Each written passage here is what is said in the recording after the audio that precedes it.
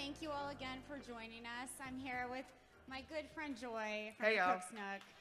Yes, give Joy a round of applause. She's been such a great partner, friend, and mentor to me personally. Oh, you are very kind. We have been working together for a very long time as Yes. part of what we call the Refresh Working Group, which looks at the intersection of food and technology in our food system, and the costs and the benefits, and what happens when technology works and what happens when it doesn't. When it doesn't, and just sort of being part of that working group with so many entrepreneurs, owners, and folks who are really pushing the envelope on innovation in food and tech, and writing a document, which is amazing, has been really, really, really gratifying, and allowed us to meet so many people, some of which you're going to see on stage. Absolutely. And I know you have another list of community partners that you'd like to thank that have helped us put together today. Yes, I have a few. So definitely want to thank the City of Austin, Office of Sustainability. Those guys are fantastic. Along with Big Wheelbarrow. Some of you guys may know Sam Adder and that organization who helps put together an inventory, organic produce and all around the region. So those are also two additional folks I'd like to thank today. That's Aside from you guys and Little Herds and everybody else, and Zero Hunger, Zero Waste, everything. It's been such an honor to be here and have so many fantastic folks on stage. And I'm wondering if you can give us a preview of what we'll be seeing this afternoon with Seafray. Yeah, and so I'm really excited because we've had our conference on food resilience, access, and equity now for over a year. We've actually had two last year, and it was sort of the first conversation nationally during the pandemic about the inequity in food access, distribution, and quality. And it started here in Central Texas, and some of the folks who have been a part of that conversation we'll get to see today. But it really was a way to bring together nonprofits, public sector, and private business to try to find solutions to these questions that were plaguing us right then. If you guys don't know, if you live here in Travis County, 18% of our adults are food insecure, and it's nearly 25% of all children in one of the wealthiest counties in the United States. And so that's why we convened it. And so today you're going to hear 4 panels. One is on culinary reclamation through entrepreneurship. And what does it mean to decolonize your business, as a lot of folks sort of go about this in very different ways. And then after that, we'll be having one on food access and mobility. Transportation is inextricably linked to food access. Then we also have a panel that are stories of folks who are actually trying to bring great quality food into very targeted and underserved communities. And then the last panel is on black farm legacies. And we'll be talking about the legacy of black farming and what that sort of means to the food access conversation. Such a great afternoon, Joy. I'm so excited for you. Break a leg. Thank Thank you so much. Thank you.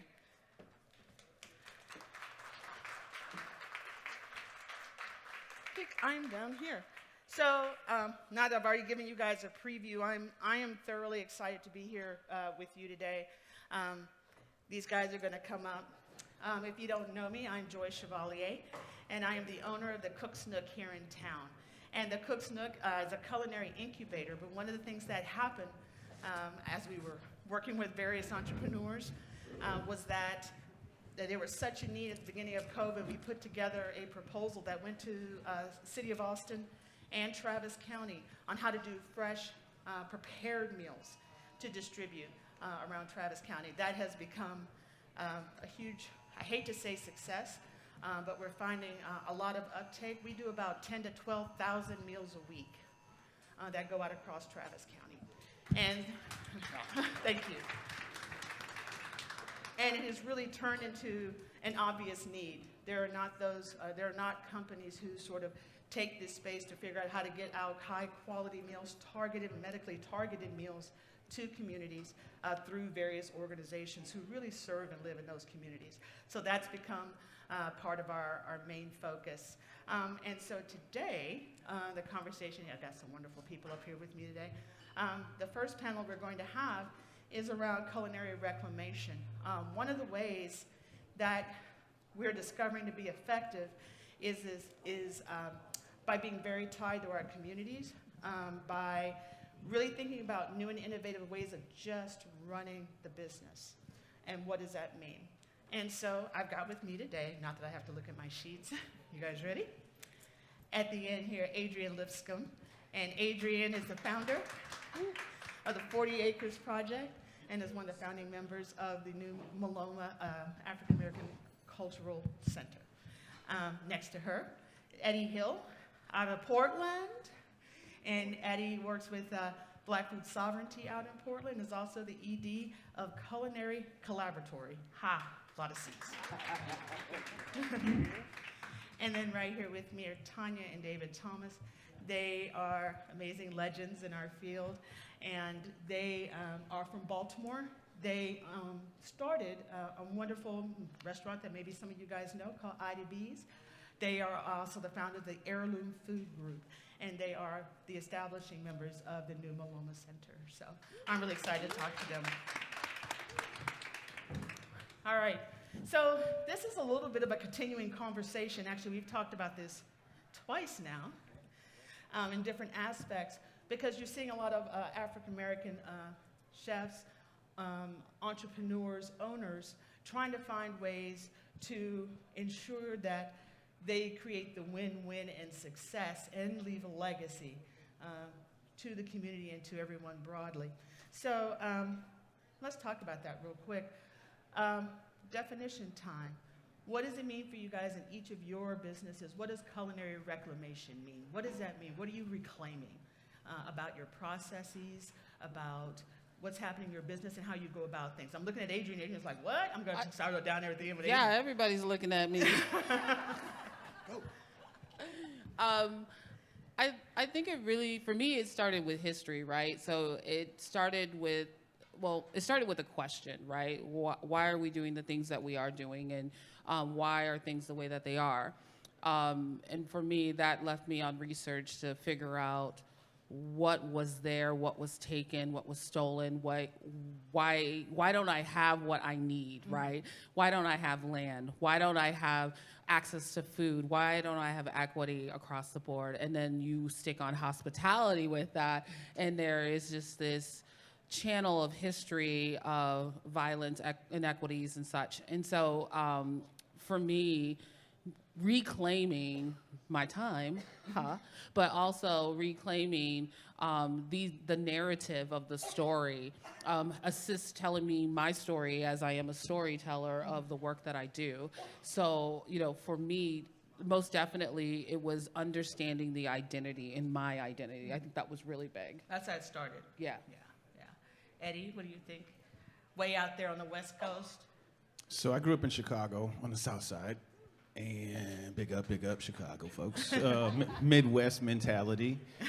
And moved to, I got ripped away in high school to San Diego. So I've been on the West Coast since 1980, and went back to Chicago, found out that I'm very much West Coast. So even in Chicago, I was strange. So that culinary reclamation for me is being on the West Coast. A lot of my experiences meeting African Americans and Black identified people on the West Coast is very different in the Pacific Northwest specifically, right? So in the Pacific Northwest for Black people, there is no visible or registered or documented heritage for African food, for Black food, for African Americans. There was no slavery in Oregon.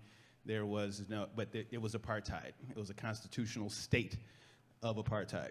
Oregon, only state in the Union, they put it in the Constitution, where we couldn't own land, exist, or be, right? So claiming my heritage or African American culinary, establishing that there was a lot more difficult and it is a lot more challenging because of the lack of connection. Like in Chicago, I can go back to Chicago and be like, yo, I need this or that, meet your aunt or uncle, grab a recipe. You can go to the grocery store and catch stuff on the South Side or the North Side or West Side. They don't have that in Oregon. So my definition is historical, both me finding out and staying connected. I was taught to stay connected and keep Black folks on the coffee table, or keep books from Dr. Ben in the bookcase, or Francis Cress Welsing. So that the seeking of knowledge and the holding of knowledge, for me, centered around food, centered around the chefs, Black chefs that I met on the West Coast who were trying to reconnect the West Coast to our heritage and our food and our flavors, which aren't in the Northwest. So both infrastructure and history, but also creating a community in a place in the country where there was no community allowed to exist or to sit very still, which sounds a lot like Austin. So that culinary reclamation is not just recipes or food or products, it's the infrastructure that holds the economic power and the revenue of food that we have lost. Yeah. So Wow. Man, you always come with it. you always let me bring it. I appreciate you. And David. You know, for me, I mean, much like what they've said, you know, obviously us coming out of Baltimore is a little different. Baltimore is 60% African American and underrepresented in every category you can imagine. But when you think about food, you talk about food, you go back to the antebellum era, African Americans were cooking in the homes of the elite in Baltimore from the very beginning. We were the people that created the whole concept of hospitality. You know, so when you think about hospitality, you think about going out to eat. That started in the elite homes. There were no restaurants. There were no hotel dining rooms. This started in the homes of the white elite, catered to by the blacks. So when you think about reclamation, you're talking about a whole series of things, right? But for us, directly in Baltimore, I'm a chef. I've opened restaurants. I've done consultant work for everybody in Baltimore. Here's the thing. The ones who get the recognition for cooking the food of my ancestors don't look like me. And that's not just in Baltimore. That's around the country, right? So when you talk about reclamation, you got to go all the way back to the beginning. And then you got to understand your circumstance and where you are. For me in Baltimore, you know, I look at my peers and I say, yeah, I can do that, but you're going to get recognized for it. So how do we change that? As a society, we've got to understand that we are already behind the curve. We're behind the curve as a people, but we need our counterparts, our white counterparts, to understand that this isn't something that we created. This isn't something that we started. In order for us to finish it, we got to do it together. So reclamation for me is us standing up, understanding our position, and standing on it and saying, you know what, I'm going to get that, no matter what it takes. And that's what we're doing in Baltimore. Oh my gosh. So West Coast, East Coast, bringing it today. All right. You want to add on, ma'am? I guess I can piggyback a little bit on what he was saying. I know we've been doing this for a long time, and initially it always started with in reclaiming history by also representing our story didn't start with being enslaved. So, you know, of course, we talk about greatly about the food of this country and where it started, but understand it started because of us being brought here, and we're trying to tell our story from where we came from, all over the diaspora. So, I mean, that's part of what we're doing about reclaiming that, and what he's saying what we're doing in Baltimore, because it's such a rich history in Baltimore and Maryland, and a lot of it is not being told. There's so many books that's being written about the food, but none of it at all talks about the black culture, the black hands that prepared it, and that's what we're trying to do in Baltimore, and sharing that story, not just there, and highlighting and letting people know where we come from. You know, this history is here. They don't even know about it, but telling people across this country as well. Yeah. So, I think you guys can tell. These guys are very clear, and they're leading an effort that is happening across the U.S. Around those who are in food and hospitality who are of color. It is to band together to do this work together and lead our companies and organizations in a way that honors and respects the things that they're addressing. So to that end, something we all have in common is we own or we lead an infrastructure of some type, right? It's not about just cooking in homes or cooking in places. It is to own, right? And what does that look like? So as people who are leading and owning, what does it look like to how does your business, your organization prove out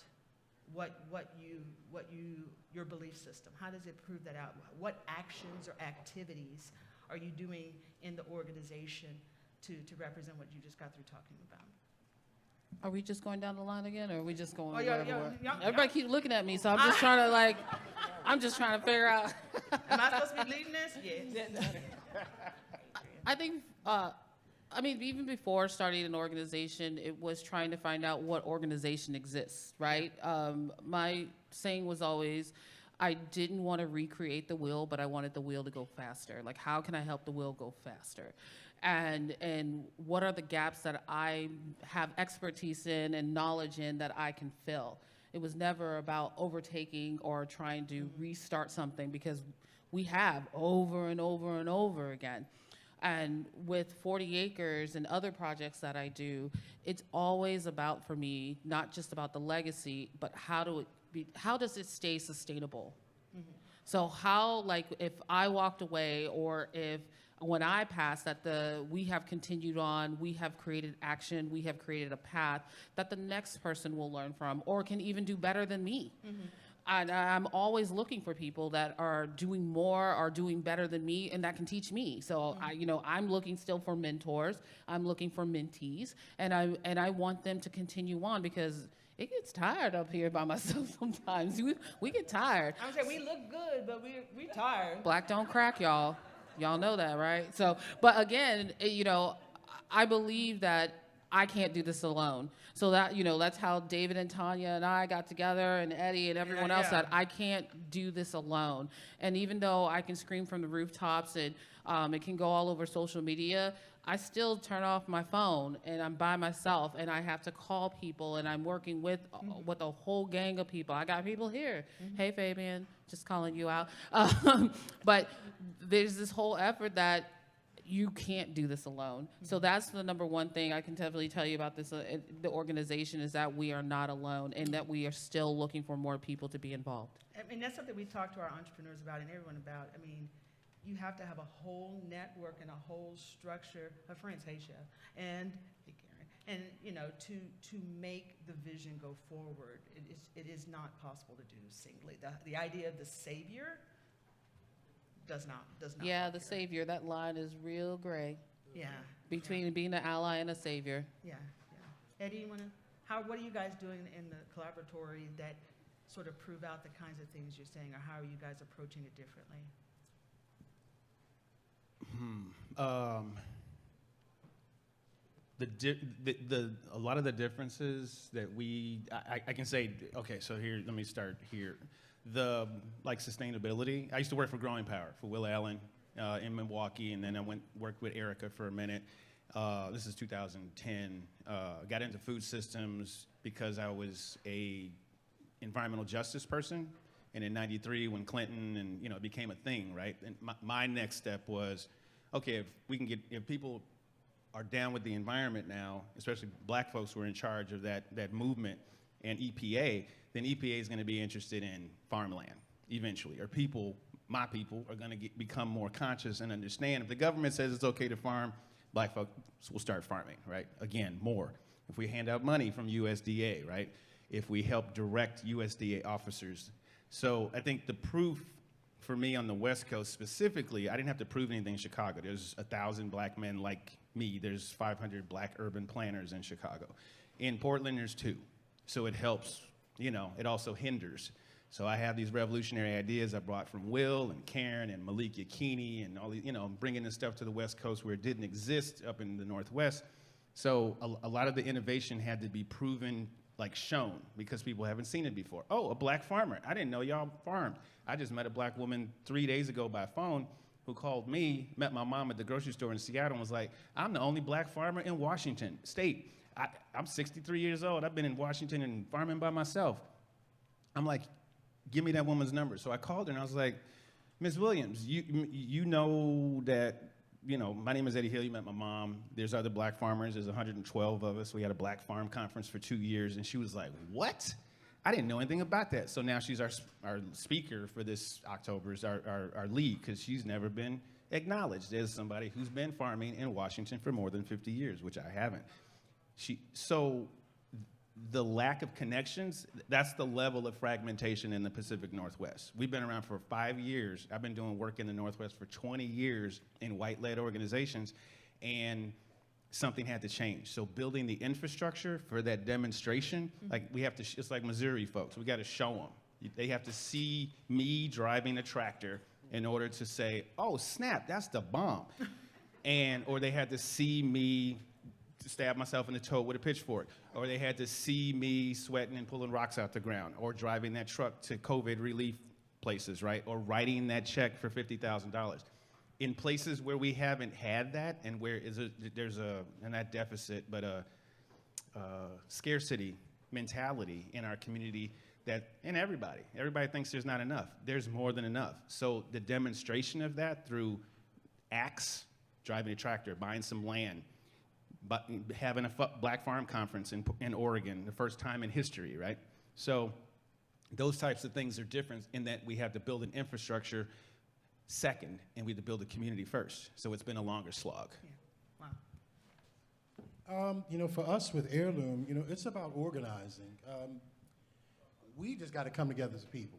And that's really what it comes down to. For us, it is about giving an example of excellence, executing, being consistent, just doing a good job. And that may sound, you know, like a little pedestrian to you, but I think you got to understand, you know, I come from a place where it took this black woman to get me to cook at the James Beard House, right? I know. This black we all woman, got that phone call. right? Yeah. So, I mean, you have to understand my circumstances. You know, I've been cooking professionally for almost 40 years. Older than me? I can't take her anywhere. Can't take her anywhere.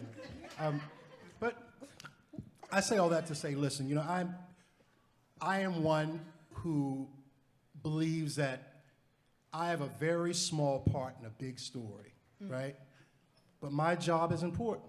My job is to get up here on stages like this and speak the truth, right? I mean, you can farce it any way you want to. We come from a very different place. And when you talk about two different Americas, it's real, right? And I hope I'm not going off, and I know I am. But Yes, you are. I just want you to understand, you know, what we do is not because we want to. Oh, that's a good point. Yeah. We have to, right? I want my grandchildren, her grandchildren, his grandchildren, to understand that we were more than slaves. We were the hunters and gatherers, right? We were the ones feeding this country. We're still feeding this country. And before that, we were kings and queens. I Absolutely. have that. Yes. Absolutely. We came here for very specific reasons. They brought us here for very specific reasons. And the narrative is that they pulled us out of the jungle, out of the bush, so that is all crazy, right? Absolutely ridiculous. They brought us because of our trade and our skill. Rice cultivation in the deep south. Tobacco population and cultivation in the north. Sugarcane in the south. When you talk about those things, you're talking about commodity crops, right? Yeah. Commodities that build cultures. Yeah. And then you take the people that helped you create that and you push them to the side and you don't let them speak. You don't even let them get land to build on their own, for their own. You don't give them an opportunity to grow and create. And then you come to 2022. And here we are. You know, I'm standing on the stage trying to get you to understand that this thing is bigger than me, right? The real question is, what are we all going to do about it? You know, I'm tired of talking. I really am. I'm just tired of talking. I want to know what we're going to do.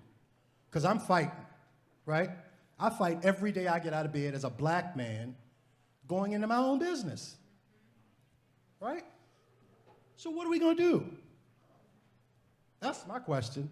All this other stuff it's great, but what are we going to do about it? What are we going to do? How are we going to change this? I love all people, black, white, green, or purple. Doesn't matter to me. If you love me, I love you. If you take care of me, I'm going to take care of you. Why are we in this situation? Yeah. Yeah. We just need to answer that question. He's going to leave you to answer that question. Yeah, Tanya, answer that question, please. I don't have an answer to that question, but I know when we were talking about infrastructure, one of the things that we knew we had to do when we decided to start Heirloom in 2020 was, one, getting like-minded support, which fortunately we have that, but we knew we had to have ownership of everything that we do. We were mentioning that saving mentality. We're not looking for somebody to save us. We're trying to do it ourselves. So we own the building the Heirloom Food Group is in. You know, our partners own that building. You know, we're purchasing land to, you know, to being sustainable to us is not just working with, you know, local businesses and, you know, growing food. Is also being sustainable within our business in itself. So now it's having the land, owning the building, you know, all the infrastructure that we're building for Heirloom Food Group. Knowing that, you know, when COVID happened, that we couldn't just have one stream of revenue coming in. What else can we do? And building those different revenue streams so we can continue to sustain our business and ourselves and not rely on anyone else. And like everyone said before, and you said it, we're looking for what we can leave to our grandchildren and also for the next generation. You don't even have to be related to us. Our focus and our goal is, what is the next generation? What are we leaving for them? We have to have a foundation for them to then be able to carry everything forward. Yeah, do we want them to go what we've been going through? No. Right? Then change it. Yep, absolutely. Well, that's why we're having this conversation. I'm gonna let Eddie keep nodding. Did you want to add something with that? Y'all keep looking at me, so No, I'm just I'm wondering. just checking. I'm I'm just, looking at Eddie. you know, this is DEI saturated on the West Coast. So, which is okay. That I've kind of lost my thought about. One of the things you were talking about is sort of, you know, reconnecting infrastructure, building community, and I can say the idea of shattering the mythology is like, so one of the program, real simple planning thing. So in Washington State, they had a women in agriculture program at Oregon State University, Washington State University, invested in it. 99% of the benefactors of that were white women. All good. That's what the Northwest is about. And old white guys are often very misogynistic, sexist, and biased in terms of women and chefs and farming and all of that. We know, like, so boom. Spanish-speaking population in Oregon State and Washington State got invested in 2013. They had a Spanish-speaking only program. All good. Absolutely fantastic. Models, right? Again, I didn't start Black Food Sovereignty Coalition by myself. We have 4 black directors. We have an all-black women board. We have 1 black man. He owns a bookstore, the only black bookstore in Oregon. So again, aggregating people and bringing folks together and looking at a plan and how it worked.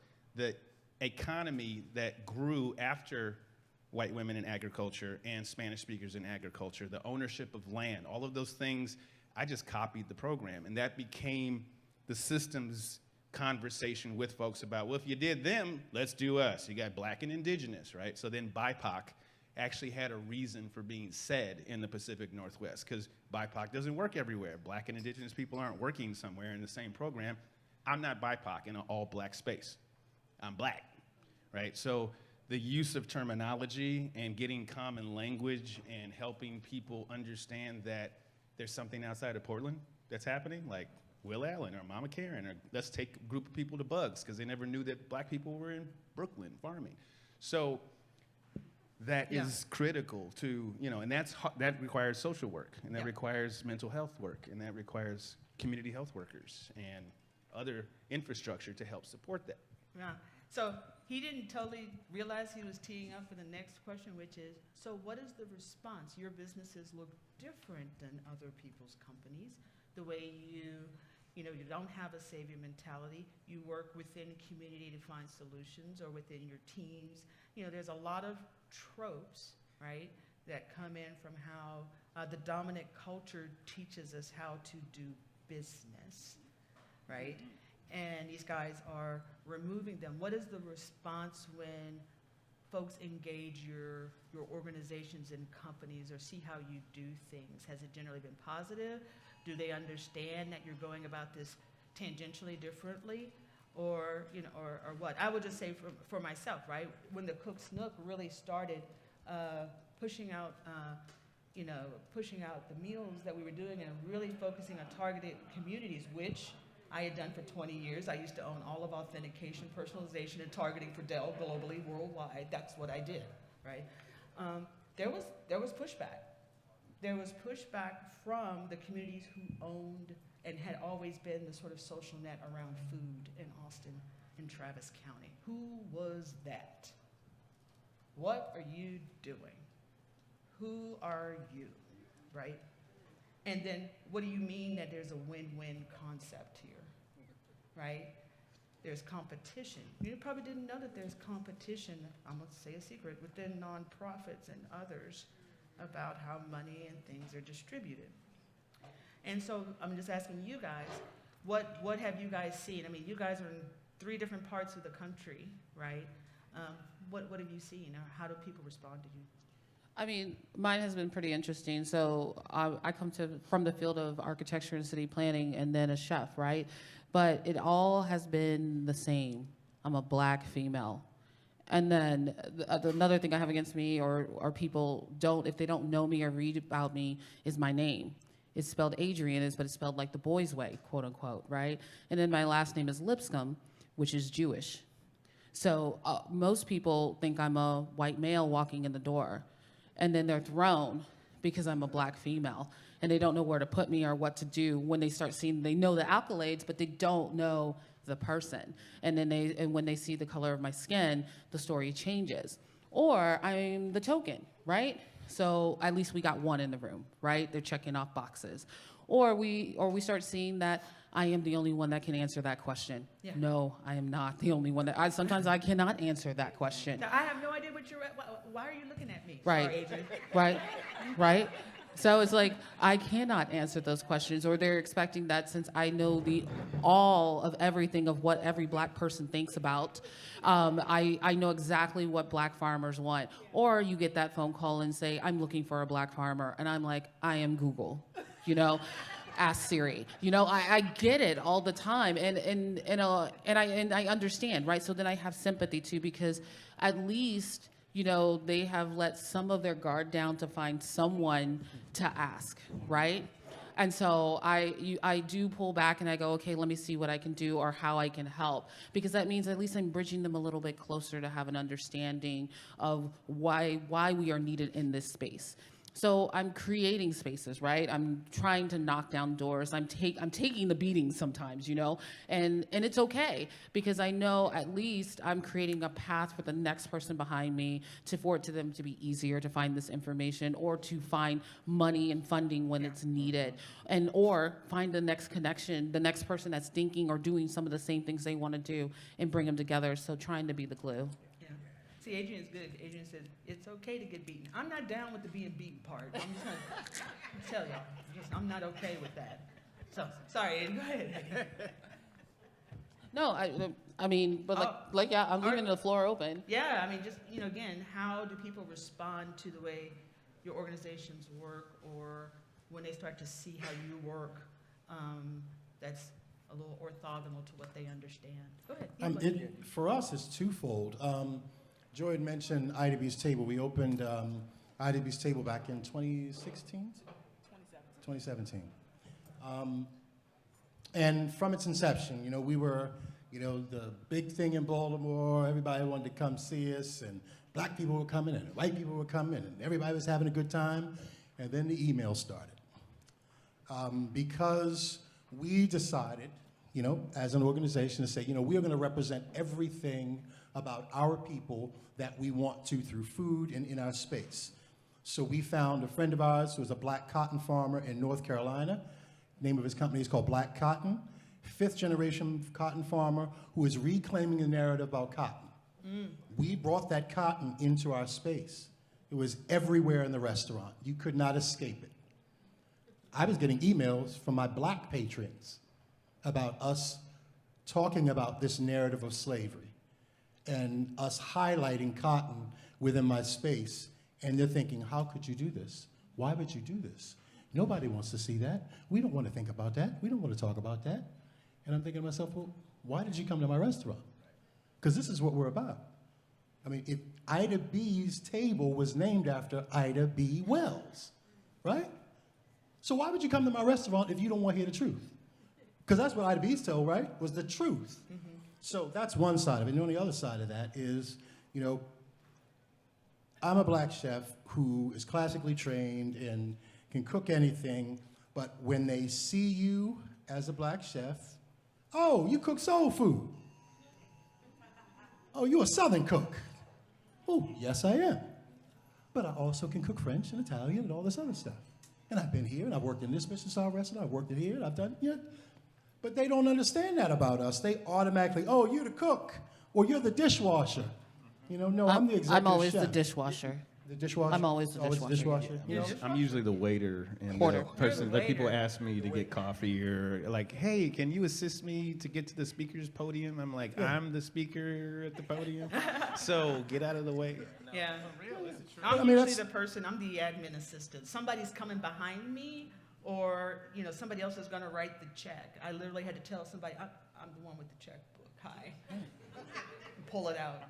Yeah, and I've had that, you know, same thing. My name is David Thomas, probably one of the most common names in the world. Eddie and no, Hill. I don't own Wendy's. I've never owned Wendy's. I didn't I even don't go know there. anybody at Wendy's. I don't even eat at Wendy's. You know, so those are the kind of things we do. And it may seem trivial to you, though, but, you know, you can't even be yourself. Yeah. Yeah, for You real. can't even stand in your own space. I just can't be me. And when I walk in the door, they say, oh, David Thomas, the chef, I'm here. Oh, okay, good to see you. Come on in. But that's not how I'm greeted. You know, it's a strange thing for us. But what we do is we continue to do our work. We push past it and say, listen, people need to be educated. They need to understand. And all we can do is to continue to do this work. Yeah. You can't force people. We try not to, you know, bang people over the head over the, you know, I've been, you know, said that I do that quite often. You do. But, you know, I'm unapologetic. Yeah. I just am. And you can tell that we're unapologetic people up here, right? Yes. Oh, okay, just so you know. Just so you know. It's a good skill to build. Yeah, I mean, it comes down to this. I mean, for me, when we talk about reclaiming and all that stuff, Tanya brought it up. You know, with the Heirloom Food Group, we want everything from what do you call it? Nuts to soup, right? Soup to nuts. Thank Soup you. to nuts. I can't even get that right. But that's what we do. So farming, restaurants, fast casual concepts, books, product line, whatever you think about in food, the Heirloom Food Group is going to be a part of it. Yep. You know, because I am in a position that I no longer want to rely on anyone else to get me what I want and for me to do what I need. Yep. That's it. One more trope down, right? You'll find that all of our businesses do multiple things, and it has to. We Not only always had to. we created spaces where we weren't welcome, Yep. and we want to welcome everyone. Say that again. I think y'all need to hear that. Say that one more time. We created spaces where we were not welcome, but we want people. We welcome everyone in Yeah. our space. Yep, Yeah. absolutely. Absolutely. All right. Oh, go ahead. Go No, I was We gonna got say- 1 minute, y'all. Like, Oh, God. Yeah, I'm gonna let Tanya go, and then I'm gonna You see us, ask we you about to get guys up. to tell folks what your current projects are and what you want to share about that. So go. No, and I was going. I just wanted to add too. It's also in our nature to do multiple things. Yeah. It's also in our nature. I don't think we always are trying to not only do the best. He spoke about excellence, but it's also how do we make our jobs easier? How do we make it better? And that's something that's always been a part of our history and culture. Yeah. And we're just carrying that Right forward, through. carrying it through. Yeah, yeah. All right, we got 1 minute, 20 seconds. You got 20 seconds to say project. See how I did it? Project. You're gonna manhandle these people. Go, Adrian. dang, 20 seconds. With 40 acres, there's some things I can't talk about right now at the moment because they are in the process of of coming all together. But you know, you'll see us soon working with some larger places we will be creating a space for ourselves.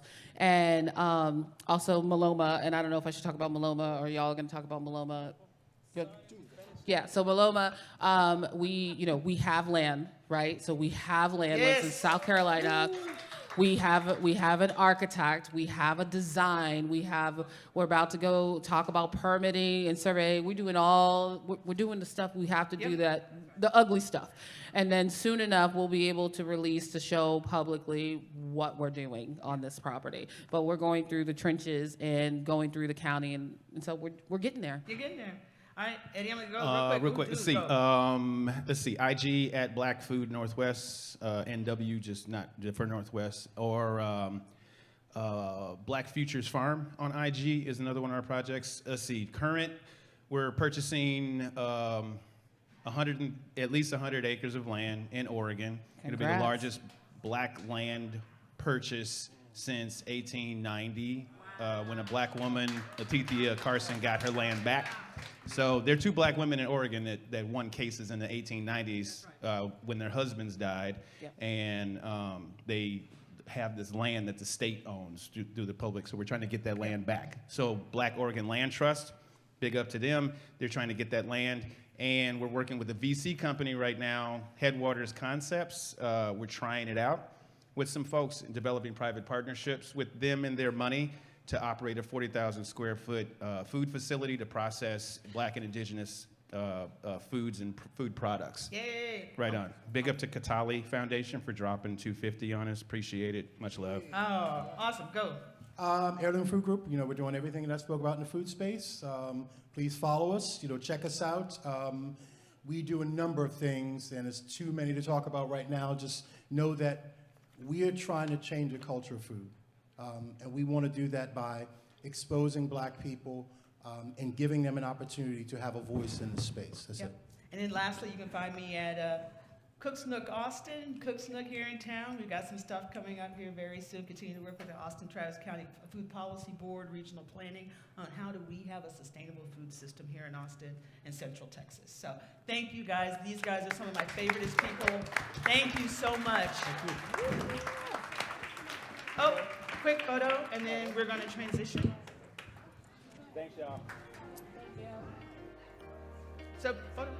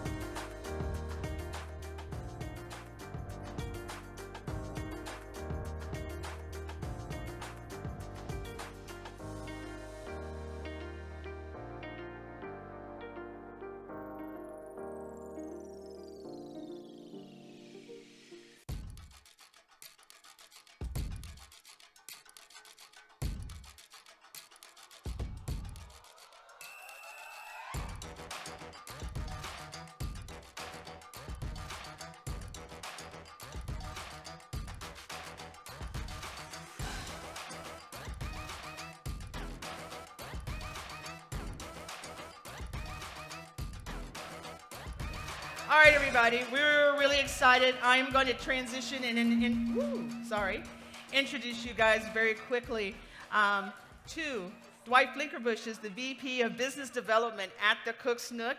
He is a longtime technologist that has come to this space, and I'm thoroughly thrilled to have him introduce the next panels and what's going on. That's it. Awesome. Well, thank you so much, Joy. Really appreciate it. As Joy mentioned, my name is Dwight Flinkerbush. I work for the Cook's Nook here in Austin, Texas. If you're not familiar with the Cook's Nook, just a little bit about us. So we are a purpose-driven culinary hub over in East Austin, all sprung out of the big head of my boss, Joy Chevalier, with a really, really clear vision of what can happen when we start to focus on infrastructure and helping people create new businesses that are based on food, because there really wasn't any infrastructure here to speak of. So we created a space, a co-working space. So you might be familiar from a high-tech business model. being able to create a business accelerator to help new entrepreneurs figure out their business, figure out a path towards success, and help, provide resources to help them along the way. We took that same business model and applied it to food. So that's really what the Cook's Nook started out as, a food incubator. And that's what we still do. We have members that are working in our facility. That includes a co-working space and also a commercial kitchen. And, is that me? Okay. And so, one of the things, I'm not sure if anyone knew anything about it. There was a thing called a COVID-19 pandemic or something. I don't know if anyone knows anything about that. But that happened back in 2020, March of 2020. And as Joy mentioned, we were working with the city and the county to try to figure out, how do we feed people that suddenly found themselves food insecure, didn't know where their next meal was going to come from. Since then, we have been producing anywhere from 10 to 12,000 meals a week, and that program still continues. And what's so interesting about that, as Joy was putting some of those things together, or putting that program together, which, by the way, all took place in about 2 weeks. Remember, put your mind back to March 2020, when everybody was like, what in the world is happening? What do we do? Where am I? Who am I? What's going on? Right? In 2 weeks, put together this program to, one of the things that she talked about is doing a win-win situation, right? So she pinged the people that she knew that were suddenly out of work in the restaurant industry. We suddenly found people that were having food that couldn't be delivered anymore. And how do you bring all those things together to create a network of people and processes and distribution processes to actually start feeding people? That's what we did. It wasn't an easy task. And it was also really clear to us that, there were probably other entities throughout the U.S., throughout the state of Texas, other communities that were facing the same problem. And that is where the Conference of Food Resiliency, Access, and Equity was born, as part of our vision to create a bigger impact in the community to help people that really need some assistance in not only understanding where food comes from, but where their next meal comes from. And so that's where the conference, we call it CFRE, came from. So I'm thrilled to be up here on stage talking about that and to introduce our next panel. So, oh wait, I gotta get my cheat sheets out. Hold please.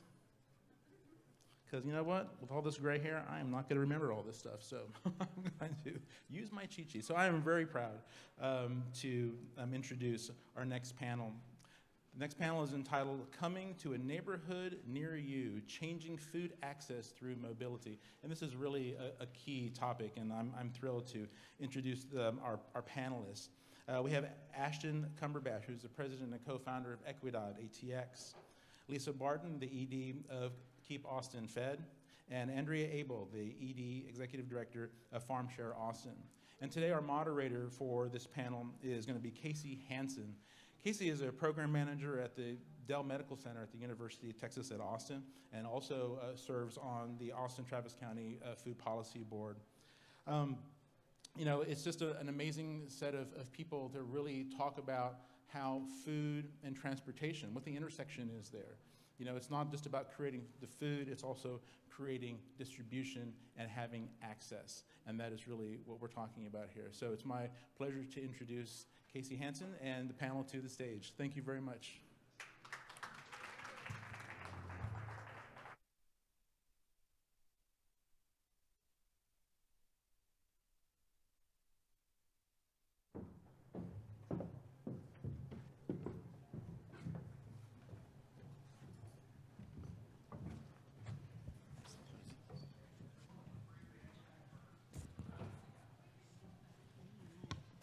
Good afternoon, everyone. Thank you for the great introduction.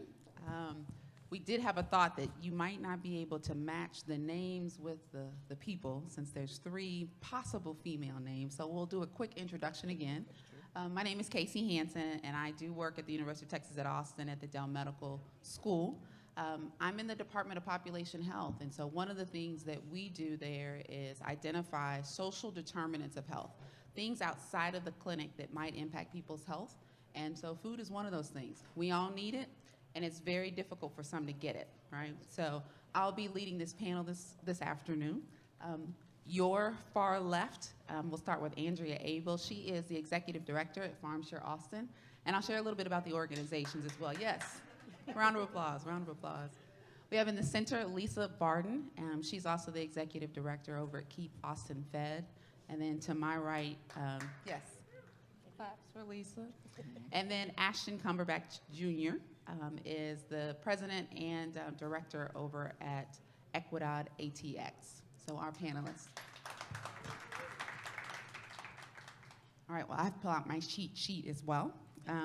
Just want to give you a bit of an overview about these different organizations. So I'm going to start with FarmShare Austin. And this is just, again, a summary. We definitely would encourage you, if you're not familiar with these organizations, to look them up. FarmShare is a 10-acre certified organic farm. They basically cultivate next-gen organic farmers and also clearly distribute low-cost organic produce and shelf-stable items. So Andrew's going to give you a little bit more information about that. Keep Austin Fed is a food rescue organization that distributes to about 70-plus organizations, and those organizations can range from, feeding children to older adults, clearly. They also work with non-faith-based and faith-based community organizations. And then last but not least, Equidad Austin is a nonprofit really that values place-based planning and race equity. So food is connected to that. Their mission is to work in the Eastern Crescent, and they want to be a catalyst for basically collaborating with other organizations in order to bring about holistic and equitable development. So I'm going to basically give them an opportunity to just share a little bit about how their work, though they do mobile access, food access work, how their work differs from one another. So whichever one of you would like to start. Hi, everybody. I'm so glad to be here today. FarmShare Austin has a mission to grow a healthy, just, and equitable local food system, and we do that by increasing community food access and cultivating new farmers. In fact, 2 of our Farmer Starter graduates are here, and our education director is here. We take the approach of the whole food system. You have to have farmers, you have to have land, you have to have food access.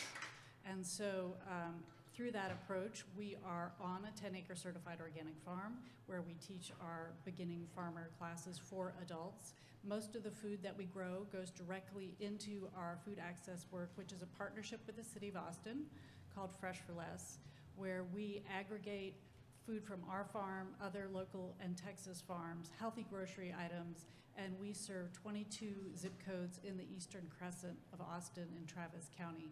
Prior to the pandemic, we ran mobile markets. We were meeting people where they were. We were at YMCAs and community health centers and churches and schools. Everything we sell is at reduced price. We accept SNAP and double up food bucks.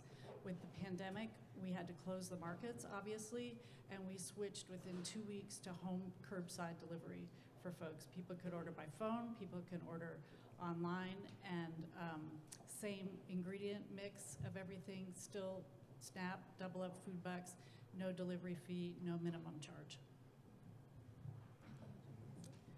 Hi, I'm Lisa Barden. I'm with Keep Austin Fed, and as Casey said, we are a food rescue organization. So what that means is we collect surplus food from grocery stores, restaurants, catering companies, etc. We take the unsold food and we get it out to the neighbors in need. So you see one of the hashtags up there is zero hunger, zero waste. And so what we do is we keep perfectly good food from actually going into the waste stream itself. We are not dumpster diving. We are working very closely with these food businesses to make sure that we get the food before it ends up in the waste stream, because there are a lot of people who need it out there. And then, as Andrea said, we meet them where they are. So if it's, if you're in a job training program, you don't necessarily have time to go to the food pantries Monday through Friday, 8 to 5. We bring the food to the job training programs. We work with Easter Seals. We work with organizations like Goodwill to get food to the people as they're going through job training program. If you're in addiction recovery, you may be in a residential facility for addiction recovery. We bring the food to those facilities. And so they're not having to change their schedules, scramble to find where they can get food from. We have been doing, the country, the United States, we've been doing emergency food distribution for 40 years, and we're not making a dent in things. And so the process has to change.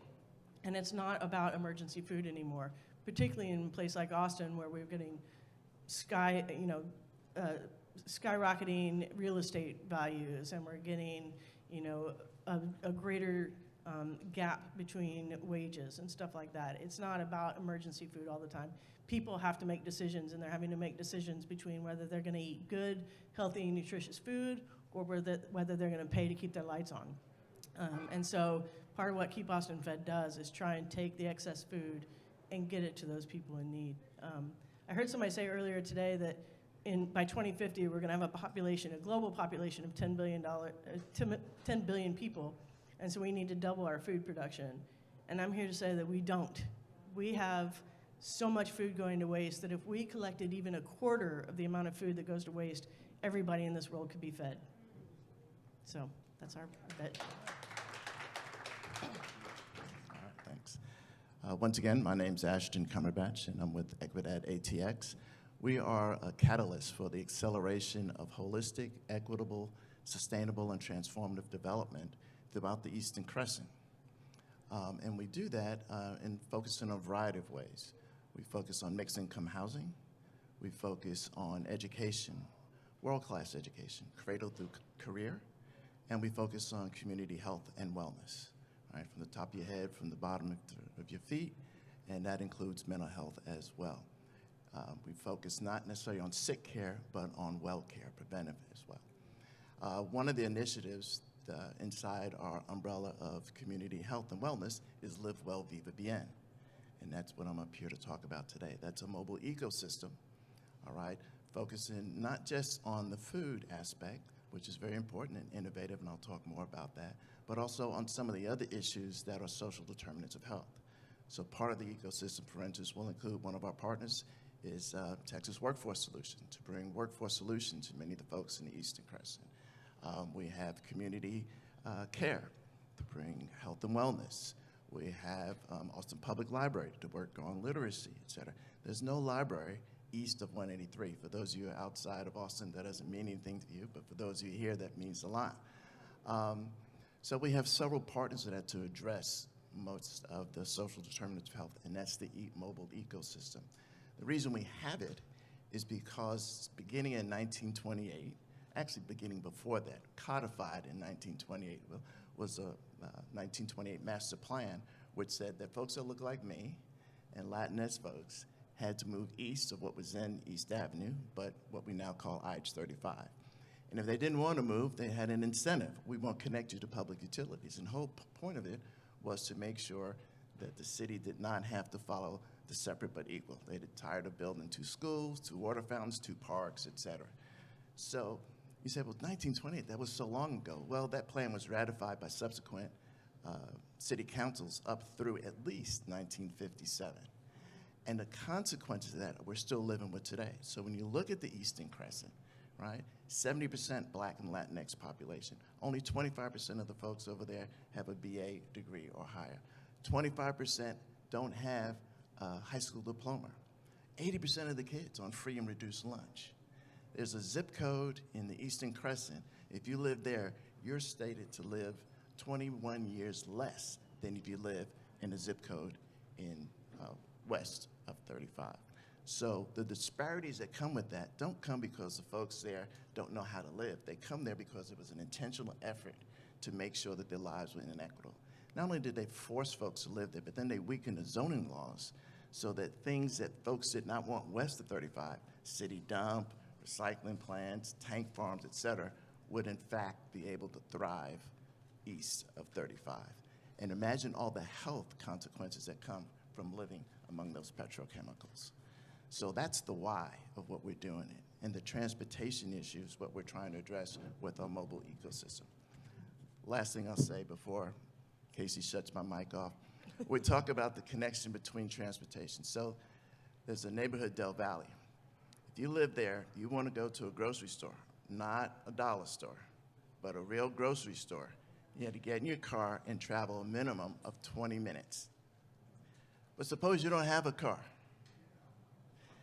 3 buses, 1 hour to get groceries. That's not equitable. That's not right. And those of us who can, those in power, those with influence, need to do what we can to make sure that the folks who live there, they didn't create that community. The folks who live there have equitable, accessible, or have equitable access to nutritional food.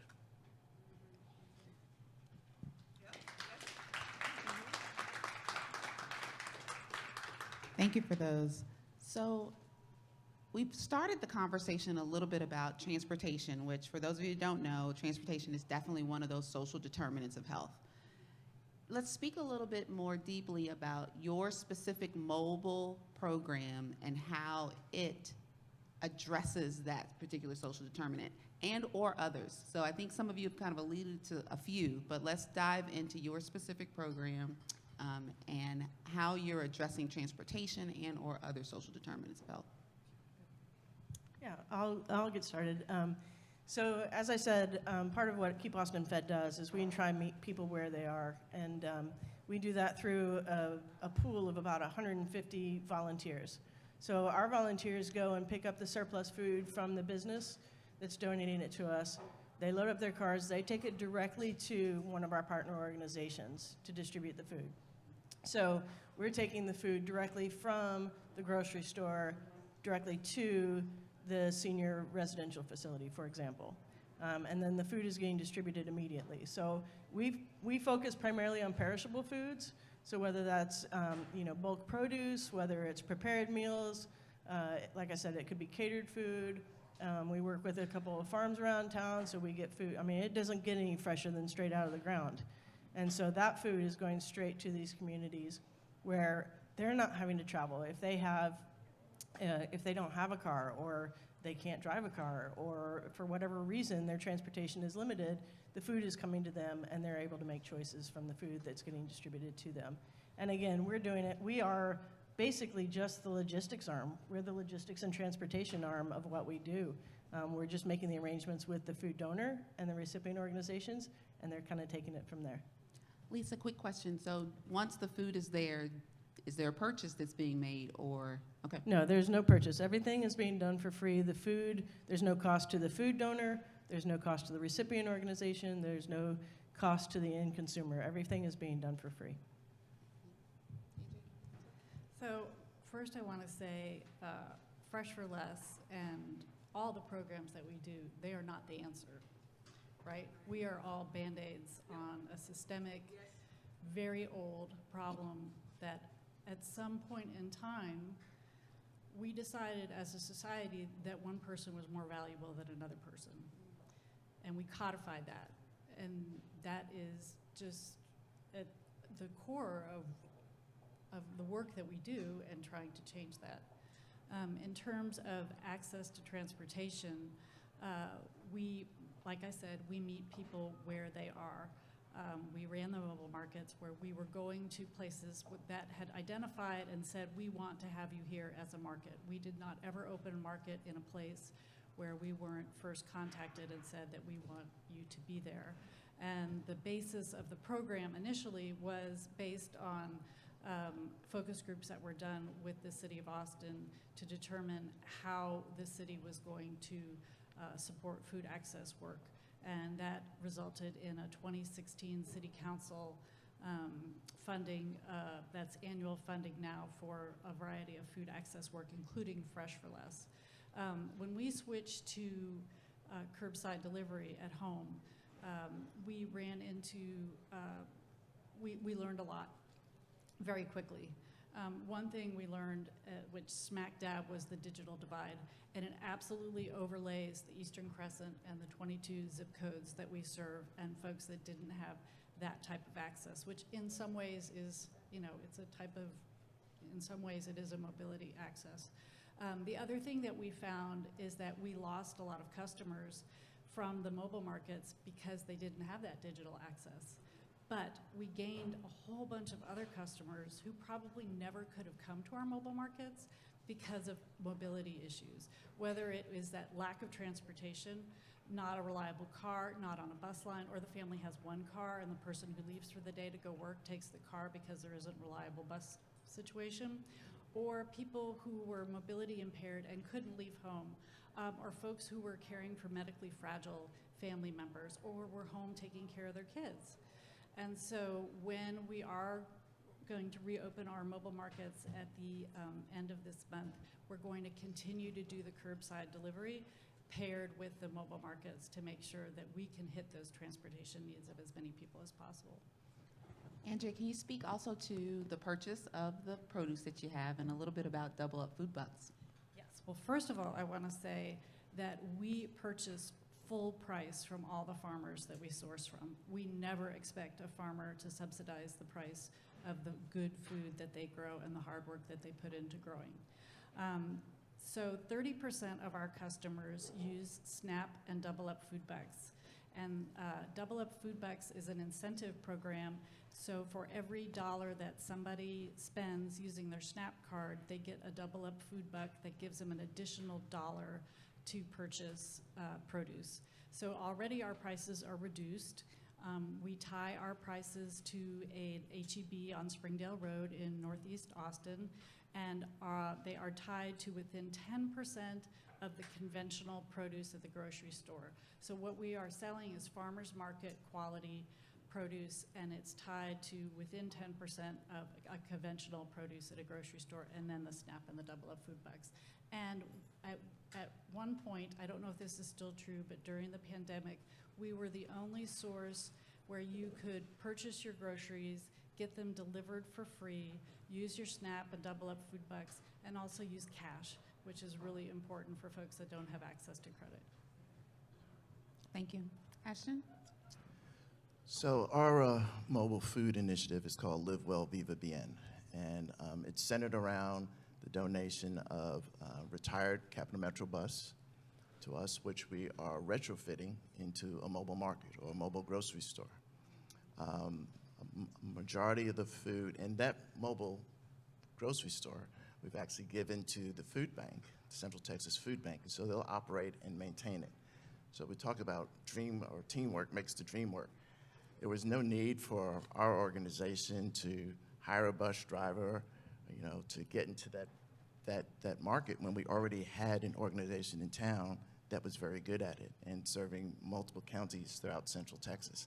So we give them the bus, we have the funds to have it retrofitted, we have the funds for 2 years of maintenance and operations, thanks to the help of great folks at Austin Public Health and Episcopal Health Foundation, Lola Wright Foundation, and Bank of America, et cetera. And so that's sort of the cornerstone of the mobile ecosystem. And as I mentioned before, it's not just food, it's workforce development, it's literacy, it's financial literacy. Texas Capital Bank will have their mobile unit out. It's community health care and others that are out there, WIC and eligibility services. And these mobile services, except for the mobile grocery store, existed, but they weren't coordinated. So if you lived in a particular neighborhood, you didn't know if on Monday you were getting food or if it was going to come books, and then there was another day in this week. And so what we brought to it is coordination and synchronization. So at a given place, at a given time, in a particular neighborhood, you know what's coming, and it's a variety of services and products that'll be there. Again, that whole vision of holistic, which is very important to us. We follow the purpose-built communities model, and through the initiative of the Spirit of East Austin and recommendations that came through the Mayor's Task Force on Institutional Racism, Systemic Inequities, place-based planning was one of the things folks wanted, and co-creation. It's so important to get the residents that you're serving involved in it.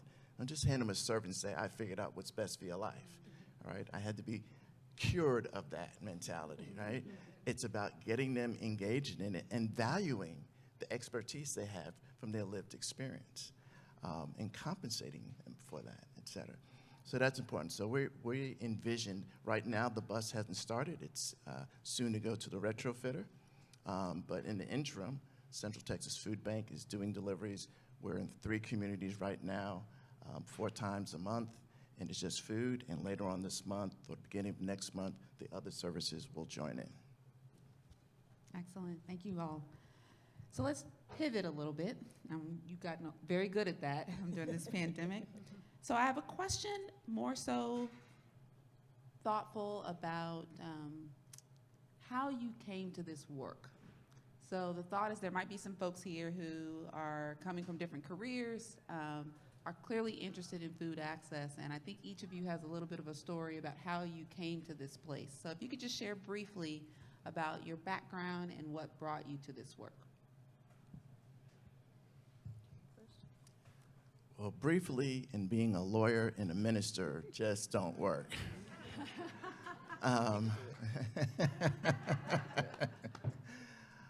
That's a great question. I'll streamline it this way. So I have, as I mentioned, I'm a lawyer, minister. The term shalom means something to me, completeness, wholeness. And there's a scripture that talks about the fact that my role is to, as a Christian, is to make sure the community in which I've been sent, Central Texas, Austin, or Central Texas, is complete, that I pursue that completeness. And if it succeeds, if it's whole, then I can be whole. So it's sort of a, first them side of the model. That's part of it. Then I've spent some time, not just practicing law, but in the business community, volunteering a number of years with in education with AISD, et cetera. Spent 11 years with Ascension Health, and that's where I learned and developed relationships with a lot of folks in health, learned about social determinants of health, began meeting some of the folks up on this platform, Lisa and Andrea, and it just sort of all came together. I was volunteering with the mayor's office in 2015, was hearing the cries of the community, as I mentioned, Spirit of East Austin, Task Force on Institutional Racism, Systemic Inequities, which I was one of the project managers for, and it just got to a point where I heard about the purpose-built communities, et cetera, and had them come in and look at it and determine not only should it take place, but I should be involved in creating an affiliate here. And so I asked 3 colleagues of mine, Jay Haley, Kaziki Prince, and Alba Serrano, said, hey, I'm about to jump off this cliff. Would y'all mind jumping off with me? And they said yes. And so that's the short version of how I got into this, and I just had the idea for creating a mobile grocery store out of a bus, and then developing that into a mobile ecosystem. So thanks. I said he did it. I'll try and keep my version pretty brief too, but I was a software developer by birth, and my job was to make cushy jobs a little bit cushier, and that just wasn't very fulfilling for me. And so after 22 years of doing that, I left that job with no real goal in sight about what I was going to do next. And I just so happened in my fun employment days of watching a movie called Just Eat It, a documentary called Just Eat It, where it was some Canadian couple decided that for 6 months they were going to only eat off surplus food. And so I was like, that's cool. Great for people who don't have jobs. And so I went down to my local grocery store, and I walked into the produce department, and the guy happened to be culling bananas. And I was like, what are you going to do with those bananas? He said, we're just going to compost them. And I was like, well, can I just buy some of those bananas? And he said, why wouldn't you want these bananas? These are fresher bananas. So I'm like, well, I'm just going to cut them up, put them in the freezer, put them in my smoothies. They're fine. He's like, all right, hold on. He walks away for a while, comes back, and gives me a bag full of bananas that said, reduced for quick sale, 10 cents. And so I walked out, paid 11 cents, walked out with my 2 bunches of bananas, and I was like, I could eat like this every day for practically nothing. And so then I had learned about Keep Austin Fed, and I started volunteering with them. And I did it really to address the food waste aspect of it, because I knew how prevalent that was in Austin. I had no idea how many amazing organizations there are, how many amazing nonprofit organizations there are in Austin that help so many people. And the numbers, I think the last numbers I saw were that there's about 165,000 people in the Austin area that face food insecurity on a regular basis. And there is no reason in any urban environment especially that anybody should ever go hungry. And so when our 100% volunteer organization lost their volunteer executive director, and they were looking for somebody else to fill in. They came to me knowing that I was jobless at that point and said, would you like to volunteer and do that? And I said, well, I actually would like to do it, but not as a volunteer. And so I worked with them over the years to find some funding, and so we are now up to 3 full-time paid employees, along with our 150 volunteers. So 150 volunteers? That's amazing. Well, I've been eating since I was born. And I started in food and agricultural policy. I started on the big stuff. And throughout my career, I got waylaid out of food directly. Well, actually, before that, I moved to Texas because I wanted to work for Jim Hightower, who was the ag commissioner. And I did work for him in the Farm Worker Protection Program before he lost re-election. And then I got waylaid out of food for a long time, working in sustainable communities and every aspect of sustainable communities. And then about 6-7 years ago, I started seeing this organization called Farm Share in my Instagram feed. And I was so drawn to this mission of beginning farming and cultivating the next generation of farmers and regrowing a farming community. And the idea that the food went to food access, and that fundamental idea that all of that is predicated on access to land and all the barriers that go into that. And so I just started having conversations with the folks at FarmShare. And the more I learned about it, the more I just felt drawn that I really needed to be at that organization, that I wanted to be at that organization, and I wanted to help that organization grow and become sustainable on its own. Excellent. Do we have time for questions from the audience? Yes? Any questions?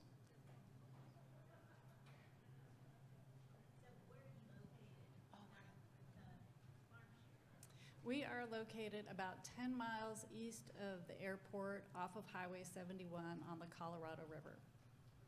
Look us up and come visit. We got a question there in the back. Given your experience here in the city of Austin, what do you think the biggest barriers that the city itself puts in place to increase access to food and land for farming? Well, the biggest barriers are low wages and high housing costs. And I mean, that's taking up most of everybody's income. And transportation. Well, we could just start layering here. Yeah, there's more than that. Land code? Yep, land code, yeah. Oh, yeah. The price of land within Travis County is just phenomenal. It's just a huge barrier to farming. So I have a question. This is probably for you, Liz.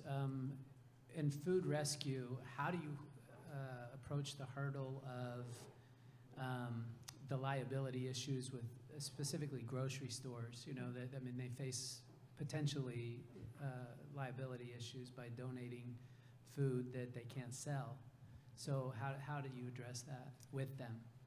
There's actually a federal liability protection called the Bill Emerson Good Samaritan Act, which relieves those grocery stores or those food permitted businesses of liability as long as the food that they donate is done in good faith and without gross negligence. There's a process right now being proposed to change the wording to define exactly what gross negligence means, so that more places will do that. That is actually the number one sort of obstacle that we hit from all these businesses, is saying, you know, somebody will say that they got sued once, and so they don't do it. But that is not true. There's not been a successful lawsuit since 1996 when the federal liability protection was signed into bill. Do you guys process the food as well, or you just? We do not process it. We collect it and then we redistribute it. So it comes in the format it comes in, it goes right back out. We are actually looking now at some commercial kitchen space, so that when we do get these large pans of food from catering companies, for example, we can at least repackage it into individual portions, because those can be more easily distributed to multiple people.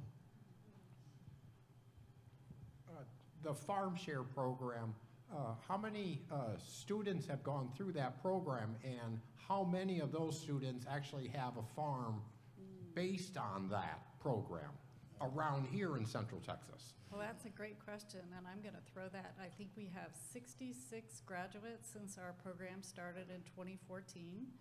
And since the pandemic started, our class size has tripled from about 4 students per class to about 12 students per class. And that comes directly from a huge increase in the applicants. We actually have to have a waiting list now.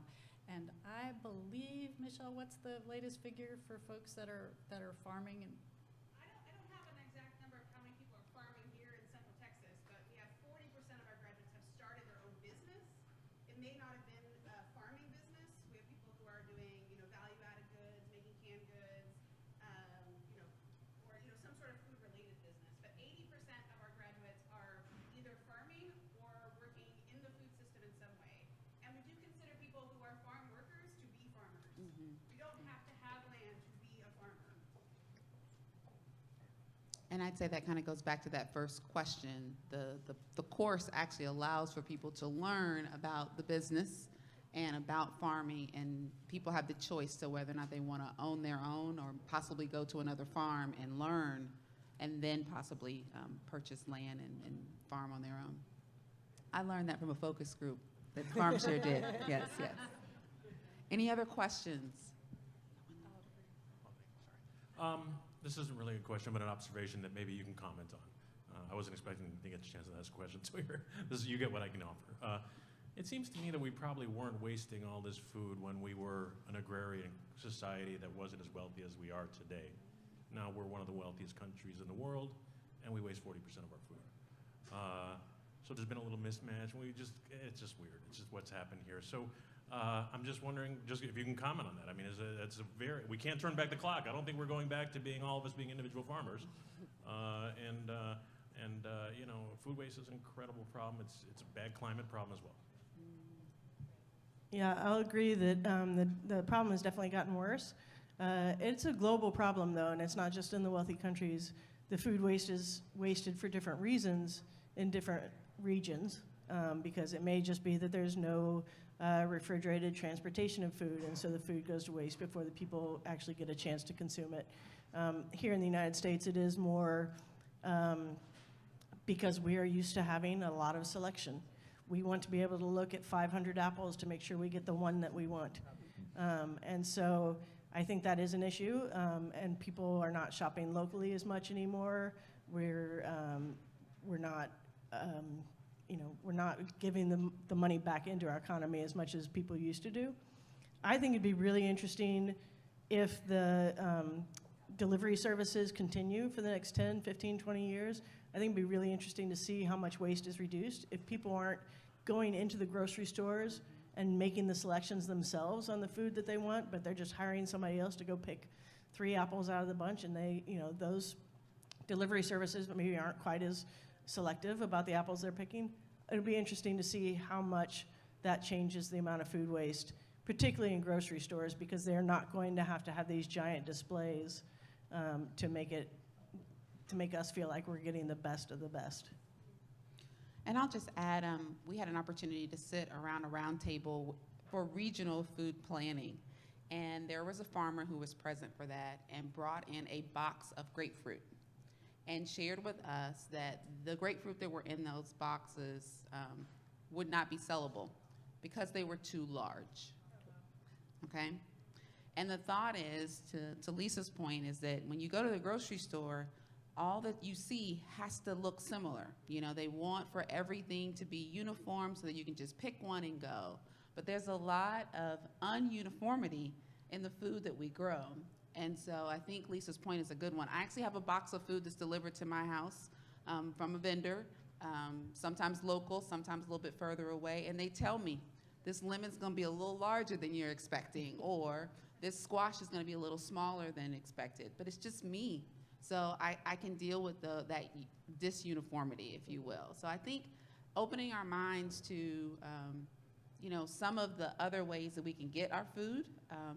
We always would highly encourage people to start growing their own food. Maybe we have a different appreciation for it if we saw it actually come out of the ground. So there are things we can do, but let's just be mindful that our culture tries to sell us something and we buy it, you know, so we all take a little bit of responsibility for that. Great question. One last question here, and then I'm gonna do one final question for the group as well.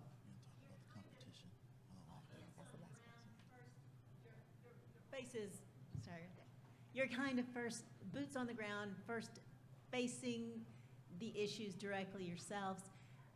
If you had your wish of what you could do in this world, are there any crazy ideas that you have out there and you're just like, how can I incorporate that? How can I make that happen?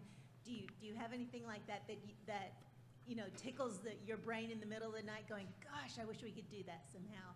If you put it into the universe, could you possibly get an answer from this crowd, do you think? I've got one, but it's not my original idea. It came from, I think, one of our students with Farmer Starter, and that would be to treat farming like a public service, like a firefighter or a teacher, so that growing for your community is just something intrinsic that you get for living in that community.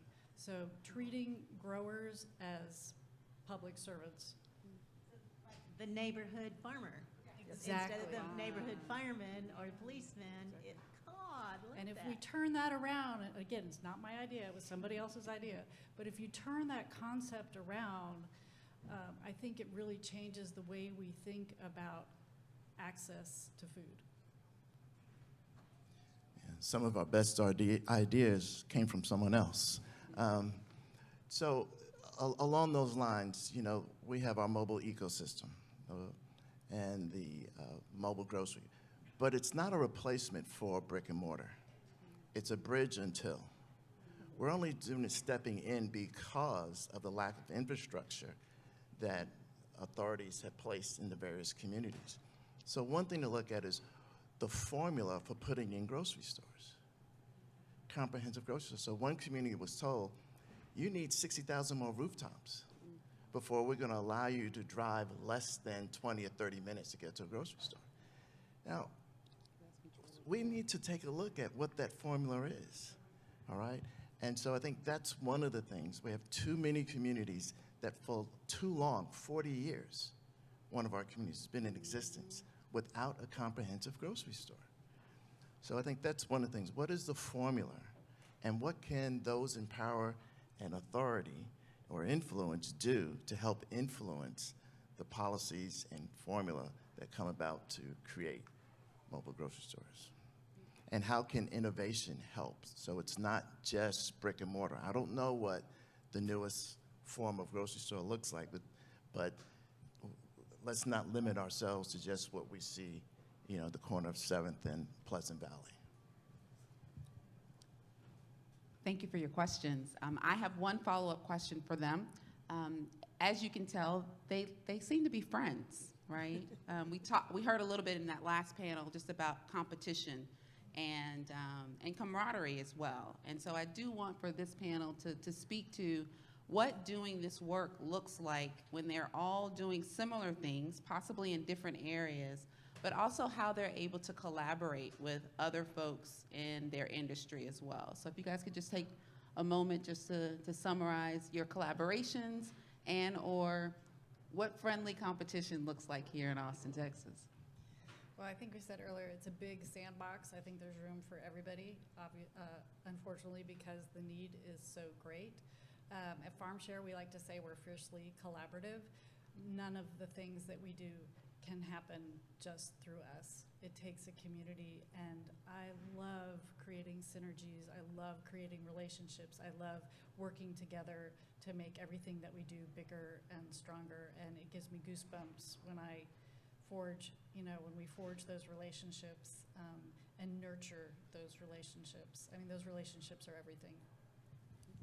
Yeah, and I want to say that, I mean, obviously there is some competition, and it's sort of the nature of the beast in the nonprofit world is that everybody's competing for funding, and that's too bad that we all have to do that. And so that's where the competition comes in. But I think we also all recognize the need for this sort of multiple layers of food access, because it's not a one-size-fits-all solution. You know, farmers markets, I think, are a great way to build community around food. I wish we would all go shop at farmers markets all the time, and I wish that farmers markets happened every single day and at convenient hours and everything else. We've lost that sense of community around food, I think, and I wish we could go back to building that sense. But providing the layered food access so that people have more agency when it comes to deciding where they're going to get their food from and how they're going to get it is something that we all work together, and so many organizations in Austin work together to do that, and I think that's really important. And like I said, it's just unfortunate when it comes to funding that we do feel like we have to be a little bit competitive, but it's kind of the nature of the beast. And so strategic partnerships, collaboration is one of our core values. And so our fruit grows in other people's trees. So at our mobile ecosystem, our mobile grocery store, we're going to have farm share produce there. We're going to have some of the food that Lisa rescues. We're going to have food from Urban Roots. I've already mentioned the Central Texas Food Bank. I'm pointing to a chair. She's not there anymore, but we're going to carry some prepared food from Cook's Nook, their Mosaic line, et cetera. So it's about that collaboration. I'm not trying to duplicate good work that's already being done. I'm just trying to help them scale up and increase access for residents to the good services that are already out there. So yeah, absolutely, we believe in collaboration, and we have some great partners, not only on the stage, but elsewhere, because it really does take all of us to get the work done. If we have a systemic institutional problem, and we need to be as intentional as folks were about creating the inequities as we are about creating equity and access so that everyone can have this basic right of nutrition and healthy food.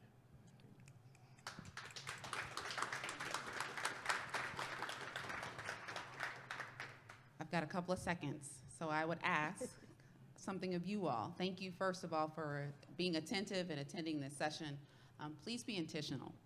Look up these organizations. See if there's ways that you can encourage them, support them, spread the word about them, because they're doing great work. Thank you very much for your attention.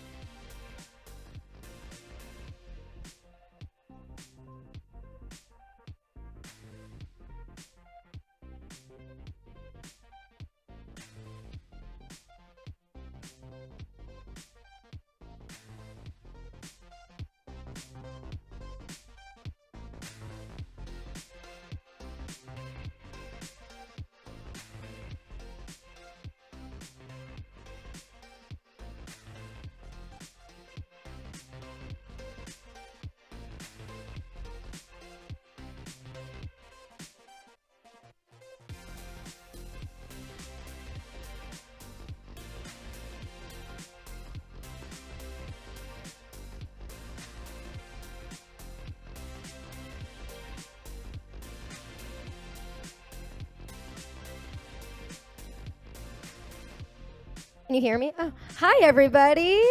How are we doing? Are you guys having a good time? Nourishing yourselves? All right, I'm going to invite everybody in this space to take a mindfulness moment. We're going to drop into our bodies. We are here. It is the future of food, and food does what? It nourishes us. So I'm going to invite you to stand up. Come on, stand up with me. You at home, too. And let's take a moment. All right, if you're in here and you can hear me, big breath and bring your hands up. And bring your hands into prayer pose. Pull them on down all the way to our tummy. Bringing your hands to your stomach. Big breath in. Let your shoulders rise and drop on down. The future of food is embodied. Big inhale, arms back up.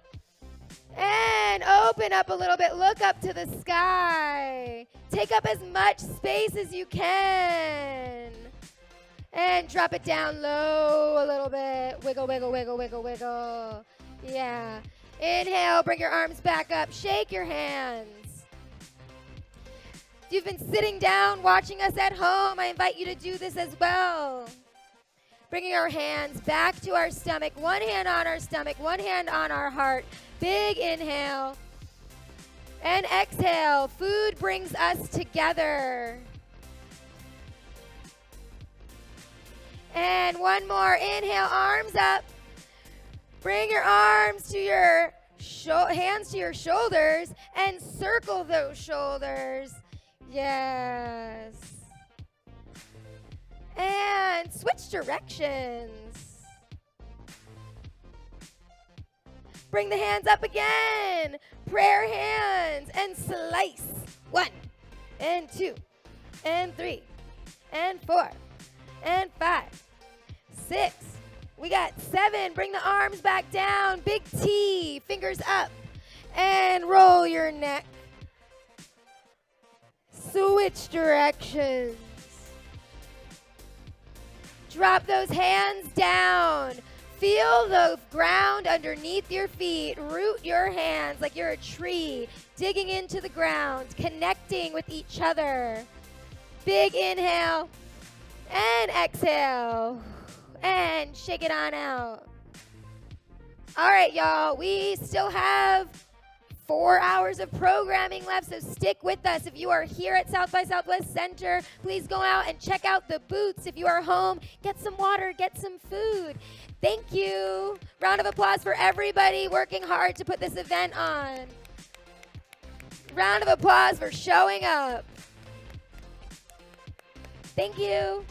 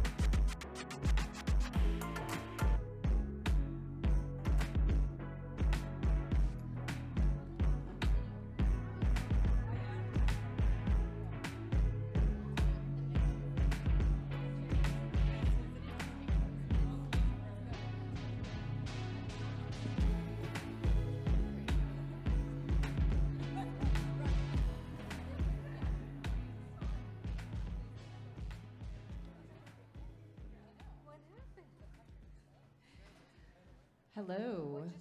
We're about to get started. If people want to take their seat again for this amazing panel you do not want to miss. We are here for the Sustaining a Community Direct Stories on Creating Equitable Food Access Everyday panel with 3 amazing women in organizations that are doing incredible work. And I want them to start by introducing themselves and their organizations. And Dr. Rosemary Murillo, we're going to have you begin. Oh, sorry, I just realized 1 second. I should introduce myself, Karen Magan. I'll be your moderator today. I'm so excited for this conversation that I just skipped right over that. I work for Houston-Tillotson University, and I'm really pleased to be here with you. So, Dr. Murillo. Thank you. Hi. I'm the Chief Executive Officer for El Buen Samaritano. I came to El Buen right before the pandemic.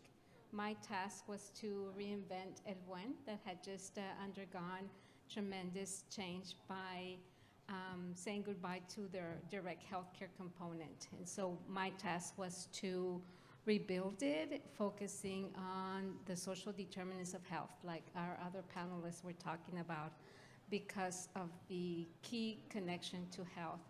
And then like a few months later, COVID hit, right? So that sped the transformation of El Buen. March 17, we transformed El Buen from an organization that was serving about 100 families per month through our pantry to serving 700 families per week. And so let me just back up a little bit. El Buen focuses on 3 key things: access to health, education, and those essential needs that we all need. So those 3 areas are the focus for El Buen. Throughout the pandemic, we have shifted our framework. We used to say we had a pantry. It is not a pantry. It is not a shareable pantry. It is a social justice, food equity and access revolution, right? We are not interested in just handing out food for a day. We are interested in collaborating and connecting with partners to build the infrastructure, to reinforce the infrastructure. There is so much wealth and resources in this community. And I was hearing the chefs talk about being unapologetic. I am unapologetic about those resources. We also do adult education. We do youth services.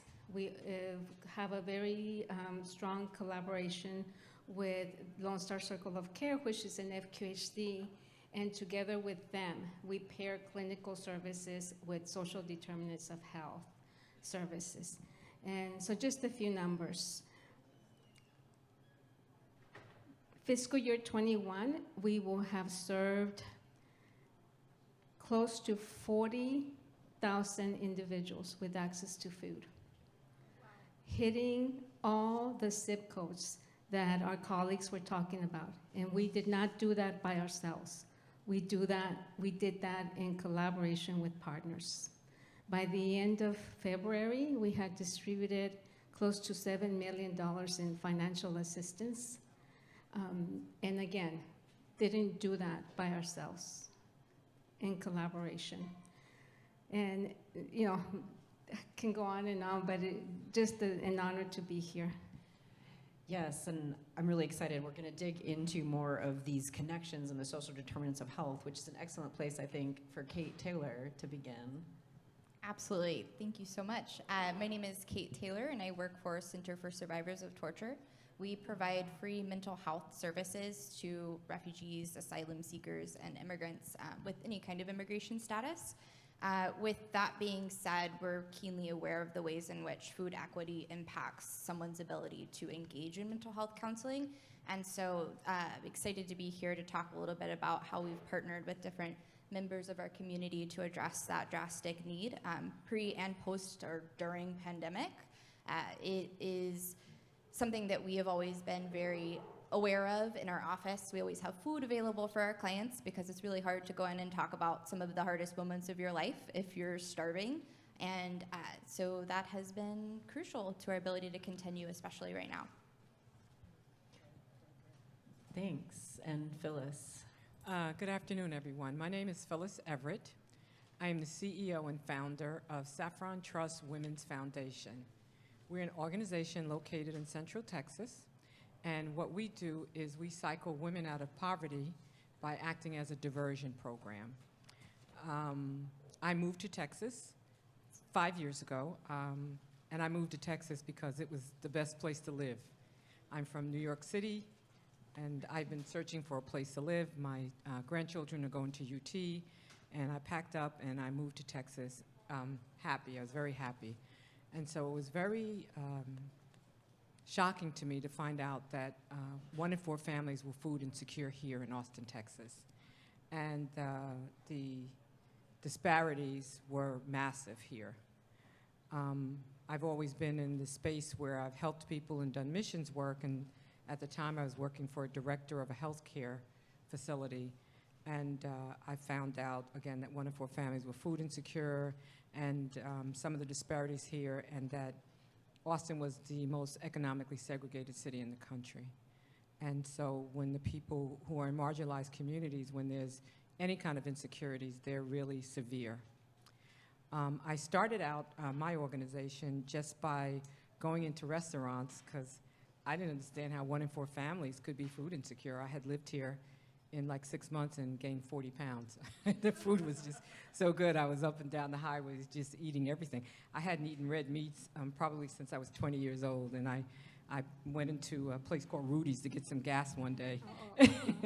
And I've been eating there ever since. That's how good the food is. And I just feel like good food shouldn't be for a privileged few. It should be a right for all. And knowing that and having a passion to help people is what started Saffron Trust.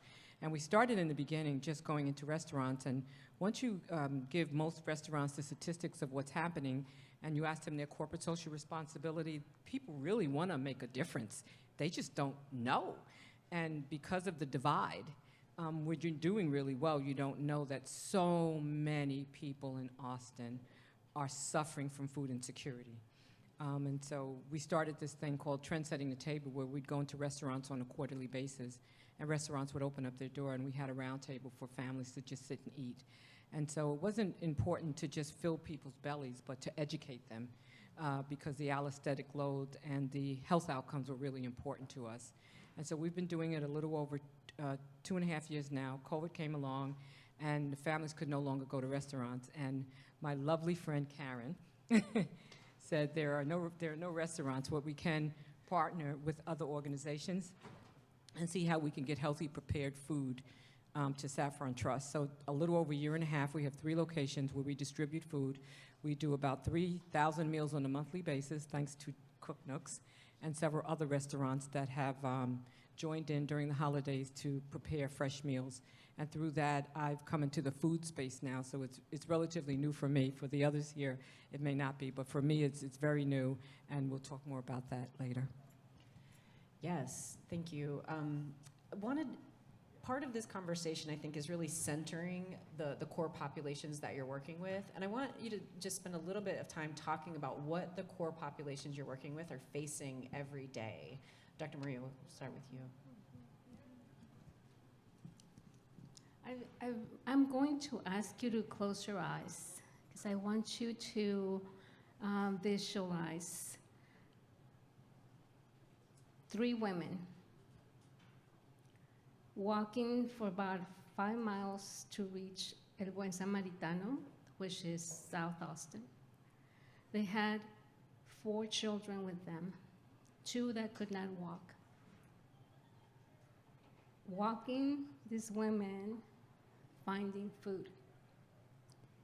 By the time they got to El Buen Samaritano, we had finished our services, and I could not let them go without anything. So we went into our space where we have food and gather whatever we could, and provided bags of food, and then thought, how will these women get home?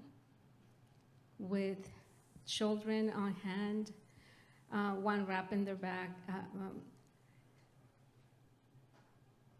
And so they didn't want to take a lift over, they didn't want to take a ride.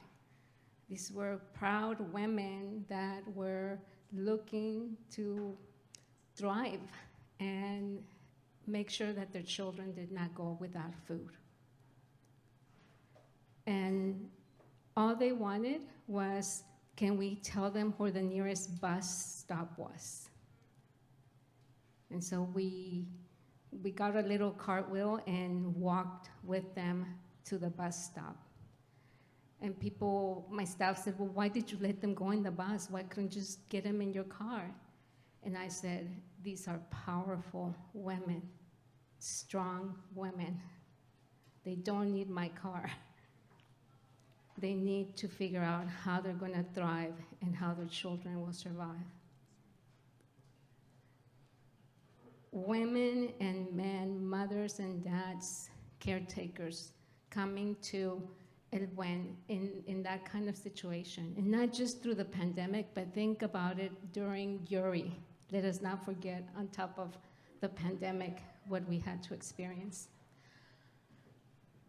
I also want you to feel in your gut the sense of running out of food when you're in the business of creating access to food. And we had that experience every day, every day.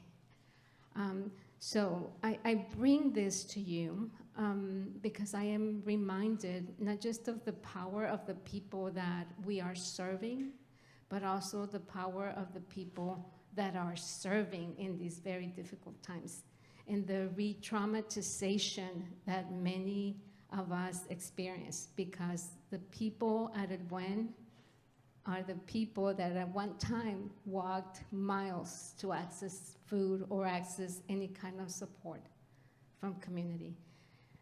And so it's important to me to not forget that the human element of this work as we talk about food. And I probably didn't answer your question.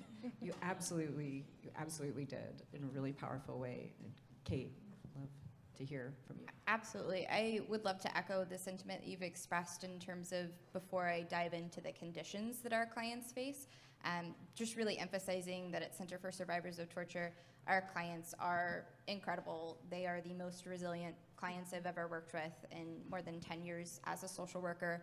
I've never seen people that can persevere as boldly and courageously as our clients do, not to minimize any other populations I've ever worked with, but it's been miraculous. You know, and that aside, you know, looking at the strengths and keeping that in mind, our clients are facing extreme food insecurity. They're facing extreme trauma. They're facing homelessness on almost a daily basis. As immigrants, depending on where they are in their immigration status, they may or may not be able to work because work authorization, especially in the last 2 years, has been extremely delayed because of the pandemic and the way that the systems have adjusted. So the ability to provide for your family, especially as someone that has flown a situation where your life is threatened, and to come here and to want nothing more than to have dreams and to have children that can look forward and achieve the things that those of us who are born in the United States kind of inherently have access to, it's really hard. And so, you know, food access, when we look at Maslow's hierarchy, which I have mixed feelings about, if I'm being honest, because I think that there are lots of people that can self-actualize at any kind of stage there. But, you know, it's really hard to be hungry and then to try and also make your dreams come true. So that's a pretty key component in what our clients are facing. So yeah, I'll pass off. Wow. When I think about some of the families and what they're facing, I got a phone call last night from a friend of mine, and she said she had stopped at the gas station to fill up her truck, her vehicle yesterday. And she said, Phyllis, it cost me $150 to fill up my vehicle. And immediately I thought about the families that I serve, how much of an impact that's going to make on them, because there isn't anything in the reserves to pull out an extra $50 a week for gas. I think about the mom who has to drop her kid off and get to school on time, but she get to work on time, but she's late because she can't afford to get in the express lane or MOPAC, right? But if she doesn't get in the express lane when she gets to work, her boss is like, you're 15 minutes late, but she's trying to explain that the daycare doesn't open until 7. And so I think about all the different ebbs and flows that go on in our country or in Austin, and things that change, and those who are already suffering from food insecurity that may not be related to homelessness, but a mom who is working, and everything is by the penny, and it could make a difference. And food insecurity is really a big issue, because most of the people who face food insecurity is the intersection to everything else. It's the intersection to not having gas or getting your car registered and all those other different things. And it becomes a spiraling effect of things that just continue to, you know, go down and down and down for a family that may be in need. And so food is so important, because having the right nutrition keeps them healthy, keeps them functioning. I think about the price of water. It could be $2 but some of the families that I serve, you know, high C, 72 ounces is 78 cents. And you have 3 children.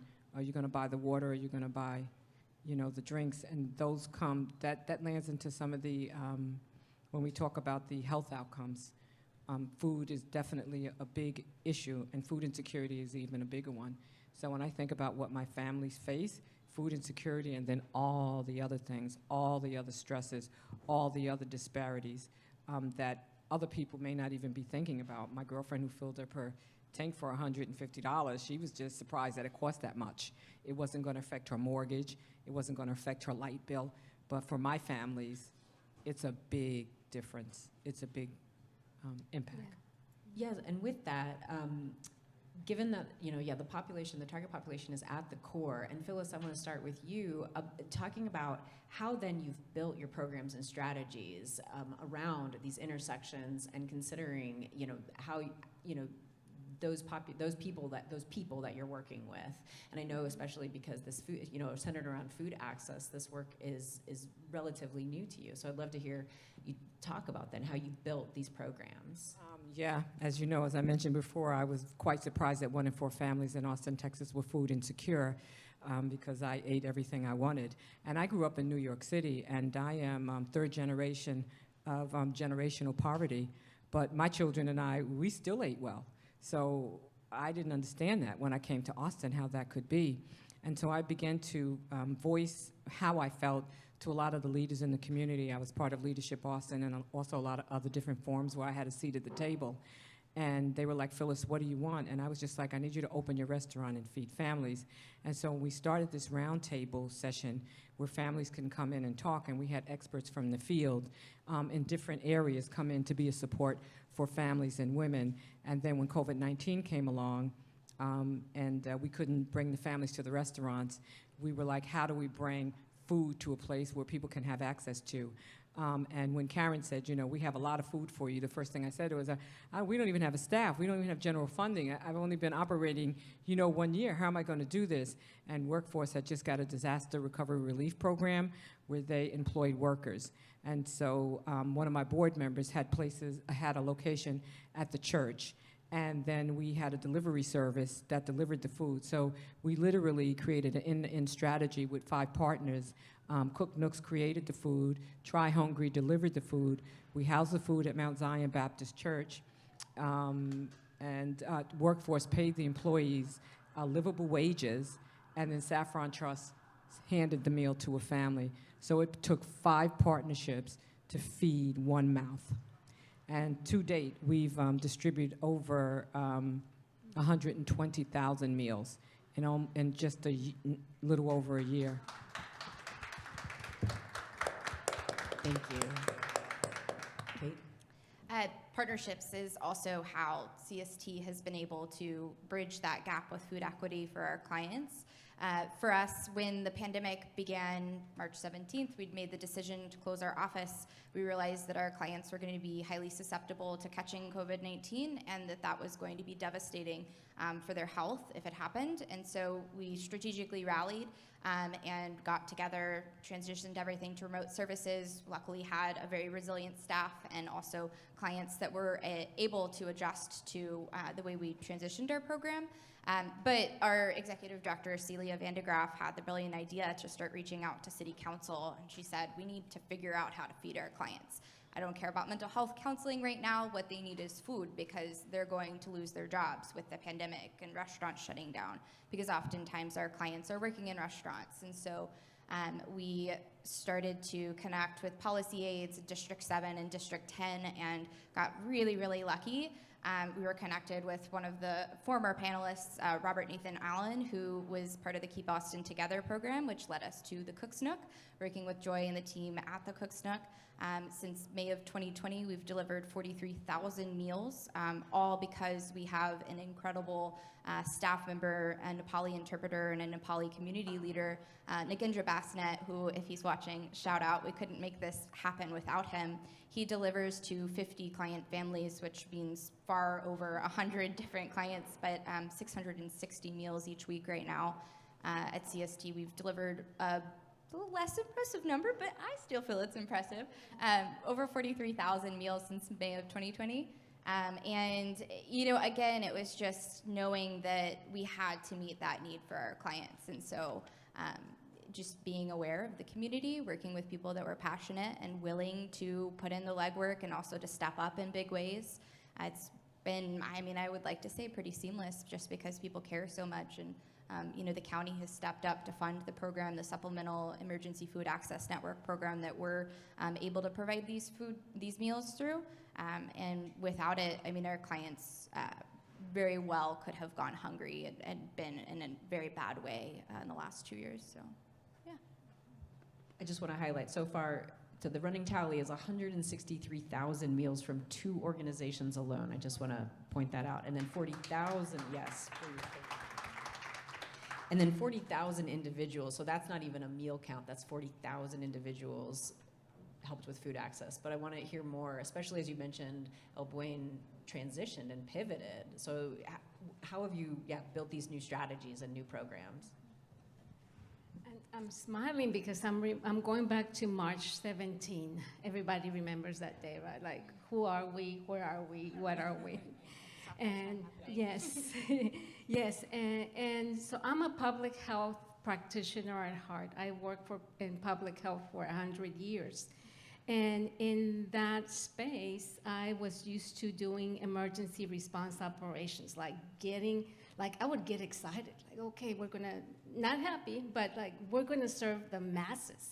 So I come to El Buen with that background, and I asked my team, which at the time was a team of, we had lost all of our volunteers, and we had close to 200 volunteers, right? Remember I said El Buen had just undergone major transition and lost over 70% of its workforce. So I had a team of about 15 people that could come and work on site. And I asked them, have any of you ever done emergency response operations? And they said, what is that? Right? Because I knew that El Buen had to prepare itself, build its infrastructure to respond at a level never seen before by that organization or any nonprofit organization in Austin, any of us, right? Yes, many have worked in responding and helping out, but at that level. And so it was important to me that El Buen structure itself as an emergency response operations with all the details that go into that. Because we were gonna get ready to serve not 100 families per month, but 700 families per month, and we couldn't do that. So we had to build the infrastructure, had to do the loving and nurturing of staff, right? Like they're scared too, and like they don't know what's gonna happen. And so lots of infrastructure work within the organization to set us up to be able to respond to the massive need to provide food, but also access to cash, financial assistance. El Buen had, had done some assistance, financial assistance, like $50 for medications or here or there, right? The city approached us and said, do you think you could distribute $500,000 in cash assistance? My CFO was like, you're nuts. Yeah, we'll do it. We'll do it. Like, we'll do it. Because we had, on that week when all of us lost who we were, we have lost who we were, right? We're different people now. People were walking to El Buen, coming to El Buen, asking for whatever help they could get, scared, lost. I said, we'll do it. Don't tell the city this. We still didn't have the infrastructure to distribute $500,000. We were building the plane as we were flying it, right? I'm sure you all have that experience, right? Yes, yeah, we're great pilots. We're great pilots, and staff is holding on to that half-built plane with us, right? So we did that, but that helped us to build our controls to be able to distribute more. So then the next month, the city comes, can you do 1 million? I go, sure. And they go, in a month? Of course. Right, we had, the option that I had was to say yes, because I knew that there were many of the people, like the people the communities that you serve, that did not qualify for, like my niece said, cheque de Trump. Get it? Could not qualify for the federal stimulus checks, right? And so I was going to do, as an organization, not just I, as an organization, was going to do what it took to get that cash to people that would not otherwise qualified for financial assistance. And so to your question, what strategy did we use? Like build little by little the organization as an emergency response operations organization. The other piece was data. And I know data is oftentimes the oppressive friend, right? It is used to oppress our communities. For me, I needed that data to be able to understand where we were serving and who we were serving, right? I needed that data to ensure equity and access to food, cash, education, and COVID vaccines. That's the other piece, right?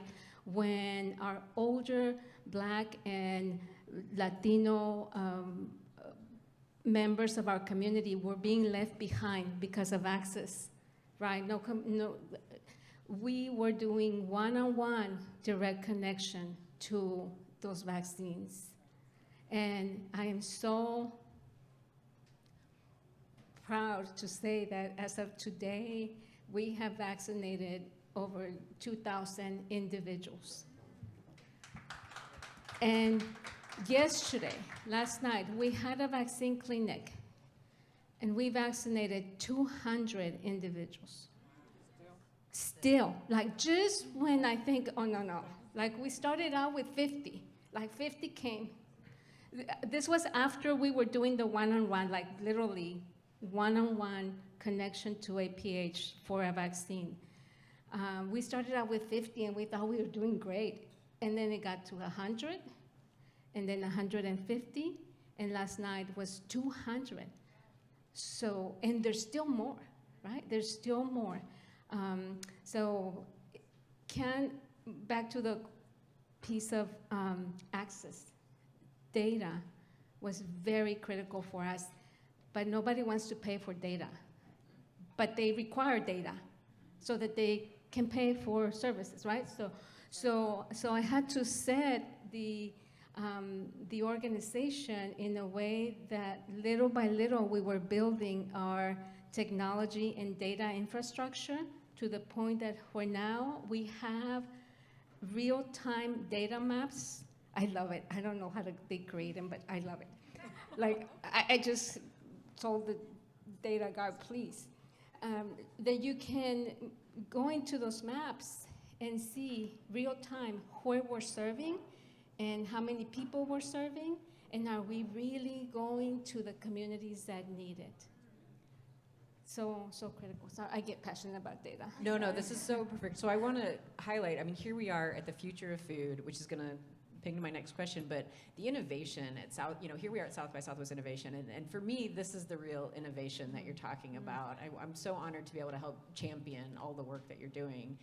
And a couple of things, one thing that you mentioned that I want to talk about, that you're still doing, 200 vaccines. Like, this work is ongoing. I know we were chatting in advance, and I want you to share what you still need to be doing this work. What do you need more of? We've talked about partnerships. We've talked about data. I want you to tell people what you need to keep doing this work. Phyllis, you look ready. Oh, yeah, I am ready. The one thing I need is for everybody to take out their phones right now and follow us on Instagram.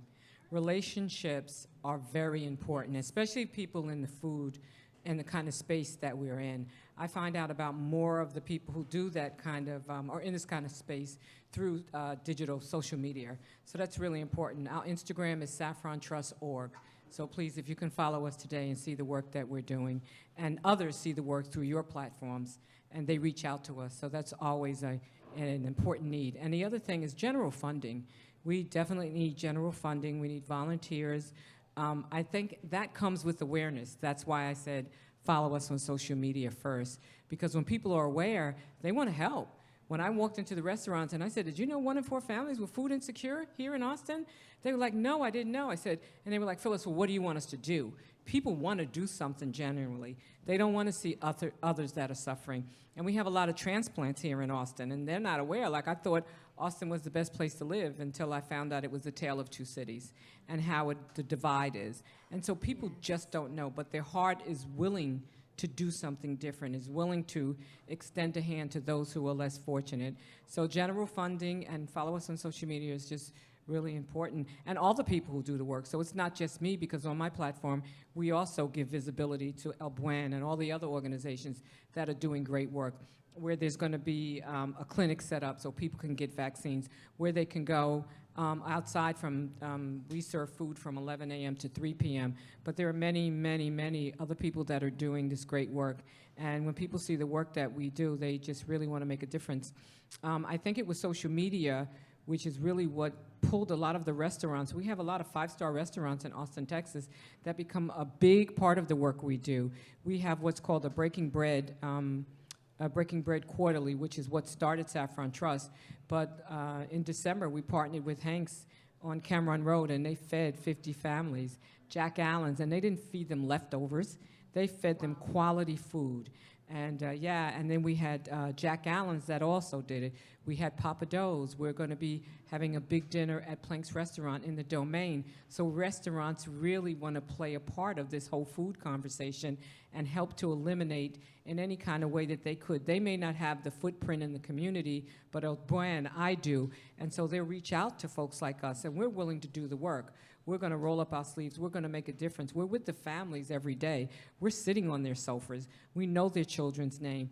We know the struggles that they're having. We know the job situations that they're facing. We know the job loss that they're facing. We know that the tech industry is taking all over Austin, Texas. We know the people that we need to get into programs so they can become more educated, so they can get the jobs. I mean, we think about if people are not going into the tech industry, what kind of jobs are they going to have? And how the heck are they going to live on $15 an hour? How? And so when we talk about this food insecurity, the first thing that's going to, the thing that helps is us to continue to give the food to offload that stress, right? Because if we're serving, El Buen and I, fresh foods, you figure even if we're serving just, 20 families a week, and we talk about $10 a meal, I mean, that's an extra $500, $600 a month just for a family that we're feeding, that they can take that $500 or $600. They can pay their car note to get to work. They can pay their insurance. They can pay their rent. They can pay their mortgage. Little Johnny can participate in a basketball, activity, or children, can do other things. One of the other things that we do with Saffron Trust, we find out that we found out, because this is new to me, but food is the intersection for all the disparities. And so when we find out what some of the stresses are, we talk about play equity. Children not being able to play and do simple things like you and I do. Go to the opera, go to the ballet, go sit and participate in the arts.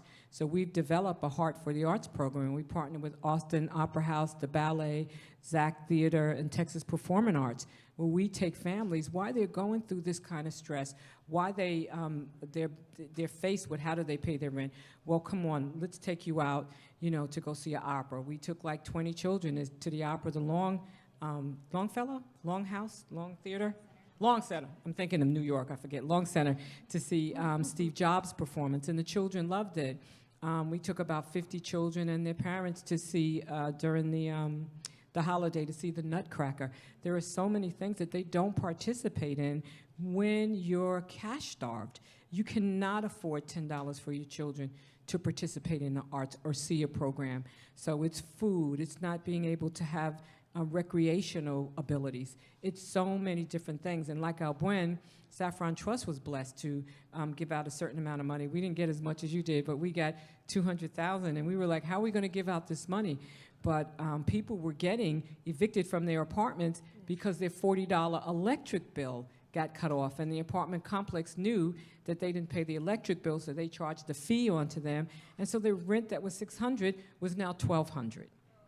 And so, these are some of the things. So general funding, and follow us on social media. Thank you. Absolutely. I mean, I think that very similar things are needed for us as well at CST, but I would say keep your eyes up and your hearts open. There are people all around you that are facing experiences that we may or may not be able to imagine. So practicing that humility, you're already here educating yourself, but I hope that you continue to reflect on what you learn and think about the people around you as you walk through the city, and what might their experience be when they go home, and how can I be a part of impacting their ability to connect to really crucial services. That being said, just focusing on why I'm here in terms of as a representative with Center for Survivors of Torture and really the Cook's Nook bringing us in, I hope that we continue to think about programs and partnerships like what we're experiencing right now with the Cook's Nook, not as a pandemic problem, but as an everyday problem, something that we need to continue to partner together to do. We don't need to just be responsive when there's a crisis, but how do we work together as a community to do this all the time? Because that's really what matters, regardless of whether or not there's a disease that's wiping us out in masses, or the winter freeze, like on a daily basis when the weather is like this and it's gorgeous and maybe you can take a nap on the sidewalk, you still might be starving. And so how do we continue to amplify these programs and convince the city that this programming, this funding is vital to the survival of our community members that have a lot of value, and really make this place a great place to live. So that would be what I'd say. Feel free to follow us. I mean, we're always, I think that survivors of torture, it's a unique population, and people may or may not know about the work we do. So we hope that you don't hear torture and shy away, but actually say like, wow, I wonder what that experience has brought that person in terms of their perspective. So yeah. Thank you. Yeah. Dr. Marine? Don't ever ask me what I need. Let's bring it. Right? I'm going to sound like somebody many of you know, a revolution. Right? That's what it's going to take. All right? I want all of your expertise in this space to come and join us, because there are kids right now that need a tutor, that need a role model, that need access to education. So I want everyone in here to roll up your sleeves. Somebody earlier said we're really putting Band-Aids.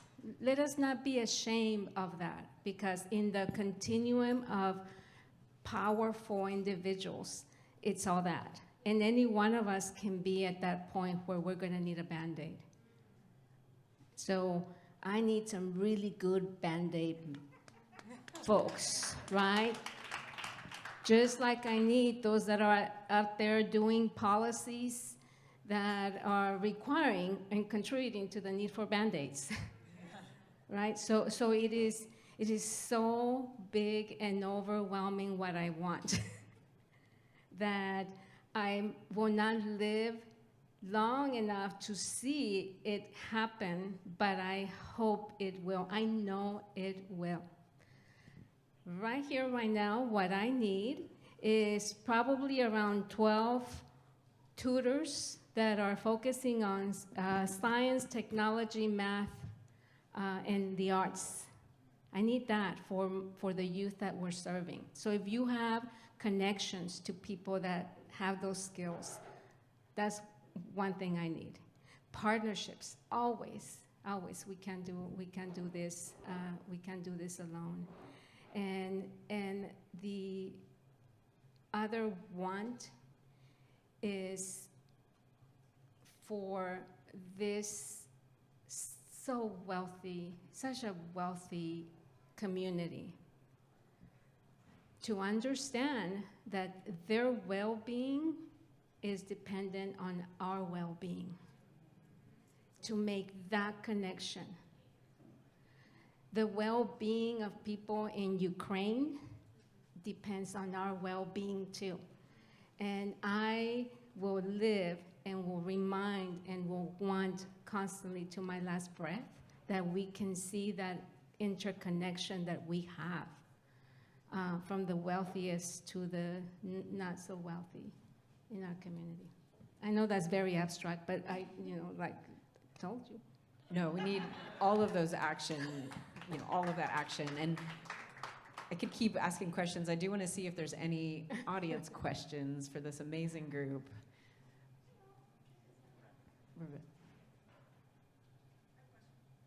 One quick question. Do we have one? Out there that feeds to that community as well? We do. Our partners, we have right now about a total of 40 partners, and between them, we cover Travis, Hayes, Bastrop, Caldwell, and part of Williamson. The access, can we find out about that through Elwen.org. Perfect. Yes. Thank you. Yes. Yes, I think so much more good information to be found at each of these organizations' websites, and follow their social media and keep learning and keep connecting. So let's thank these amazing people, and thank you for your time today.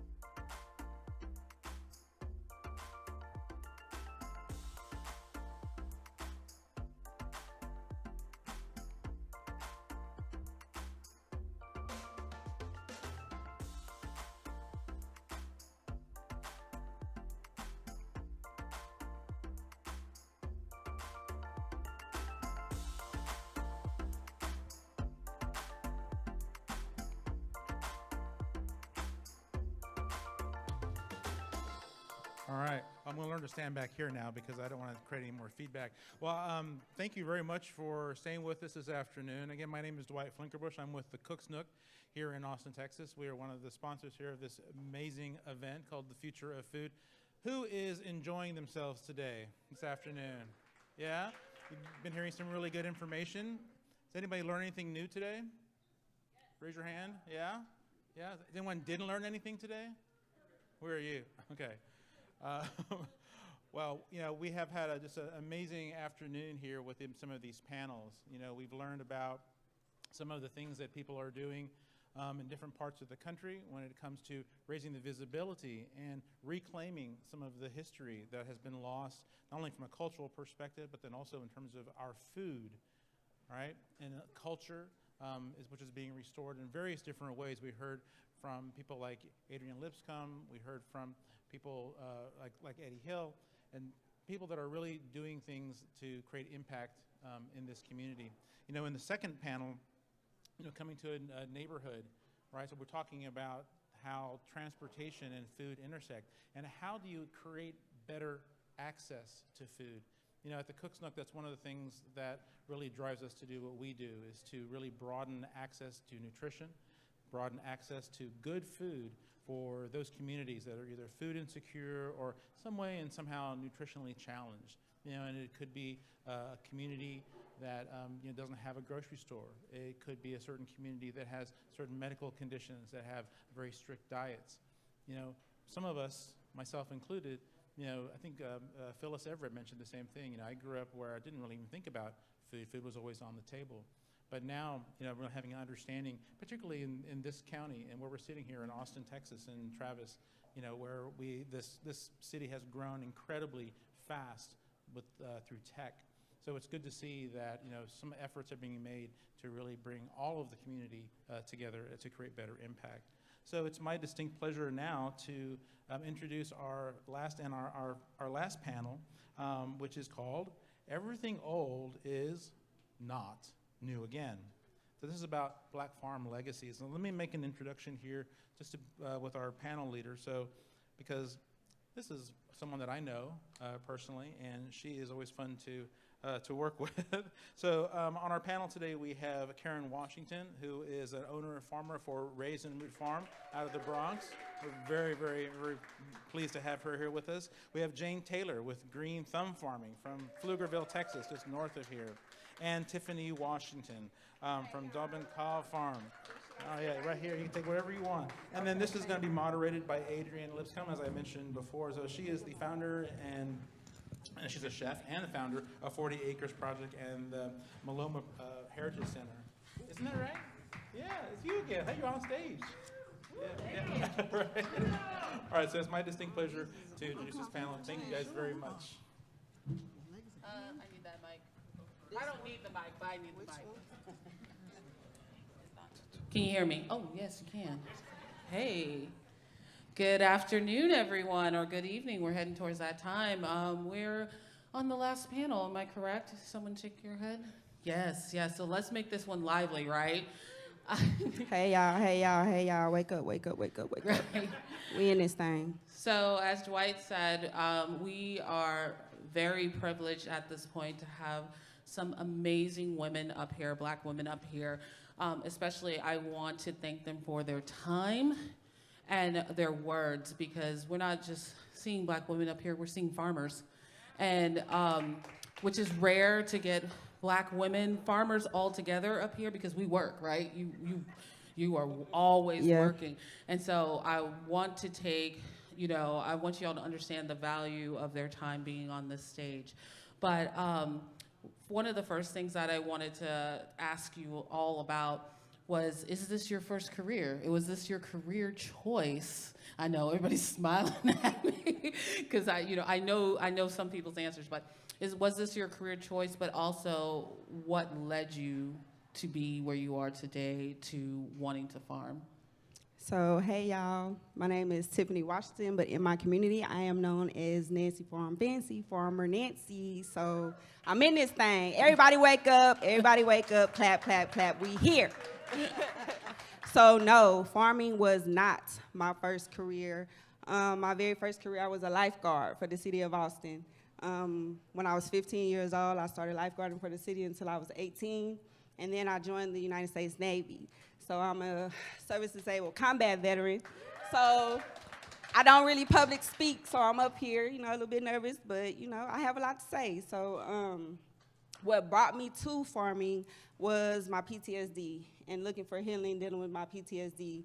And yeah, so I'm here. Been farming for 5 years now in the city, so. Yeah, it's amazing. And the only black farmer within the city limits of Austin. Within Travis County. Within Travis County, excuse me, within Travis County. Yeah, hi everybody. So my name is Karen Washington. No, farming was not my first career. Believe it or not, you can see the grade. I was a physical therapist for 37 and a half years. Loved it. And then when I reached the age of 60, because I had been farming, I said to myself, I want to put my hands in the ground because there was a spiritual connection to the work that I had to do and needed to be done. So I'm glad to be here with these two exceptional women. Thank you. Glad to have you. My name is Jane, and I retired from nursing last year. I felt like people needed to see somebody who looks like them doing farming, and there's a big connection, as we've all heard, between good food and health. And it is up to us to really lead our community to good food so that we can improve our health. For those people that spoke before us, for me, I immigrated from Africa, and I came from an agricultural country, yet I had not practiced agriculture or farming back home. But I have since 2015 been growing food to the point where I even started selling at the local farmers market. So I stand on your shoulders. I cannot really thank you enough for having set this platform for us, people who have come here later. But I feel like I can contribute positively to encourage people to get into farming and to eat healthy. So this is not my first career. I was a nurse before this. Thank y'all so much. And you see that, and what we're starting to see very often is black farmers have more than one career, especially the ones that are starting to get back into the land. And it's very important to respect both ends of how we got back into the soil. Going on with this conversation, one thing that was told to me was to talk about the post-reconstruction of what's happening after post-reconstruction, and I said that I would be amiss if we didn't talk about the past of how we got here, and how we came to be, quote-unquote, black farmers. And I wanted to just say just a little bit of history of farming, and if you know 40 acres, and if you heard me yesterday talk about that, on how we came to owning of land and having land at one time, and it was taken away. Doesn't it feel like we're kind of repeating some of that history of land ownership being taken from people here right now currently? I know these are hard. We're gonna get to the truth, right? So, woo. So I am a born and raised Austinite. So I am a descendant of slaves from Austin, Texas. My family members were brought here to this city to farm, to do agriculture, right? So when we talk about what was done here, I brought this book. This my book of receipts on the city of Austin during South by Southwest, where they make millions of dollars. I like to be paid. This right here is urban slavery in the Southwest. And on the inside of this 300-page document that I used my money to print, that's why I like to be paid, it talks about how disrespected black people were as slaves here in Austin, Texas. Then I also have the City of Austin 1928 plan. Grab that, because it's going down. the City of Austin 1928 plan where they segregated the city and put all the black people in one district. That totally eliminated our black farming communities here. So then I also have this email that I wrote and I sent out on February 5th, 2021. The subject is institutional racism against black farmers in Austin, Texas, Travis County. And it says, "Good morning, all. This email is meant to inform and express my anger, disappointment, and trauma on record concerning the institutional racism within the City of Austin and Travis County's agricultural infrastructure, Food Policy Board, food system, food access initiatives, training, and programming, which explicitly disrespects, excludes, and exploits the hard work and efforts of today's black farmers, the descendants of American slaves that built this community. Today, we endure these atrocities while facing failing access to COVID-19 vaccines and health care support east of IH-35. My name is Tiffany Washington. I'm a 36-year-old born and raised Austinite who has seen firsthand the covert racism of this city. I'm a black farmer, a service-disabled combat veteran, and mother of 4 black children struggling to simply feed my neighbors. I currently own and operate a small-scale agribusiness in Northeast Austin, Texas, District 1. My services support Colony Park, University Hills, Pecan Springs, Martin Luther King, and Springdale to Airport Boulevard, neighborhoods 78724, 2321, and 02. These historically black neighborhoods have become blatantly gentrified communities embedded with the effects of COVID-19, crime, violence, homelessness, and a lack of resource supporting marginalized families being overlooked as local developers continue to push them out. In my time here as a farmer, I have worked tirelessly to the point of exhaustion and been triggered on several occasions by the actions of local leadership, nonprofit organizations, and institutions that have brushed aside my service, credibility, and support from within the community. Whether it is a matter of tokenizing my voice or throwing a dog bone to silence me, the discrimination is clear. Unless I act accordingly with grace and kindness for my oppressor, my needs as a black farmer in a community where black farmers do not exist, you all could care less about the lack of equity held by myself, let alone black people whose families have called Austin home for over 170 years. I refuse to stand by and accept this city's liberal abuse agendas quietly any longer. The black farming communities of Austin, Texas were destroyed purposefully by policy, gatekeeping, and structural racism that falls in line with the removal of black farmers from the land across the United States. This is nothing new. The implementation of programs that pretend to uplift marginalized communities by training new and beginning farmers in agriculture and leadership, such as Urban Roots and Farm Share Austin, have not done the work necessary to warrant the large sums of grant funding which flow through their hands year after year. I have become an inspiration and trusted confidant within my community and have shouldered the burden of their complaints on my own. As a Farm Share alumni, I can testify to the lack of verbal open support from myself, black farmers, and others who seem to be left with little to no outreach during this COVID-19 pandemic. I can testify to the number of young black men who have participated in Urban Roots and who've gone on to find themselves in the juvenile justice system or prison because they could not find agricultural-focused jobs due to racial injustice, fund their own agribusinesses due to the lack of access to land and capital, and who were not taught the value of agriculture in black communities, that of which every black Wall Street ever bombed, literally or through policy in America, depended upon. Our children have been used for the financial gains of others, period. I share these sentiments on the aftermath of a Food Policy Board working group meeting in February of 2nd, 2021 during Black History Month that completely disrespected black, Mexican, and Native American farmers while discussing the Urban Farm Ordinance, land acknowledgement, and an agrarian land trust proposed by a former farmer of La Flaca Farm, a new policy board member, a board in which I applied to with letters of recommendation, yet did not receive a phone call in regards to.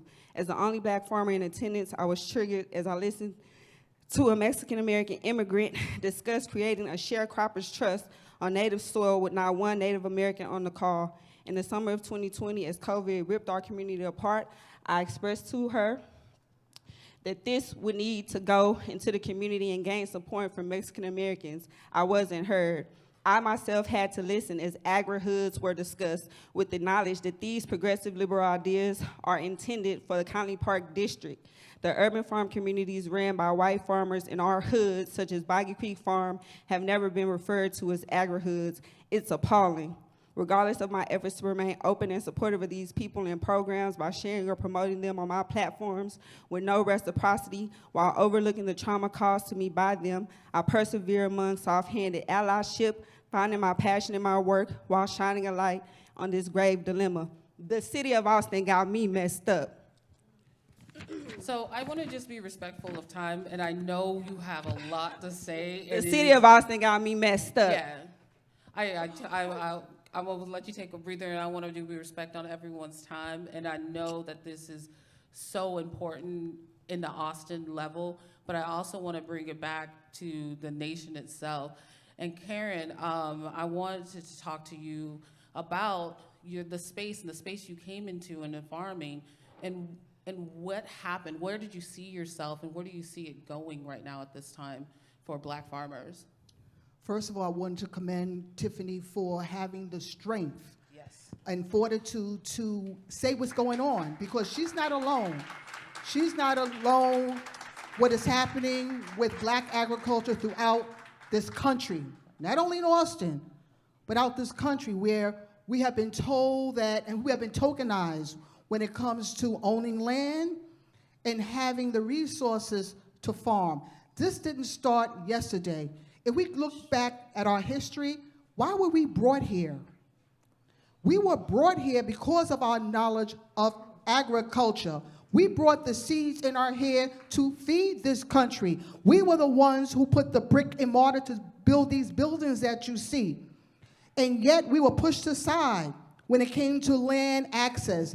Every bill, every legislative piece have been brought to prevent Black ownership of land, of property, and of resources.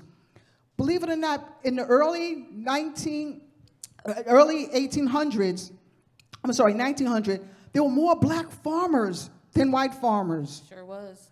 But yet, when you look at the laws that were put in place, the GI Bill, Homestead Act, can you believe at one time in 1865, when President Lincoln met with his general Sherman to sit with Black preachers and said, I'm going to do this thing called the Special 15 Act, which will give Black people, enslaved people, 400,000 acres of land. But when President Lincoln died, President then Andrew Johnson said, hell no. And that land went back to white slave owners. Can you imagine the wealth we would have today? And so what Tiffany is saying is true. We have been displaced. We have been negated. We have been pushed off our land. And now the new thing is gentrification. And I'm saying that because I'm talking to white folks out there, because there's no way in hell that you know with your privilege and your color of your skin that you go into Black and brown neighborhoods and people leave and you don't question it. And you don't question the history around how we got here. We're at a point in time where, you know what? It's time for white allies to speak up and speak out, because we're tired. This child is tired. She's tired. We are tired of always trying to speak up.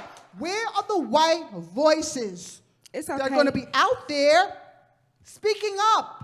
They right here out. In resolution number We're 2021. tired of tokenism. That's tokenism. The city of Austin. That's allyship. Yep. Passed the resolution. We got to do the work. You got to do the work.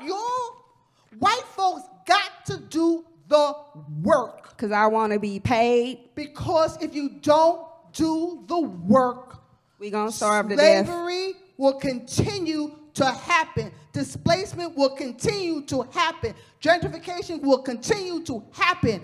But you know what? If you allow it to happen and you keep pushing and pushing us off the land, we're going to come and we're going to take it. There's going to be a new revolution.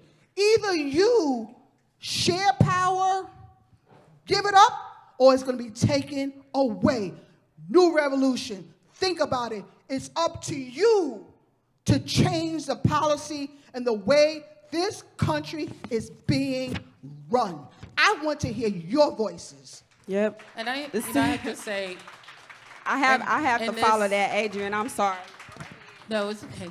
Well, you know, Came with receipts. Yeah, like I'm telling you, like we telling the truth, right? Like we're gonna come out here and let y'all know what exactly is going on. I mean, Tiffany, I know this is a lot, and emotionally, like Tiffany and I have never met, but we follow each other, and we talk and spiritually talk with each other, and it got you up on your feet, and this is things that we've experienced every day, every night, 24/7. This is what happens, and then now to have a platform to be able to say it to y'all, you know, this isn't the first time we've said it, right? This is not the first time you've ever heard it.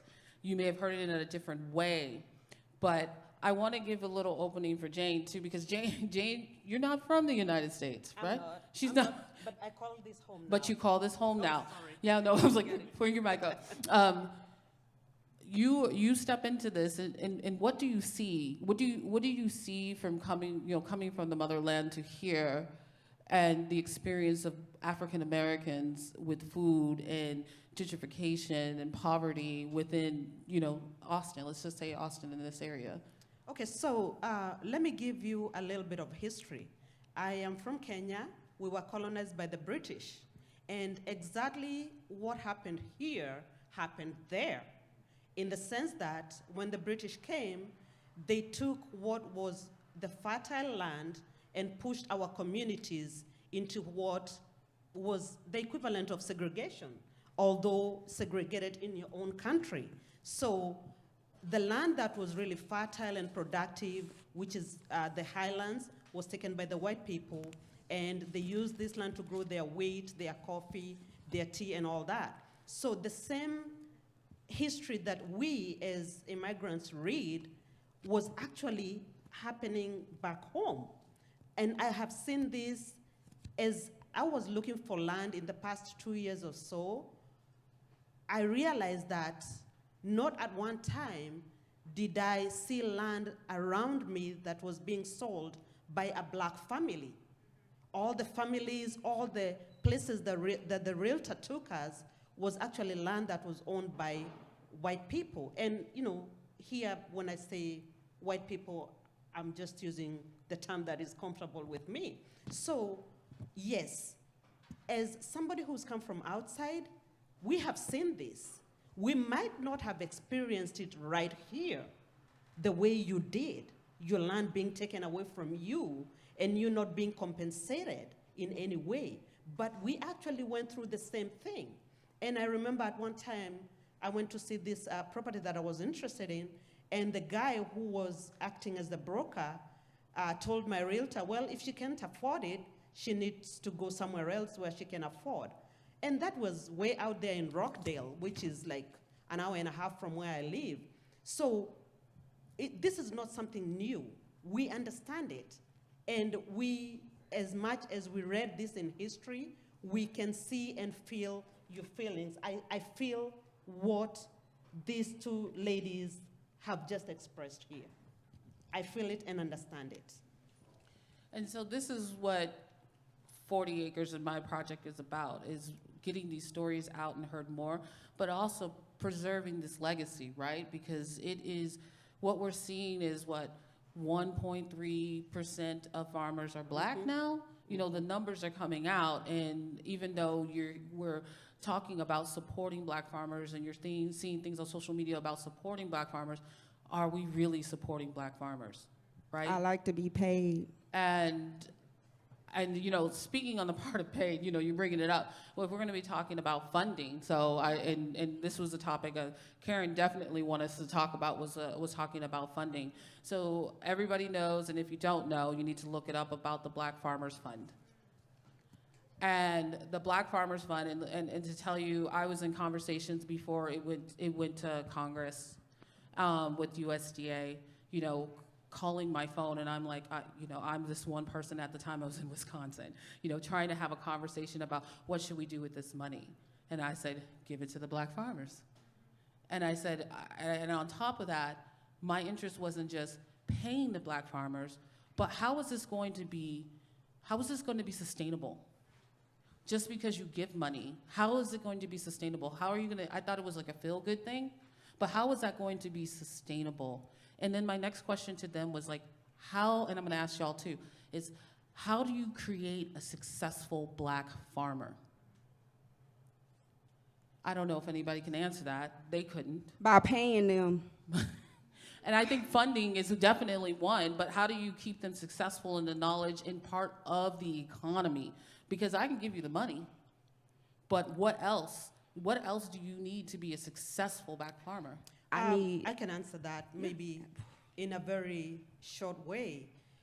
Now, reading through what has been going on, especially in HBCUs, the agricultural departments or programs have been historically underfunded, so that students who maybe thought they might veer towards farming, they don't even get the information and education they need because the funding is not there for them. Now, our community colleges, we are not funding them well enough where we can encourage younger generation, because at some point we're gonna retire from farming.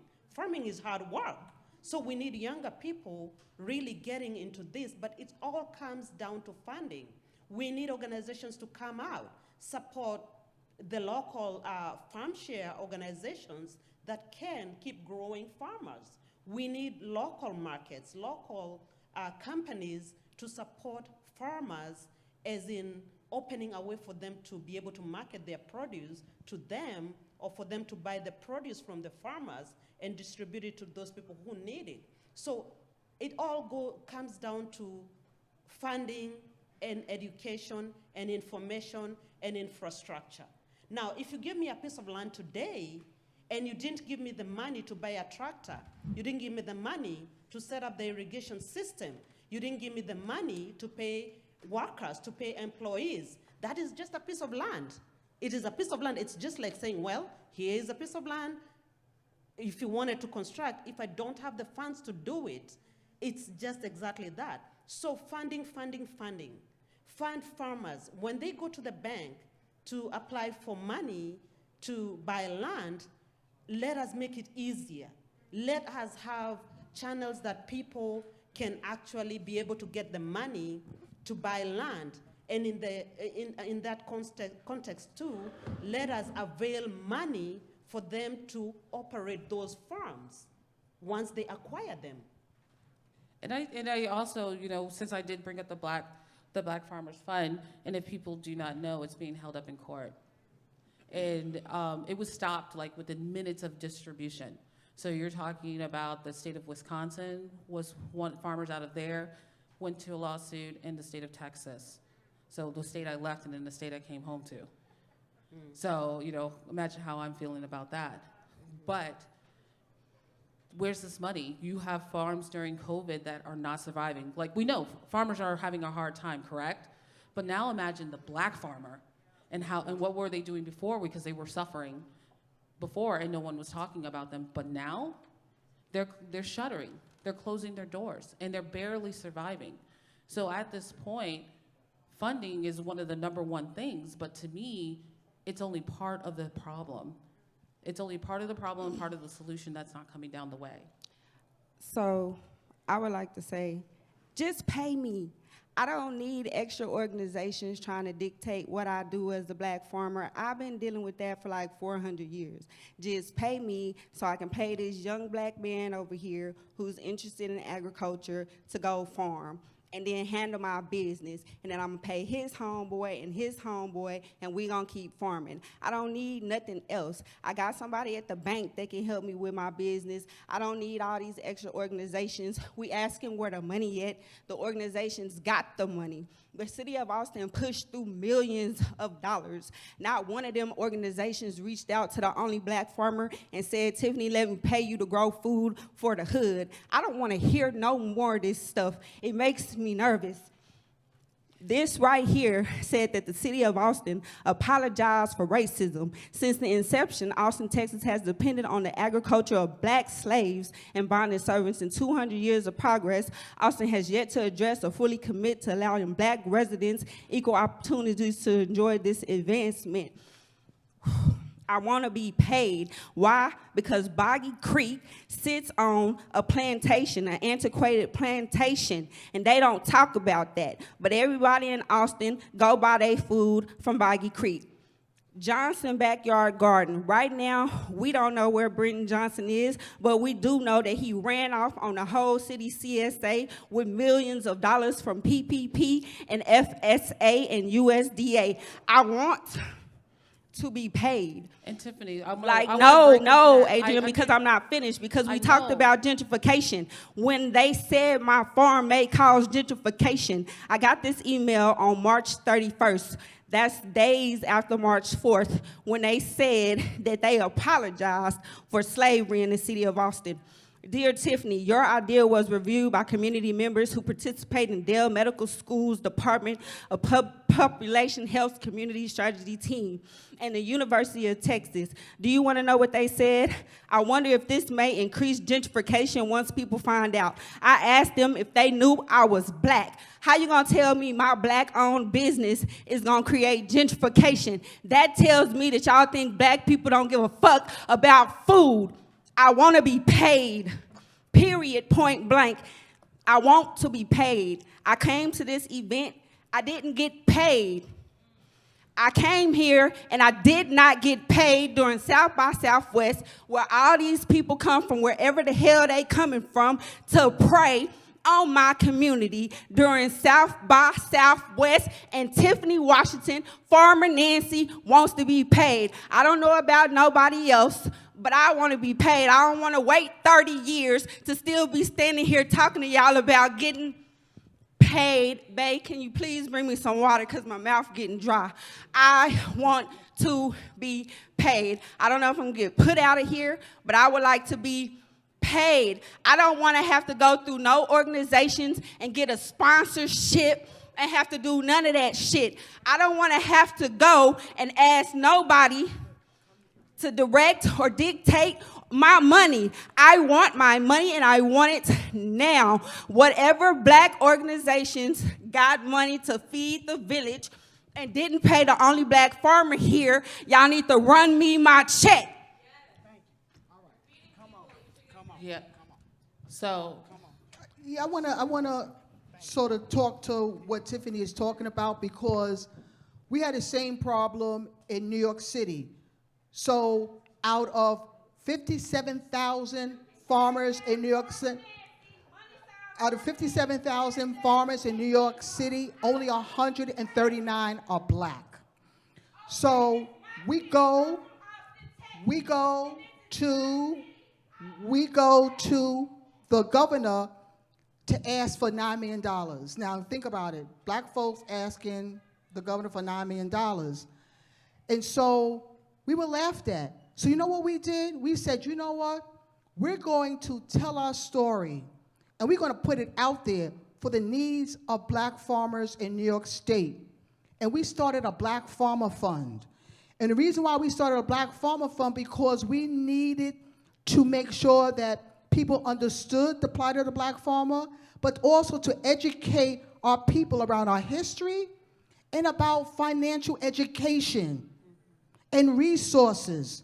And so it was a community-based fund developed by people who looked like us. And you know what?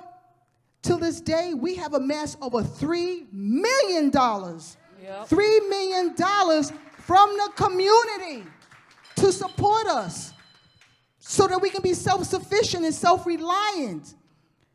We don't want charity. And I think what Tiffany's talking about is charity. We don't want charity. Give us a chance. Support the work that she and all of us are doing so that we can do the work. Not just give us money, but understand that the money that we have will be within the community, that the community itself controls that money in a way that helps support black farms and black businesses. To this day, we're able to support right now 8 black farms and black businesses, of not only giving them startup money, but educating them about what investment looks like, how to repair credit, how to get a loan and pay it back, how to receive a grant, but then also how to circulate that money within the black community so it can stand on its own.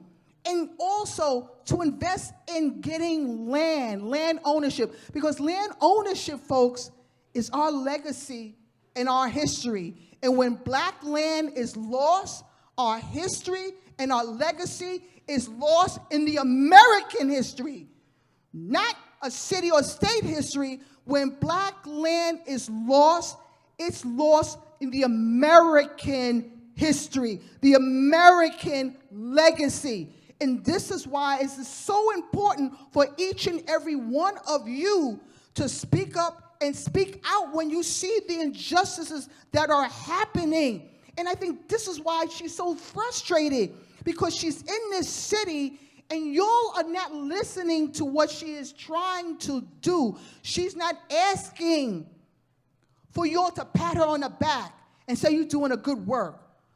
You know there are nonprofits out there that got money. Nonprofits that are white-led, that are out there that use us to make sure that you have funding.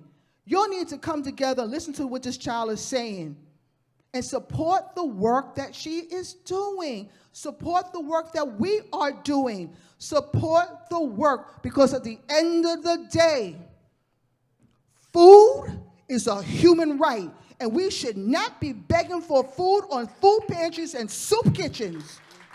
We should be able to grow our own food, have our own land, and have our own housing. This is America, folks. This is the land of opportunity, and opportunity needs to be for each and every one of us.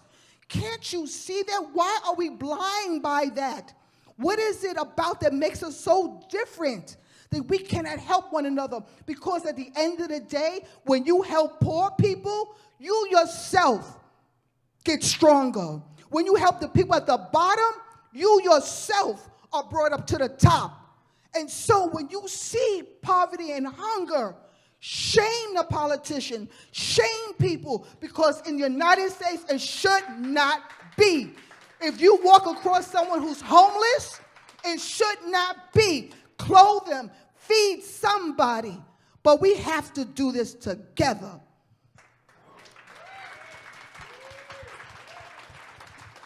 And they did not need me for any of this. Let me tell you, having Tiffany here and being able to give a portion of a platform to see her emotions and anger over what the reality is of black farmers in not even just Austin, but the United States, but this is happening in your back door, like right outside, right in your backyard, it's happening. And to see that she's one, the only one here, and that the last one at this moment, there's no support to bring another black farmer right now. Why isn't there? Why isn't there funding? Where's the education? Where are the classes? Where's the mentorship? She's it. This is not just an Austin issue, but there are organizations that can step up. There's organizations that can help my organizations, these organizations that are here. Jane, you're right outside of Austin right now. She's sitting right here. This is a conversation. This is network. That's why I said it's been so valuable to have these people come off their land, because they're farmers. They're feeding their community. And when we're saying community, we're talking Austinites. We're not just talking around in their area where they're located at. We're talking about the city, because these people are part of our city. They help make it run. They're your services. They're the ones that have those service jobs that are in need of food. These are the people that are providing them food and that are asking organizations, all these nonprofits, asking the government, please pay me. I can feed my people. I'm a trusted leader within my community they're watching me grow healthy food. Because what are we seeing right now? We're seeing health issues, right? Within all our communities, not just the Black community, all communities. And half of that is nutrition, right? Our schools, y'all know about our schools, right? Like, you know about the food policy and the food shortages in schools right now. We have schools that have lost their vendors, and you're talking major vendors, and they're like feeding them from McDonald's right now at this point, because that is the only way that they can get food to kids. Farmers becoming part of vendors of the system, of the school system, is difficult. It takes too long to give them food that's around the corner from them. People like this, who are here saying that we will feed our people and we will find a way to feed our people. And they're not saying they're feeding Black people, they're feeding everyone. They're feeding everyone. And I have to say, you know, Jane and I met because when I moved back to Austin, I went to the farmer's market. And it was the first time that I saw a Black farmer in Texas at the farmer's market. Yeah. And I went hunting. There's two. And I went hunting. And we didn't know we were speaking or know it. And I was like, I know her. Because I went and I hunted. And she must have thought I was crazy because I was like screaming. And then she was like, this girl has lost her mind. She's over here talking about a farmer. Because that's even getting a Black farmer into the farmer's market is difficult. You know, think about it. When you have to say part of your mission is to take a percentage and make sure that it's equitable, are you really being equitable? Like, were you ever equitable? That's a question to me. But also, a farmer is a business. And I know I'm talking over y'all and y'all stop me and please jump in. But a farmer is a business, right? They're entrepreneurs, but they need help getting into that door, getting their businesses. When do you ever see a Black farmer? When? When do you see them? No, we the help. We the help, right? We the help. Or you see them on the side of the road in a truck trying to sell their product because they're not in the farmer's market or know how to get access into the farmer's market, or even part of the distribution system itself to get to Whole Foods, to get to H-E-B, to get to your local grocery store. So it's not just a search and look for these people. They exist. We are out here. They're just not in those spaces. And that's what you have to start questioning and asking. And as a chef, I made it part of my mission to be diverse, to understand the food, to understand the culture, because not all farmers are growing the same damn tomato. Some people have been growing the same sweet potato for over 75 years, and people don't know.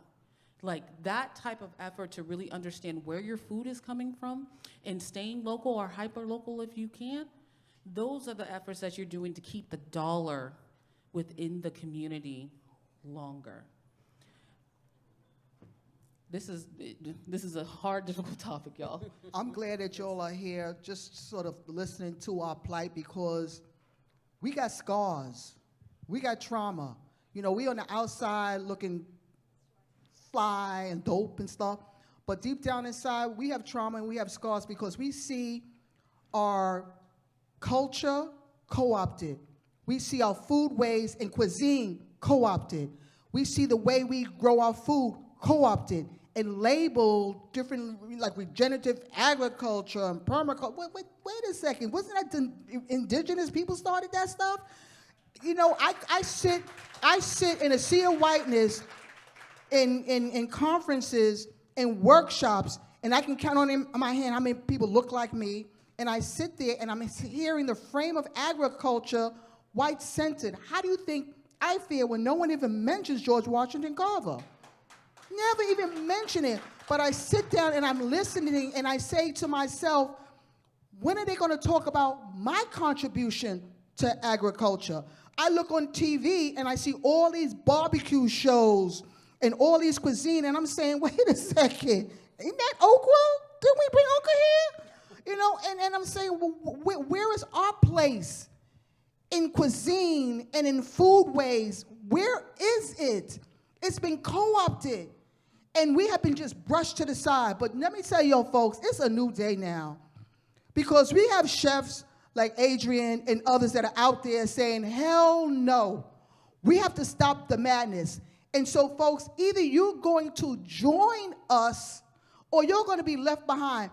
COVID has changed the way we look at each other, the way we look at food, the way we interact with each other. And now it's time, in this moment, to change the food system so that it's fair, so that it's just, so that it's equitable. And again, it's time for people with power and privilege to step up to the plate, because I'm tired. I am tired. We are tired as Black folks carrying the burden, marching in the streets, while y'all just sit back and watch. You nod and you agree, but you got to be out there in front, pounding on the doors of legislators, marching in the street, and demanding change. Because if I don't see y'all out there, people with power and privilege, then you know what? Food justice and food sovereignty are just words.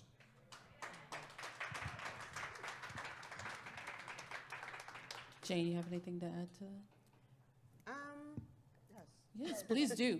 This is a platform that's open. What I would like to finish by saying is that as a community, we all have the responsibility to make sure. Bring your mic up a little bit. Oh, sorry. I keep forgetting that. We have a responsibility to make sure that everybody who needs food can be able to get food. It's not difficult. Those of us who are venturing into farming now, new and upcoming farmers, and also people who've been doing this for quite a minute, we are ready to put in the hard work.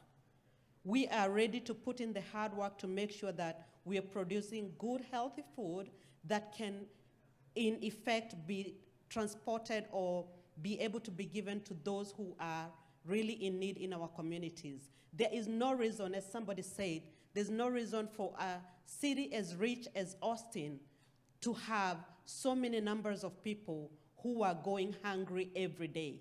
There's absolutely no reason. And we are here, I'm putting a face to people maybe who were not born here and saying that yes, we can also do farming here and we can also contribute to this society that has welcomed us and be able to produce the food that is needed here in this city. And I have to bring something up. So the freeze, I wasn't here during y'all's freeze. I was probably in negative 30 degrees. But to tell you that the hunger and the identification of how many people were going hungry was brought forth because a different class of people were going hungry. And what ended up happening was like, we need to do something. But right now, where we're standing right here, people are still hungry. There are people who are still going to bed without food. Your children, some children are not going, they're not getting food. This is not something that just started because of the freeze. It was always there. It has always been there. What are we going to do about that? We have people here who are wanting to grow that food for their community that are having a difficult time within the system to even buy land or to even have access to land to grow food. So like I said, it's beyond the money. You can give me the money to buy the land, but how am I going to grow on this land? How am I going to till this land? How am I going to add water to this land? How am I going to take care of permits? How do I become get my farming number? How do I, there's so many more things than just giving me a piece of land. And I think that's one thing that I learned about this in doing 40 acres, it's more than land, right? But guess what? Everybody has to eat in some way, in some form. Food did not care that my skin color's black. Food does not care that you are white. It is there for all, and it should be there for all. Absolutely. So I know we had 0, and I was told I got a little bit more time. Hey. And I want to kind of open the floor for a couple questions. And I know I don't want y'all to be quiet. I mean, I find this to be kind of a safe space. And I think you should be able to ask questions. There's no stupid question, really. There's no. You have valuable knowledge and people of experience sitting up here. So if you have a question, please. Yes, what was Tiffany's Cash App again? Can we I'm get so that? serious. No, I'm. There you go. No, say it louder. Farm, it's a GoFund. Oh, thank you. At Farmer. Dobbin Cow Farm, it's a At GoFundMe. Farmer Nancy. Yeah. Is her Cash App. Yeah. Just so y'all know. Yep. Well, Yeah. thanks. Can I just say something? Because I think, who was it? Mr. Ashton was here. There's a farm here, Alexander, I think is the name of the farm, that's been here since the 1800s, the only black farm, and they're getting a lot of pushback because people want to take that land. This is the opportunity for you all to come together to save that land, make sure that that land is a historical preservation spot. Why should that land of the only black farmer of land in the 1800s that's been here, and people are trying to push that family out? This is the opportunity for you all to come together to make sure that that black farm stays here in your city and is supported. Because if that farm goes, then what is the legacy of Austin letting it go a black farm that's been here since the 1800s? Now is the time for y'all to step up and make sure that when I come back again here in a couple of years, that that is a historic site preserved by you all getting together to make sure that that farm stays here forever.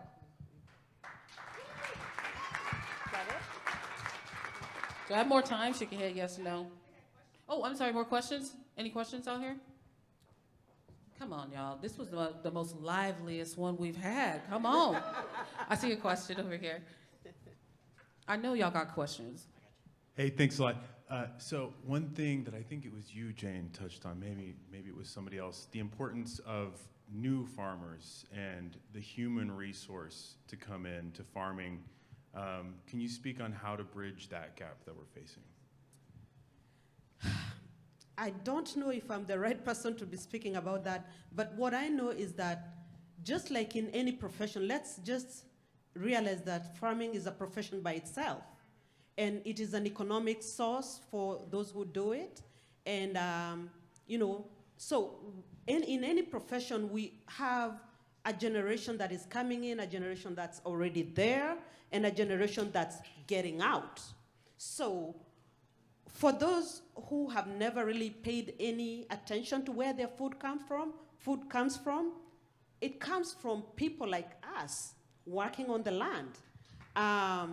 We need to encourage younger people, our children, our neighbors. Like, I started this in my backyard, just growing food that I was giving to friends and families. And then eventually my children were like, this is too much food. We need to be able to look for an outlet for it. That's how we came to the farmers market. And, as small as our space was, I'm glad that SFC, the local farmers market community here, allowed us to come in. We need to figure a way to encourage people who could be interested in becoming farmers. How do we do that? We have the resource like at FarmShare, but it doesn't have to be the only one. We have mentoring. We visited different farms that you can actually go and hang out with Adrian and learn something from her because she has been doing this. So there are channels that we can use. And as I said before, why don't we look at our policymakers? Why don't we find our community colleges? Why don't we insist to have departments of agriculture that can actually give people the education and information that they need? Because this is why I went to FarmShare is I realized I can grow food, but I also needed to do this as a business.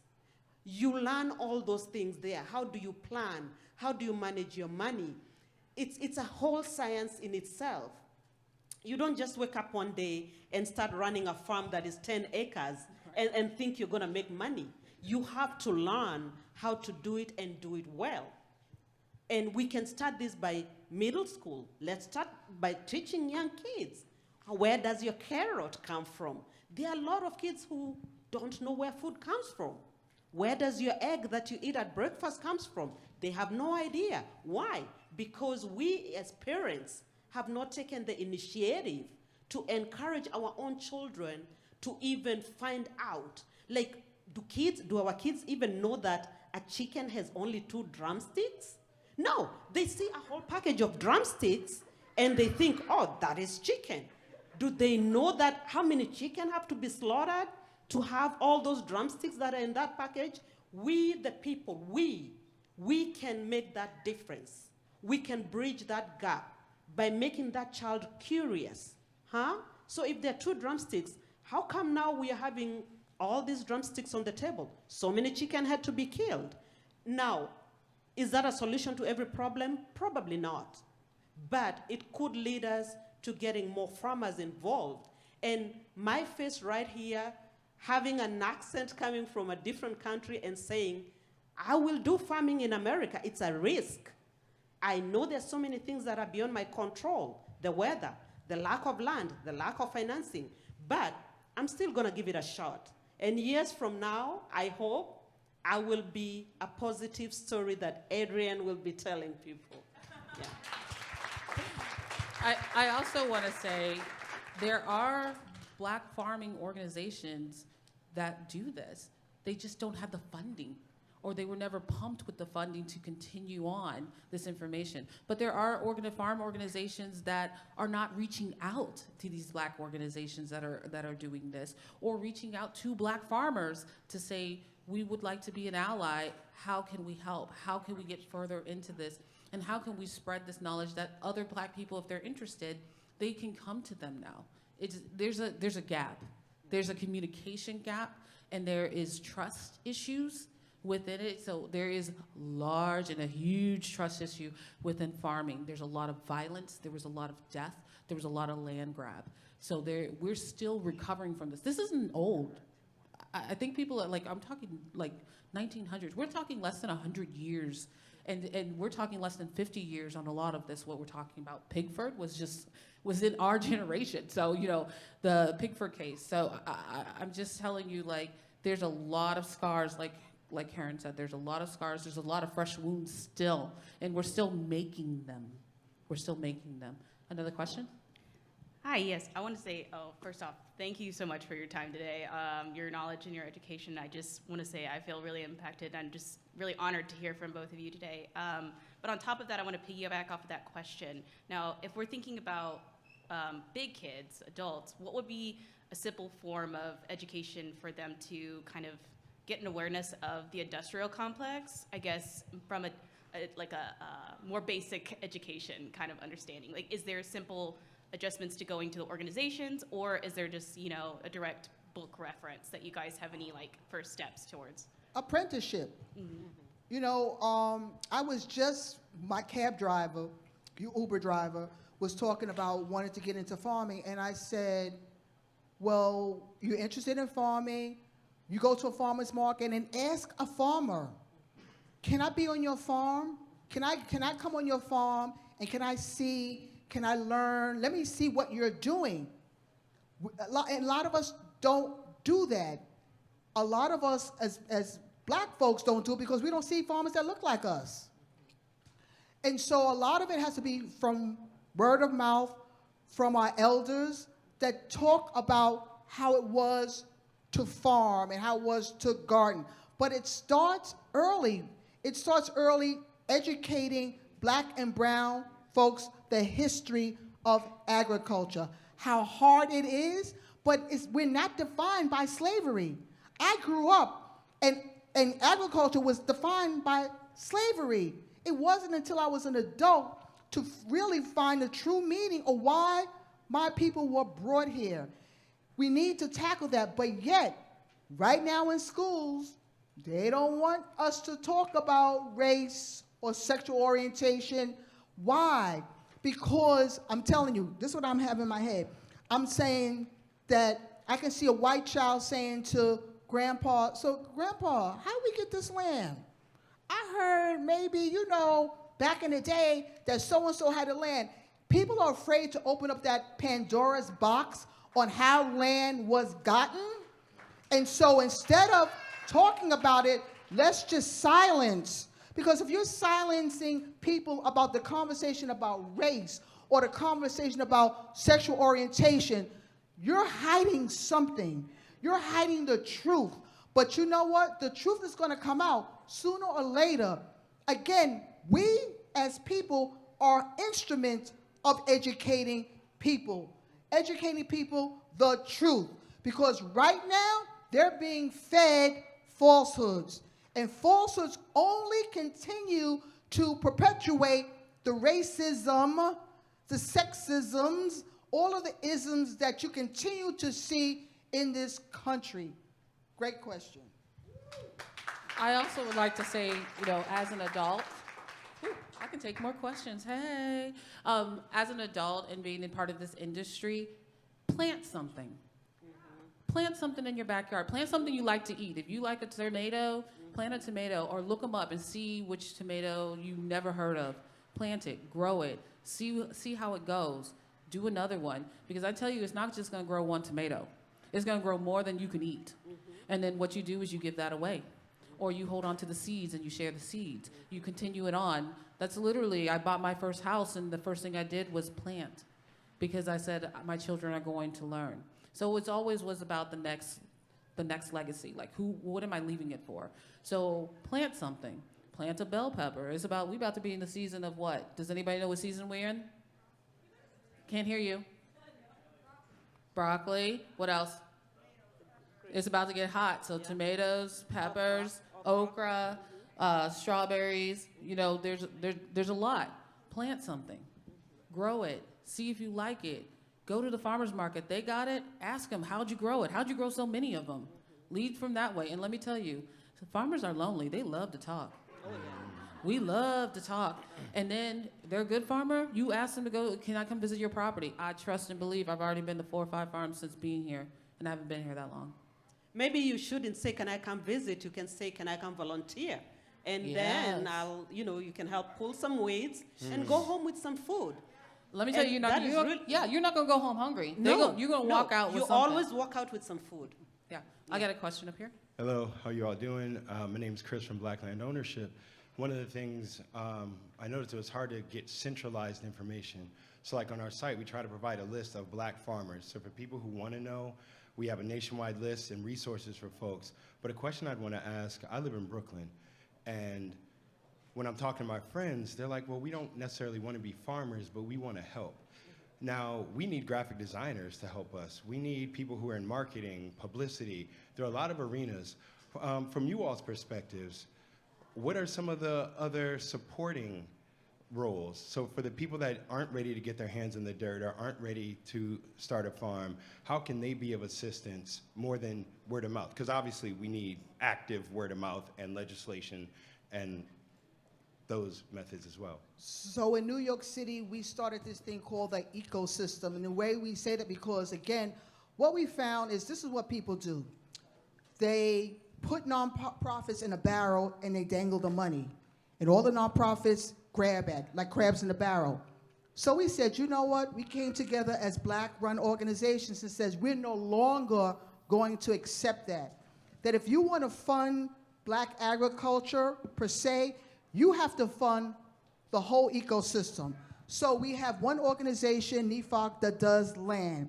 We have 2 organizations that do education, that's Farm School and Soulfire. We have another organization that does funding, Black Farmer Fund, and another organization, Corbett Hill, that does distribution. And so this is the nuance on how to, again, look at people's preferences, but also take their intelligence. What is it that they can give to organizations to build that community, that collaboration that's needed? Farming, you cannot farm alone. no ifs, ands, or buts. If you're going to farm, you got to think about farming collectively, coming together with certain parts, because you need funding, you need land, you need distribution, you need training, you need all those components. And so now what you're starting to see, and funders are starting to get the idea, we don't want to fund just one organization. But if you work collectively, they can now see, you know what? Their money is going to make a difference because you have that cohesion of organizations coming together to stem the tide of a particular problem, which is hunger, poverty, land loss, education, distribution, all of the things that we need, we need in agriculture. Excellent question. Now, maybe I can add to that. For older farmers, and I mean people who do not have the technological capability to market for themselves, or even to operate, things that are now coming up, new technology. Younger people who have that knowledge can help those older farmers to maneuver and to be able to use those systems to their benefit. Now, for example, what I'm talking about is if it's an irrigation system that needs to be set and be controlled through the phones, somebody's phone. An older person, and I classify myself as an older person, might not know how to go through that to set it well.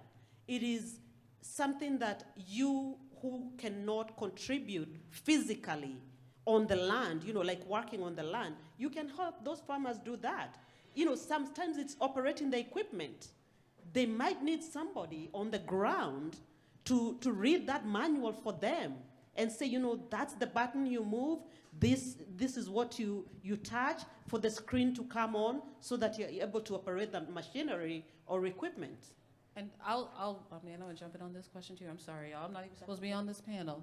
But I also just want to say is over 65% of Black farmers are over the age of 55. That's large when you're talking about 1.3% of Black farmers. And then I would say, what is it, close to 80% of them don't have technology or internet? So that help is needed to show and to understand what distribution has turned into.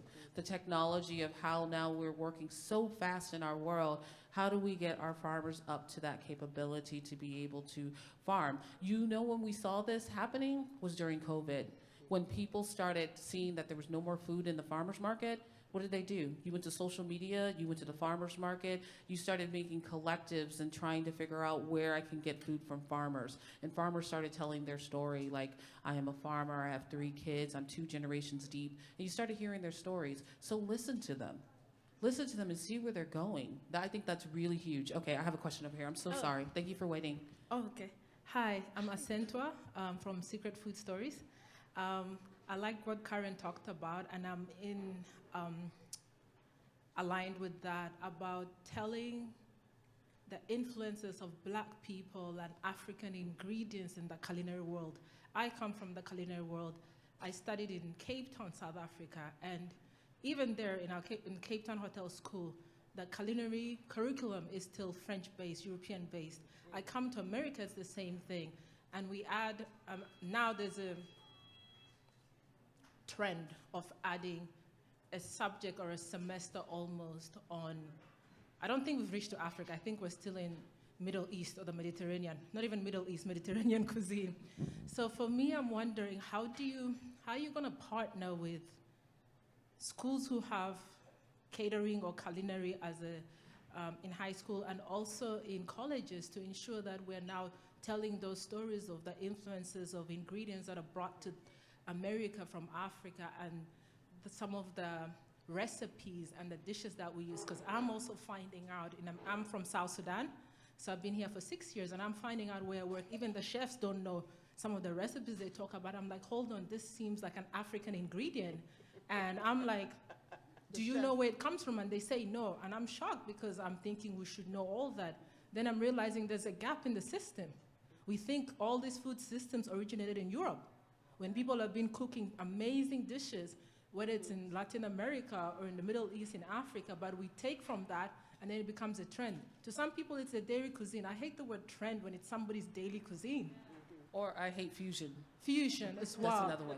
Yeah. You can create your own. Come on, standing up. Right? Come on, chef. Come on, Yes. come on, chef. Bring it home. These chairs are hard. Bring it home. Next year, comfortable chairs. We Just out of letting y'all time. know. Bring it home.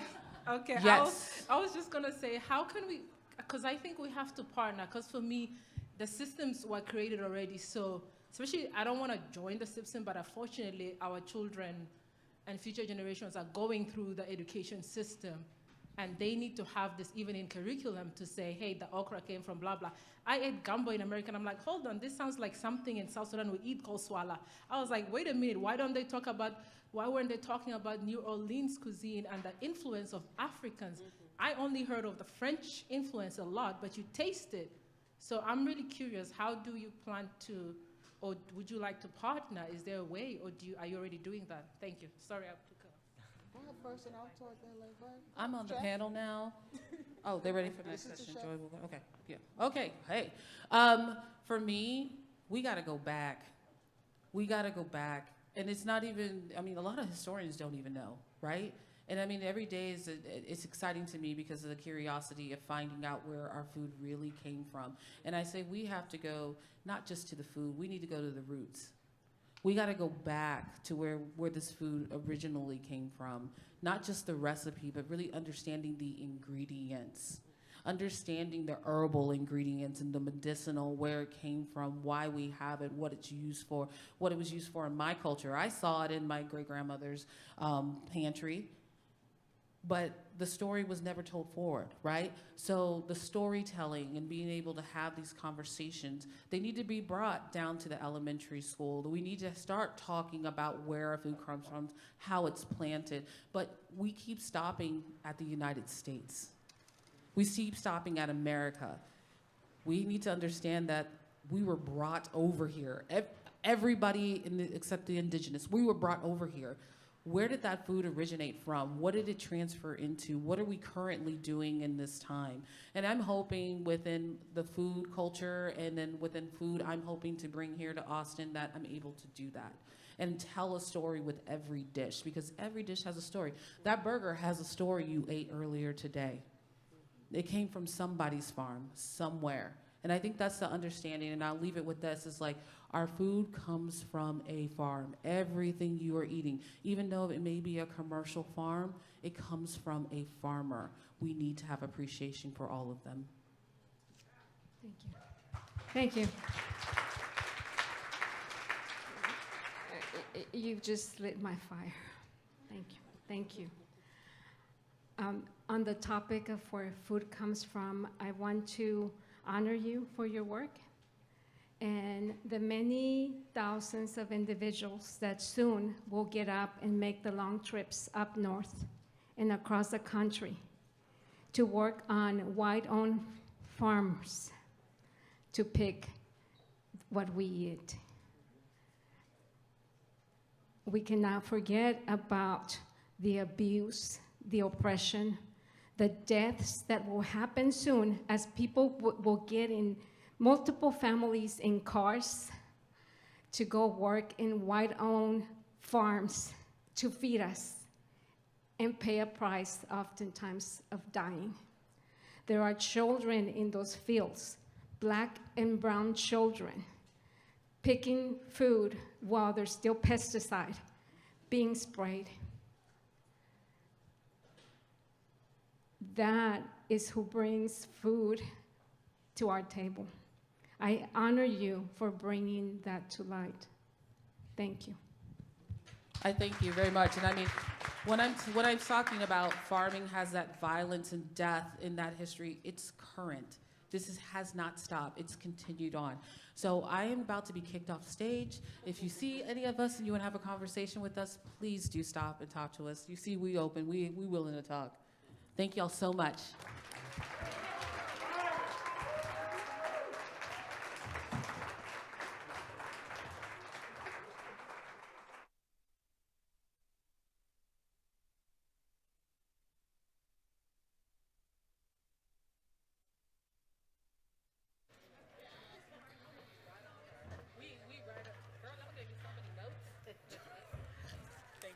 Y'all are badass. Thank you. Well, we'll talk. I told you. I will talk. Yeah, y'all are awesome. I'll see you in a minute. It's just me. Look at all this chair rearrangement. Oh, this is not for me. Is that what you're saying? Oh. No, I'm just kidding. All right, everyone. So, first off, I want to thank all of you for being here today. You're truly amazing. Part of the strength of our conference on food resilience, access, and equity is because we have really, really honest conversations. Two, the legacy of what's transpired is in our lives, in our farms, in our businesses that we talked about earlier this morning, right? And you saw it evident here on this stage. So I appreciate all of you guys for making this a really safe and discursive space. I also want to thank, where's RNA and Danny and Bernie so much.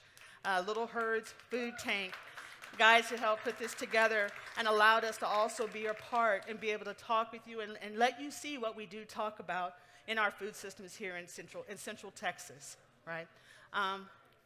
Thank you to all of our guests who came in from out of town. They are amazing.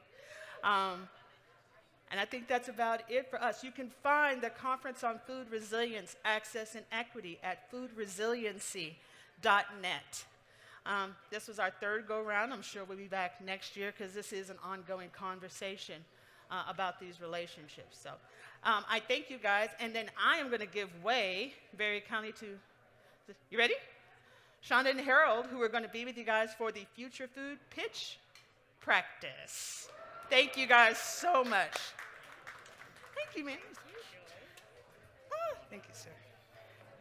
Thank you. I appreciate it.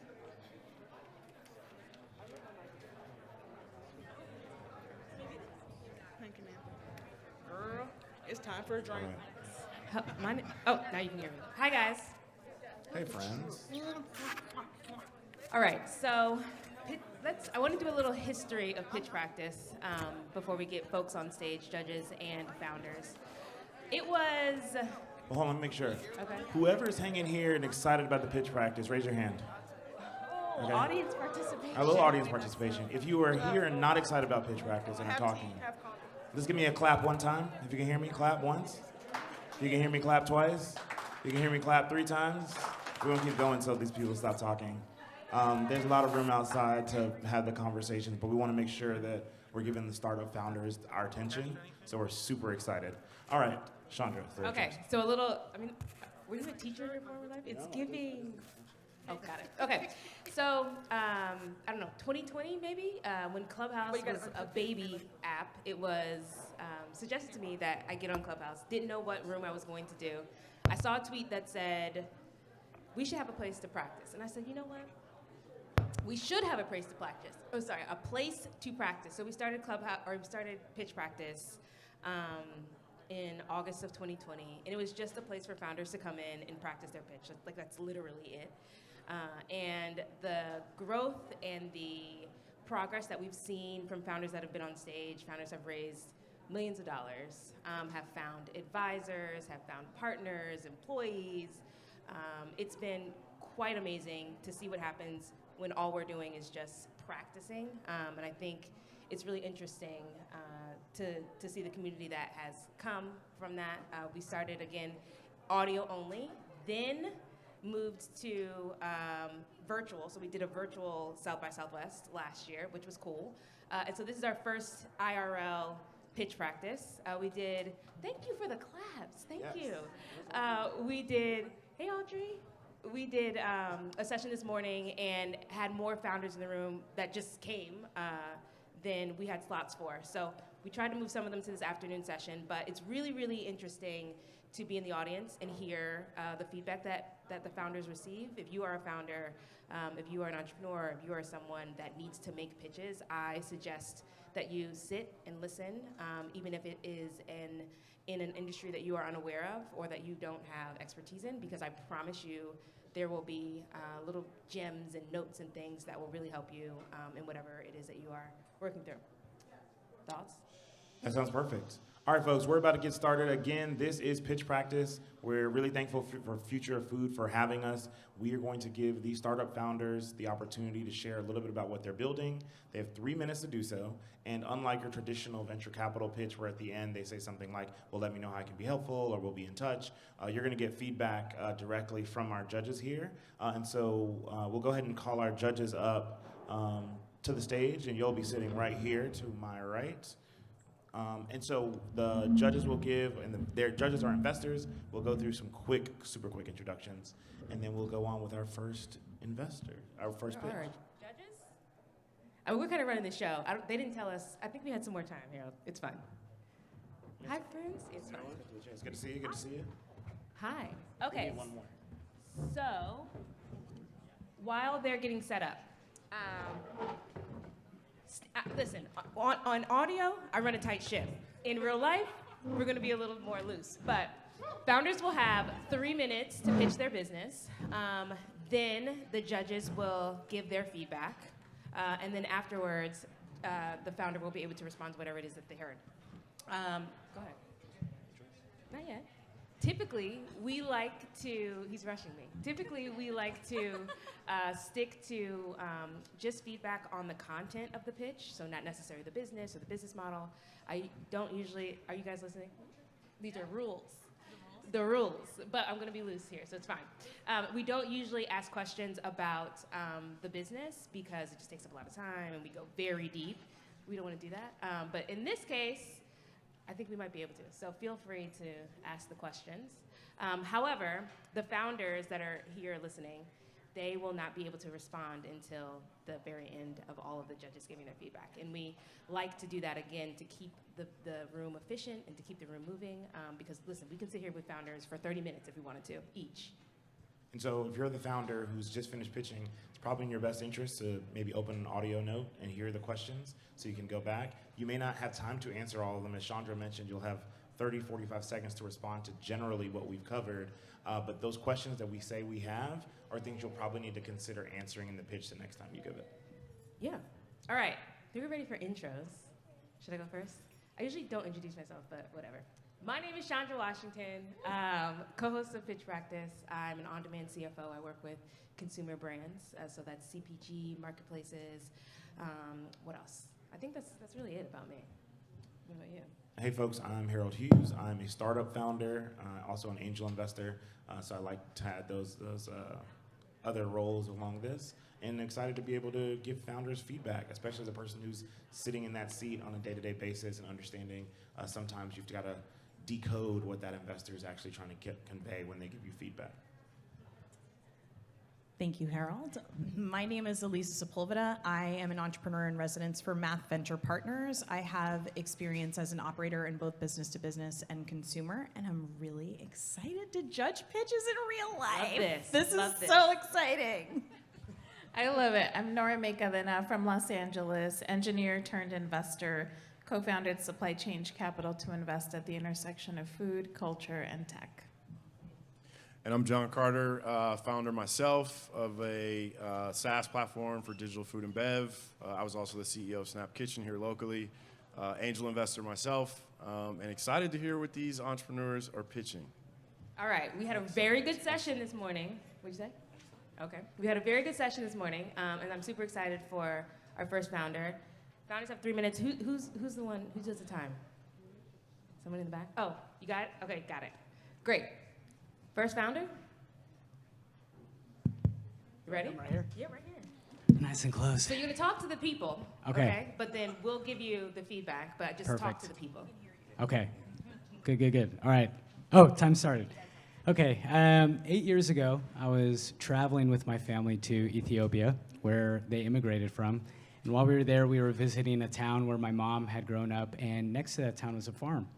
And so we visited the farm, and we actually saw a conversation between a young boy and the farmer. Now, the story may not have a lot of relevance now, but what I noticed was that the boy was purchasing this chaff from the farmer, probably from their agricultural yield, and to the farmer, which I later found out from my dad, had no utility. It was an underutilized asset to the farmer.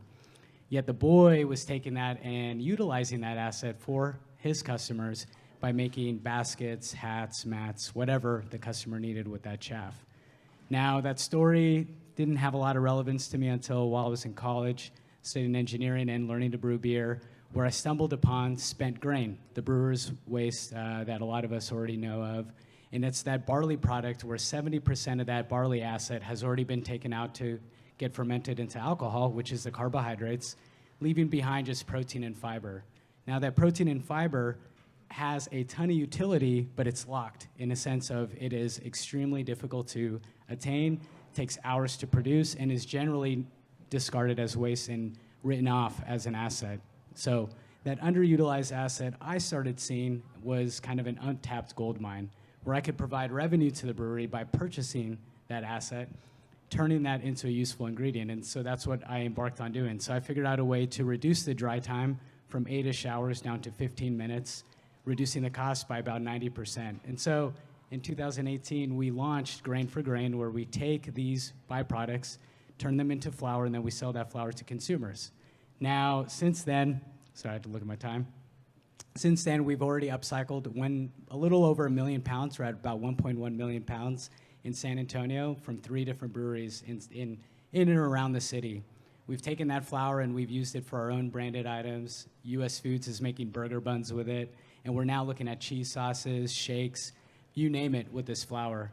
But what's really cool and what we're seeking investment for is to actually expand that drying technology to other underutilized assets. Think juice pulp, coffee grounds, tequila, so the agave from the tequila making process. And that's what we're embarking on doing, is addressing with our technology that we've already shown a solution for brewing and actually addressing other byproducts from a variety of different beverages. So that's my story, and my name is Yoni Medhin, and I'm the founder and CEO of Grain for Grain. Thanks. Yes, Yoni. Okay. We always, congratulations, and like, thank you for being the first. We know it's scary and like hard. Oh yeah, it's all good. Okay, judges, thoughts? Yeah, Norman. You talked a lot about upcycling and the climate and sustainability impact, but not a lot about the health. Yes. The health makeup of this product. So tell us about protein content and how it compares to other flour. So what's unique about these byproducts, specifically as it relates to barley from the brewing process, is that 98% of the carbohydrates have already been removed. So it's only leaving behind protein and fiber. So it has a very similar macronutrient profiles to almond flour, but more antioxidants than almond flour. So it has both the benefit that it's an upcycled version of an ingredient that already has a pretty detrimental impact on the environment with water usage from almond flour, but it has just as much protein, as much fiber, and less fat than almond flour. So pretty cool. The rules. Oh yeah. So you'll respond after. She asked that. I know. See, that was confusing. You gotta hold it. Yeah. You gotta hold the question. That's the whole. Now do I step off? Okay. All right. Who else has? Yeah. What I really wanted to hear was a little bit more about the market size, specifically around the use cases that you're looking at right now. So in two ways, right? I wanted to understand how many breweries are producing, how much are they producing of this byproduct, how much can you create, and then what markets are you going into initially? The second thing I wanted to understand that you talked about at the end, which I really like to invest in software and technology, which was really interesting to me, is your drying process. How did you discover this drying process? Where is the IP coming from? Do you own it? Are you licensing it? And what are the terms around it? Because that, to me, seems like your special sauce. And to that point, you mentioned your drying process. Yeah. 1 minute, when you had 1 minute and 11 seconds left. Like, I noted it. Yes. So it came very late in the pitch, and I think what she's saying is it's so interesting and so important and such a nugget, you might want to bring it forward. Okay. Does that make sense? Yes. Totally. And in a similar vein, I think you want to get straight away to what problem you're solving, right? Like just succinctly state, what are you solving? And then also you didn't talk about the cost. I admit I got a little preview earlier back there, but talking about the cost benefit that this has relative to other products in the market that might be competitive, I think is a big story. From a feedback standpoint, I think Elisa's point was mine. If this is a software company, that didn't land until about a minute. And so for me, I was like, oh, okay, that makes sense. And then understanding the time, I don't know what's better about it being faster other than it's faster. And so does it hold more nutrients because it's faster? And then is that the same for agave? Is that the same for coffee? And so if you dry it in 15 minutes instead of 8 hours, is there something better? So I would definitely try and think through, like, you're the expert here. Like, no one else here knows anything about this. And so being able to say, as you are doing this, these are the benefits and these are the intended value, I think that's one of the huge opportunities. I think there are like two things to think about when you're a founder, and you brought this up, Harold, which is you're the expert in this. Don't go too deep into the expertise. I want to understand it from a high level, but at the same time, make sure that you can explain it to me, because I may not understand anything about this market, but I'm making the assumption that you are the expert. So paint that picture for me. Tell me the story. And then, last thing, there was not a clear ask. It wasn't clear, right? I think you said we're raising money, but Yeah, we don't have an ask yet. But when you come on this stage, right? We want to make sure that you have an ask. So that could be for engineers. That could be for partners. It doesn't have to be for money, but we want to make sure that you have a clear ask. Okay. Woo. First pitch. How you feel? It's good. It was good? Yeah. Okay, I hate to be first, but I'm first. You hate to be first, though? Oh, I like to see the bar and then beat the bar. Okay. All right. It's I'll not do a easier. second. Okay. So now you have the opportunity to respond to what you heard Okay. on stage. So if you want to go back to that question, you can. If there were Yes. other things that you want to address, go ahead. Yeah, I think, so on the market size, I think that was an important question. So the existing supply is pretty astonishing. So it's 6 million tons. So that's 12 billion pounds in the US. So globally, it's about 36 million tons. Now, half of that, I would say, is going to be unattainable, both just through inefficiencies, and you just can't get all of it. So I would say the other half is available. So just in the US alone, you're looking at, after you've dried it, there's going to be a reduction from the moisture content down. There's an availability of roughly 1 to 2 million tons to sell as an actual product. And so it's so there's quite a bit. Now the market availability, or where we would sell it, we're looking at it as a competitor to almond flour. We're looking at it as a competitor to coconut flour in the early days, but from a utility standpoint, it can become a commodity. I mean, we're selling it as an ingredient in buns where they're arguing with me on pricing for 22.2 cents to 22.5 cents, and that matters to some of these distributors. And so we're already seeing it being uptaken like a commodity item. So wherever there's flour or materials, I think we can enter that. And then I was explaining to John back there is on the material side, there's companies out there now to look at it for a furniture input as from like a pelletizing substitute when your IKEA is making their shelves. You can use this instead of that. Another company is using it for the ring kind of cup holders for your sodas or your 6-pack of beer. When it gets discarded in the ocean, it'll just degrade or it can be eaten by fish. So a lot of applications. Now, in terms of the technology side and the IP and kind of why that matters, yeah, our ability to reduce the dry time from 8-ish hours down to 20 minutes was a cost reduction of 90%, just about. And so our competitors who also have their own types of IP, they're selling their flour for, say, $3.50 to $4 a pound. We can sell ours for under $2 for the same margin. And so that makes it pretty competitive. And we own the IP, and so we have the IP on that, both on the process and then on certain technical applications of that. Thank you for that. Where can the people find you? Grainforgrain.com. We'll probably end up changing the name after the raise. We want to rebrand, but grainforgrain.com is where we exist right now. We've been in business since 2018. Excellent. Thanks, guys. Appreciate it. Thank you, Yoni. All right, who do we have next? Duana? All right. Props. Hey, hey, hey. Go ahead, I go can't ahead, do hand this me to one a of dead those. audience, so everybody please show me some love. I'm gonna give it back to All you. right. How you doing? Hey, all right. So my name is DJ Lazada, Duana if you fancy, but I'm DJ to the people in the Austin community. And thank you for this opportunity to present you all with an opportunity today. I am the founder and creator of Soul Pop Gourmet Popcorn.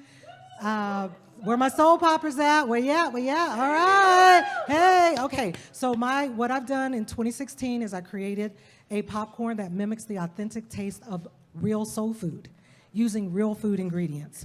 And so that is my claim to fame, but that's not what I'm here to talk to you about today. I'm here to talk to you about how I got my bona fides was getting Soul Popped off the ground. I started this company with $53 to my name, and now we are $1 million company, grossing company, okay? I have no investors yet, okay, for Soul Pop. So we're gonna put Soul Pop down for a minute. Y'all know this black bag. This is the tuxedo bag. You can't eat that one, you can't eat this one. You can have that one. What I'm here to talk to you all about today is the spinoff from Soul Popped.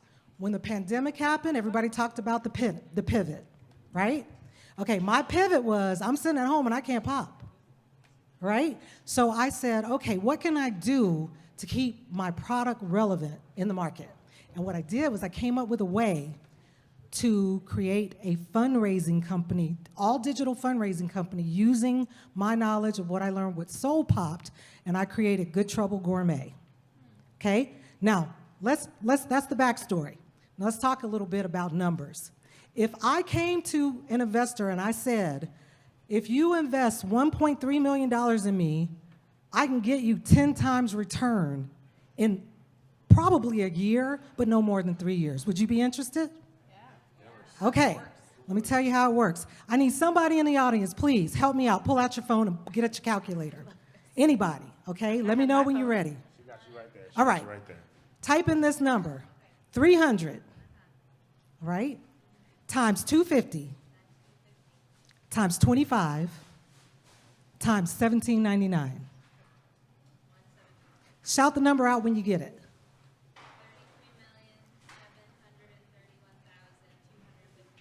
$33,731,250. Okay, let me break that number down. 300 is the number of organizations I would like to get in a year to fundraise with my company, okay? 250 is the minimum number of participants who are actively participating in that fundraiser, with a minimum commitment of 25 units sold per person for a minimum price of $17.99, which is the lowest price that's on my website for fundraising, okay, on the platform, okay?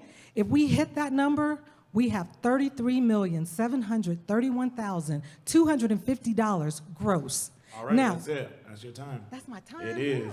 It goes fast. Come on back here. No, I was getting into it, too. You was getting Ooh.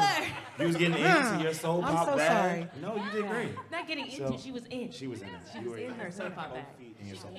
Okay. Listen, we love it though. Excellent. So thank you very much for that. Judges, any thoughts on her pitch? So you had me with the soul food popcorn, and I was excited, and I was thinking, okay, tell me the story about that. But then you pivoted to something entirely different, and you lost me a little bit. Okay. The math is clearly compelling on those big numbers, but my question quickly goes to, what does the execution look like on that? Do you have some tech that you built? Yeah. Do you have people on there using it? If so, what does it take to get more? Like, that's where my head goes immediately.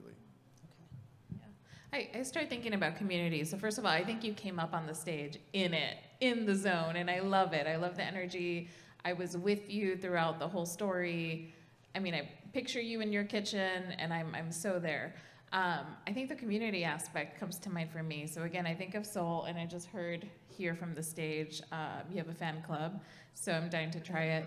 And then I think, okay, is it the same community that's going to be leveraged for this new product? And I'm like John, I'm thinking, is the business in whatever this is, because I'm not sure what it is, but is it, we're selling this new product, are we leveraging the community we built through Soul, through that to then, upsell and continue to make money there? So I'm also a little confused about what the business is, but certainly the excitement is awesome. Thank you. I think Thank you for me, what kind of threw me off a little bit, I think what they're saying as well, is that you started with Soul Popped, right? And you kind of came in on that, and then you made the pivot. And so what I would have done is use my experience, one sentence, two sentences. This is what I've done with Soul Pop. this is why I can do this, right? Use that as a launching pad so that now we know why you, right? Like how you got there, but only use it in like 2 sentences, Gotcha. right? And then talk more about this business so that we get all the information here, because this is what you're pitching, right? Like just this one.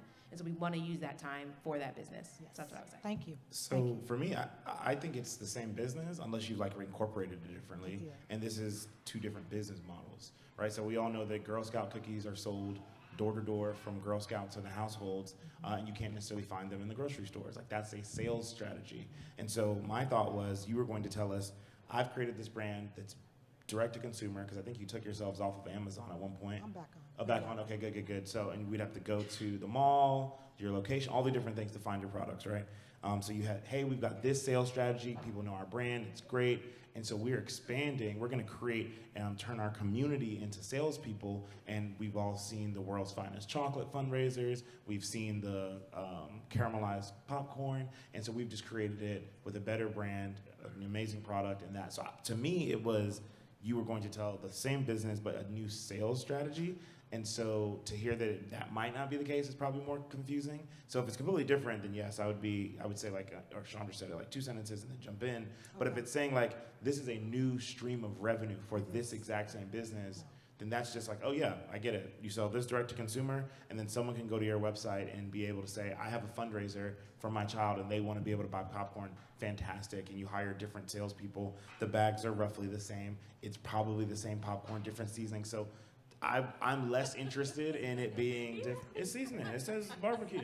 You guys can eat this. Look, well, listen, I need you to bring the mac and cheese one though. You know I got you. Yeah. You know I got you. Okay, I have so- banana pudding, chicken and waffles. No, it's in my shop.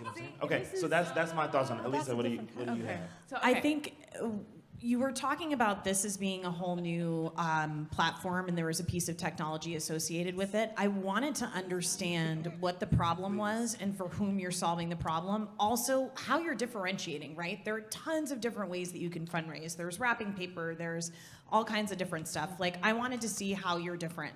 I also want to take a second to fangirl because I love the chicken and waffles and the mac and cheese popcorn. So everybody has had this popcorn on stage. Yes. This popcorn is amazing. Go get yourself It some. really is. Yeah, So hold yeah, on, girl. so I think we're done.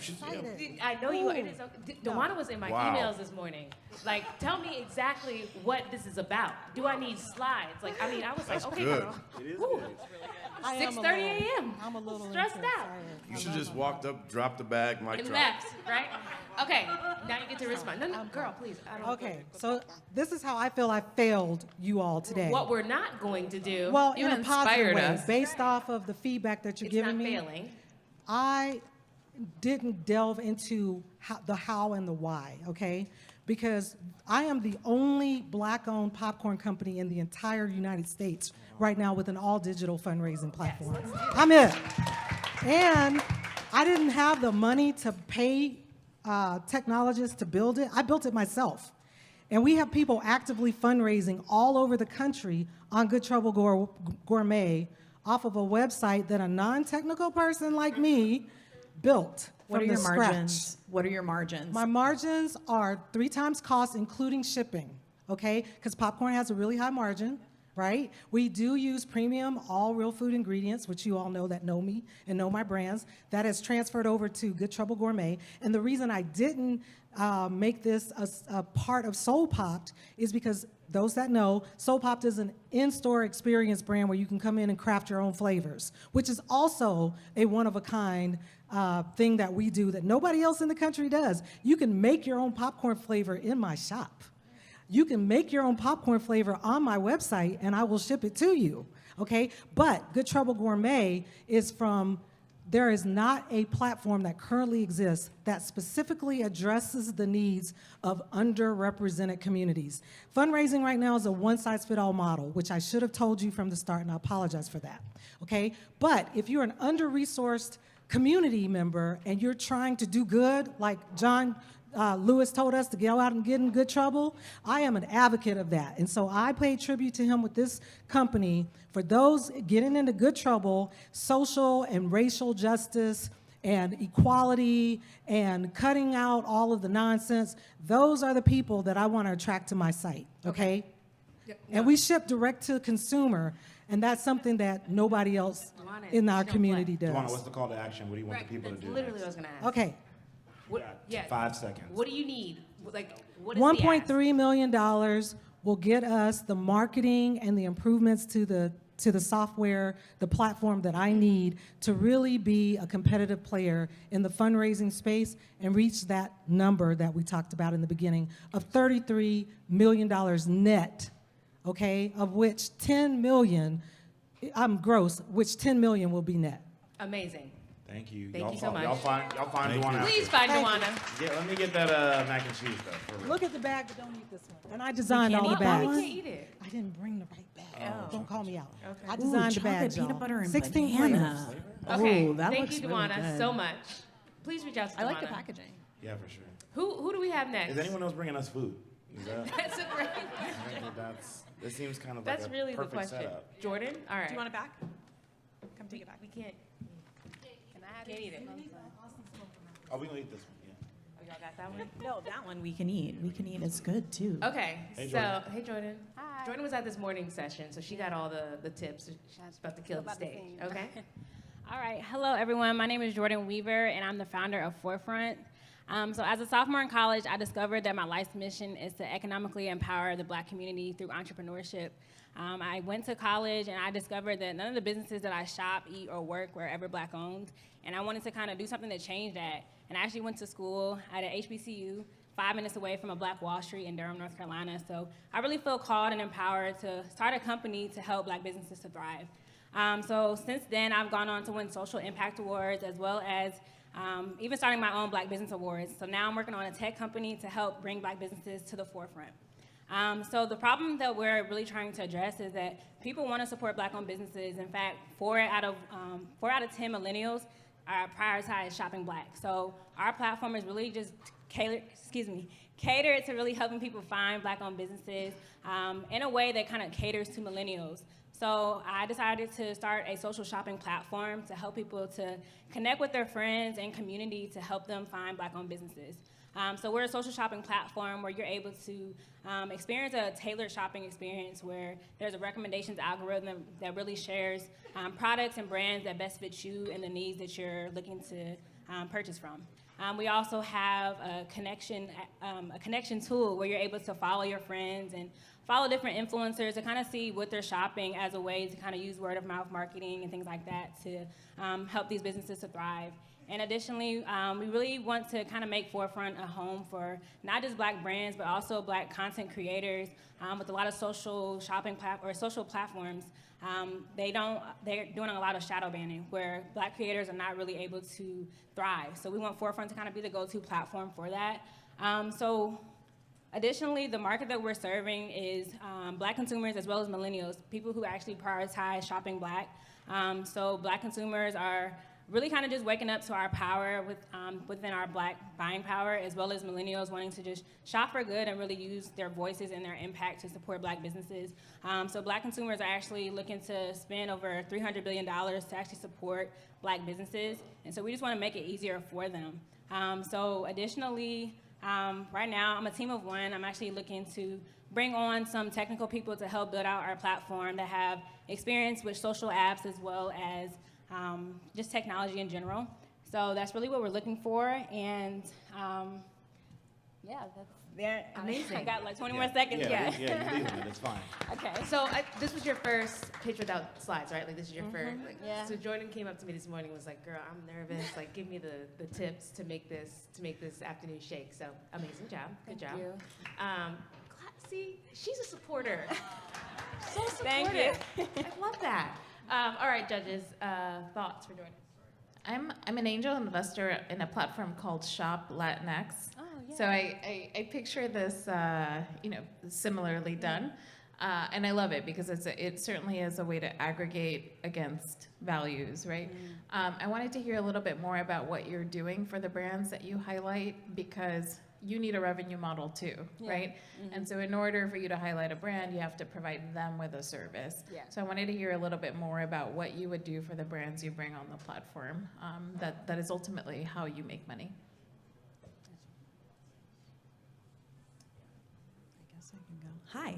Hi. I wanted to hear a little bit more about your customer acquisition strategy. It is really difficult to get consumers' attention, and I'm totally with you. One of the things that I'm really interested in is ESG, and I think people shopping with their dollars is something that's very popular. But how are you going to go after that audience? How are you going to get their attention? Is it a channel strategy, an influencer strategy? I wanted to hear a little bit more about that. Yeah, along a similar line, I kept thinking, what is the unique friction that you're solving for, right? So on the consumer side, I think it's different than it is on the merchant business side. But what is that unique friction other than just finding these businesses, right? Because I think I applaud the mission and the vision, but to get traction, ultimately you got to chip away at some friction that you uniquely solve, and then from there you can replicate. So that's the thing that I would focus on, is what is the friction underneath just finding these businesses that you can solve? Yeah, for me, I think the most interesting thing is, are you a search engine? Are you an e-commerce platform where you're taking the brands and the customer, the end user, is checking out through your website and you're shipping and fulfillment, right? You're Amazon in that case. Are you white labeling it where you're saying, hey, we're gonna highlight these folks and building a brand and your brand is over them? So those three things, like trying to figure out where the business is interesting. And one of the things I mentioned to you this morning, I think that, as you mentioned, 4 and 10 millennials, in my head, I'm thinking that 2 and 5 probably sounds better, but maybe 4 and 10 sounds better. I don't know. Test that. Okay. But when you said 4 in, I was like, I know she's gonna say out of 5. And when you said 4 and 10, I was like, oh, that's 40%. So I don't know. Big market, though. Yeah. No. Market's fine. It just from a perception standpoint, it's how these numbers are framed. And so for me, it might make more sense to say 40%. Okay. Than to say 4 out of 10 or 2 out of 5. That's not necessarily nitpicking, but just helping the psychology of it. The last thing I'll say is that I'm learning so much about you. Oh, it's so interesting how, as I found with pitching, as investors, it's your job to kind of filter things out. And so you want to find ways to clearly say what you're doing. This is our product. Our product is an X. It's a server, a search engine, or it's a whatever, and then minimize the amount of confusion you add. And you don't want people doing math. So the last thing I'll say is that when you think about your brand and you talked about millennials, it would have been great to know a little bit about where you were starting. Like, hey, we talked to 1,000 people. This is Harold's favorite thing to suggest. How many humans have you talked to? How many human beings have you talked to make sure this is a thing? Because you found out as a sophomore your life's work. Like, that's amazing. A lot of people probably still figuring out what they want to do. And so I applaud you for that. But it's important to make sure that we can tie a business to that and saying, I talked to 1,000 human beings. They said, yes, they're interested in shopping based on Black-owned whatever. And we're going to start with restaurants or merchandise. And what kind of merchandise? We're going to start with this and this. So those are some of my points for feedback. Anybody else? DJ?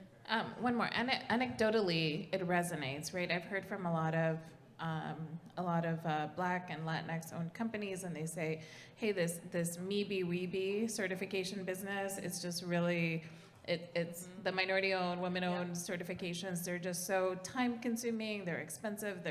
I'm not doing it, so I'm not formally certified." So once you have those conversations, you could then relate that back and say, 2 out of every 5 or 4 out of every 10 people I spoke to said they're not formally certified because it's too difficult. So they need a way to demonstrate who they are and their brand identity and reach their consumers. All right, so now you have the opportunity to respond to anything that you heard. Okay, so I know I did kind of leave out the go-to-market. We kind of just launched our MVP, actually, and we're starting with Black-owned cosmetics and beauty brands. Why didn't we know that? That was very important. Look, I was going off the fly. I forgot a lot of stuff, honestly, but I'm going to work on it. I'm going to get on Twitter. But, yeah, so we're starting with Black consumer brands or cosmetic and beauty brands, and I'm not sure who asked, but as far as, like, the actual platform, the goal is for it to really be a social platform, like not really, it's gonna be a marketplace where people can shop, but I want the goal to be kind of very social, very like going to Instagram or TikTok, but like the focus is shopping Black. So there's a recommendations engine, or he asked if it was a search engine. It's more so like a recommendations engine. So you get on Instagram and they kind of recommend a lot of different content to you. Our goal is to kind of recommend specific brands to you, and you can make those purchases on there, and we'll make a profit from the commission and sales. And I'm still trying to figure out if we're going to charge a brand to get on, or just make it a free platform, kind of like social media, just free for anybody to get on and just take a profit from the commission of sales or even advertising and boosting on our platform.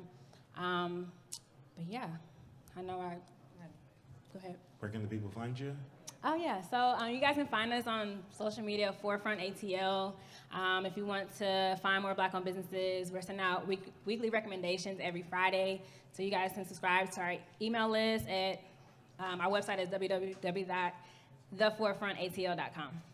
All right, Jordan. Thank you, Jordan. Thank you. Who do we have next? Chris? Is Christoph? Greetings. What's up? How's everybody doing? We're doing well. All right, now I come from a hip-hop background. That was tepid at best. So when I say how you doing, let us know you rocking with us. Show some love, some energy. Just make as much noise as possible. How you feeling? Good. My name is Chris Carr, and I'm a co-founder of Black Land Ownership. A number of years ago, I would say around 2017, I was traveling, doing shows in people's houses, living rooms, having personal connections with people.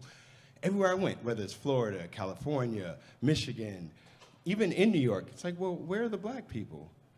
This country's huge. Are all of us in 7 major cities? You know, as you go through Nevada, New Mexico, Arizona, where are we? And, you know, I let it simmer in there. It's like, well, I make music. That's not for me to figure out. I'm not in the politics. I'm not in the legislation. I don't know anything about real estate, urban development, any of that. But as a musician, I understood that space mattered. And I understood that having space to gather with like-minded people and being safe mattered. And when I listen to people, might have different perspectives on, do we defund the police? Do we pull our children out of public education, start our own charter schools? All these arguments in the Black community. I didn't want to argue with other Black people. So as I'm traveling, I'm in Colorado, I'm on my homegirl's farm. I got to stay there for free because I helped her pull up tubers. And I'm just looking at the land like, who owns all this? This is so amazing. It wasn't Black people. And when I came back, I was like, Black land ownership. We got to do this. Work together, raise funds, and then we'll figure out how to generate revenue. We don't have to be so extraction-based, but first let's get the land. And in 2019, I got diagnosed with melanoma. Got my pinky toe cut off, was on immunotherapy for 13 months, and everything I ever thought I wanted to do got brought right here, and it was like, do it now and go harder. So we purchased 15 acres of land upstate New York, all conservation. People are like, what, you can't use it? That's right. There's space for Black people to enjoy nature and be safe. Friday, yesterday, we just closed on a 22-acre property in upstate New York with the residents on it. Woo. Hold on, I only got a lot of time. Lake access and some other things. What I'm here to do, when I came to South by, I work for a tech company, I work in blockchain. I don't want to talk to people about tech, I don't want to talk to them about music. I want to tell them we need to raise $5 million so that we can buy 8,000 to 12,000 acres of land. Okay? And you're like, you can't get 8,000 acres of land for $5 million. Yes, you can. In New York City, you can get a 3-bedroom condominium for $5 million.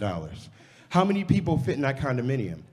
The island of Manhattan is 14,000 acres. Over 4 million people live on that island. So what happens if we have 8,000 to 12,000 acres where Black people will always be safe? As the laws change, as climate change, who knows what's gonna happen? We saw during pandemic. I had a bunch of friends that got to go to their family house upstate. What I'd like to do is raise this money, we get this land, and it becomes research and development where the people that work it end up owning it. So it'll be a 21st, 22nd century version of a homesteading act where we're included. Love it. All right, Chris. Clap for this man. I mean, he told y'all you couldn't clap in the middle of his pitch.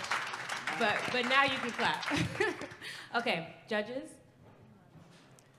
I love what you're doing. I think you spent a lot of time talking about the problem instead of telling me more about the solution. And I think there's so much that, from what you're saying, there's so much that can be done, and I'm just imagining there's upskilling that you can be doing, there's research and development that you could be doing, you're employing people and giving them new opportunities. That's what I wanted to hear about. The problem could have been much pithier and shorter.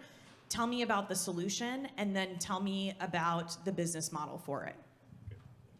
I thought the story was very compelling, and I wanted to hear a little bit more about what you have done already. How is that financed, right? So who are the early supporters? Who are the early backers? What's the plan for the land? I can certainly see some very creative partnerships, public, private, individuals, and so I wanted to hear more about how did you buy those? You know, how did you acquire that acreage? And I think there's an exciting story brewing there. Yeah, similar feedback from me. I think I get the social benefit and I get the mission, but from an investor perspective, how am I thinking about the $5 million in terms of return, right? In your model of it, right? You can quantify that in social benefit, but is there actual tangible monetization? And is it superior to some other form of real estate investing? And that's the thing that I'm missing in the pitch. For me, I didn't look at it from the traditional like venture capital investor. To me, this was all about a crowdfunding strategy because I think it's kind of upside down. If you were like, we want to have Black people own the land, and then it's like Sequoia gave us $3 million. It's like, well, that doesn't really make sense. So to me, this is really a community-driven effort, and I think that as they were just saying, a little bit about education and helping folks understand what it is to look at conservatory land versus residential zoned and this and that, and level of education, understanding what opportunity zones are, understanding how easily, based on regulation crowdfunding, someone can invest $100 towards your $5 million goal of buying the land. So I've seen lots of different land and real estate-based crowdfunding campaigns. And so to me, this is like just another opportunity to do that. And so from a feedback standpoint, I wouldn't necessarily be pitching it to us, like, you know, you were talking to the group. I would be talking to the folks here saying, my goal is to democratize access to land ownership, specifically starting with Black people. And so we are going to help you learn how to invest. We're going to help you get access to the real estate, to the land. We're going to find it. We're going to think through what we can do with it. And then from there, it's an entire marketing business. And so that's generally my feedback on it. But I think that that's a noble cause, but also beautiful as you're creating it.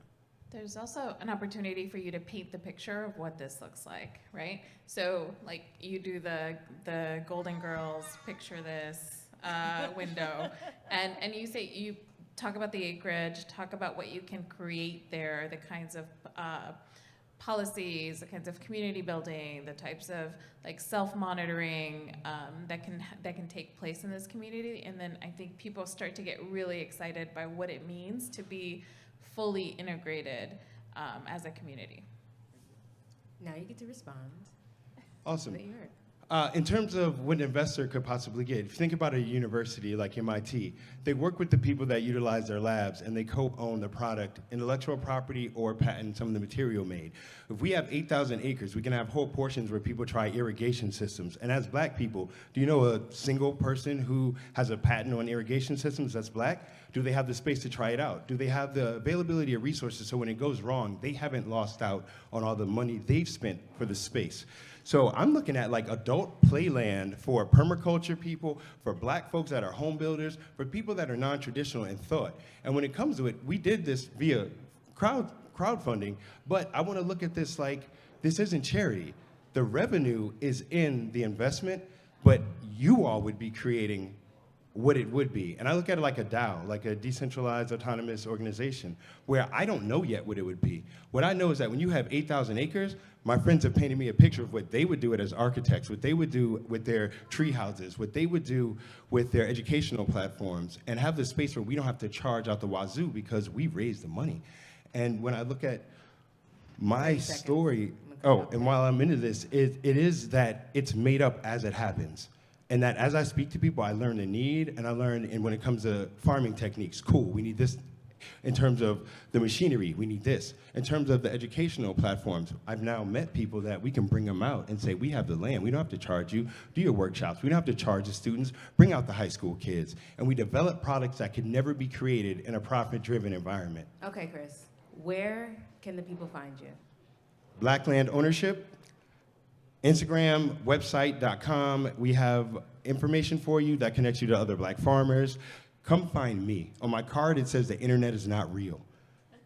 I want you to hang out. We're doing a party tomorrow, my friend's space. Not pitching. Come, I'm not going to say, I'm not going to do the promo, but just come talk to me.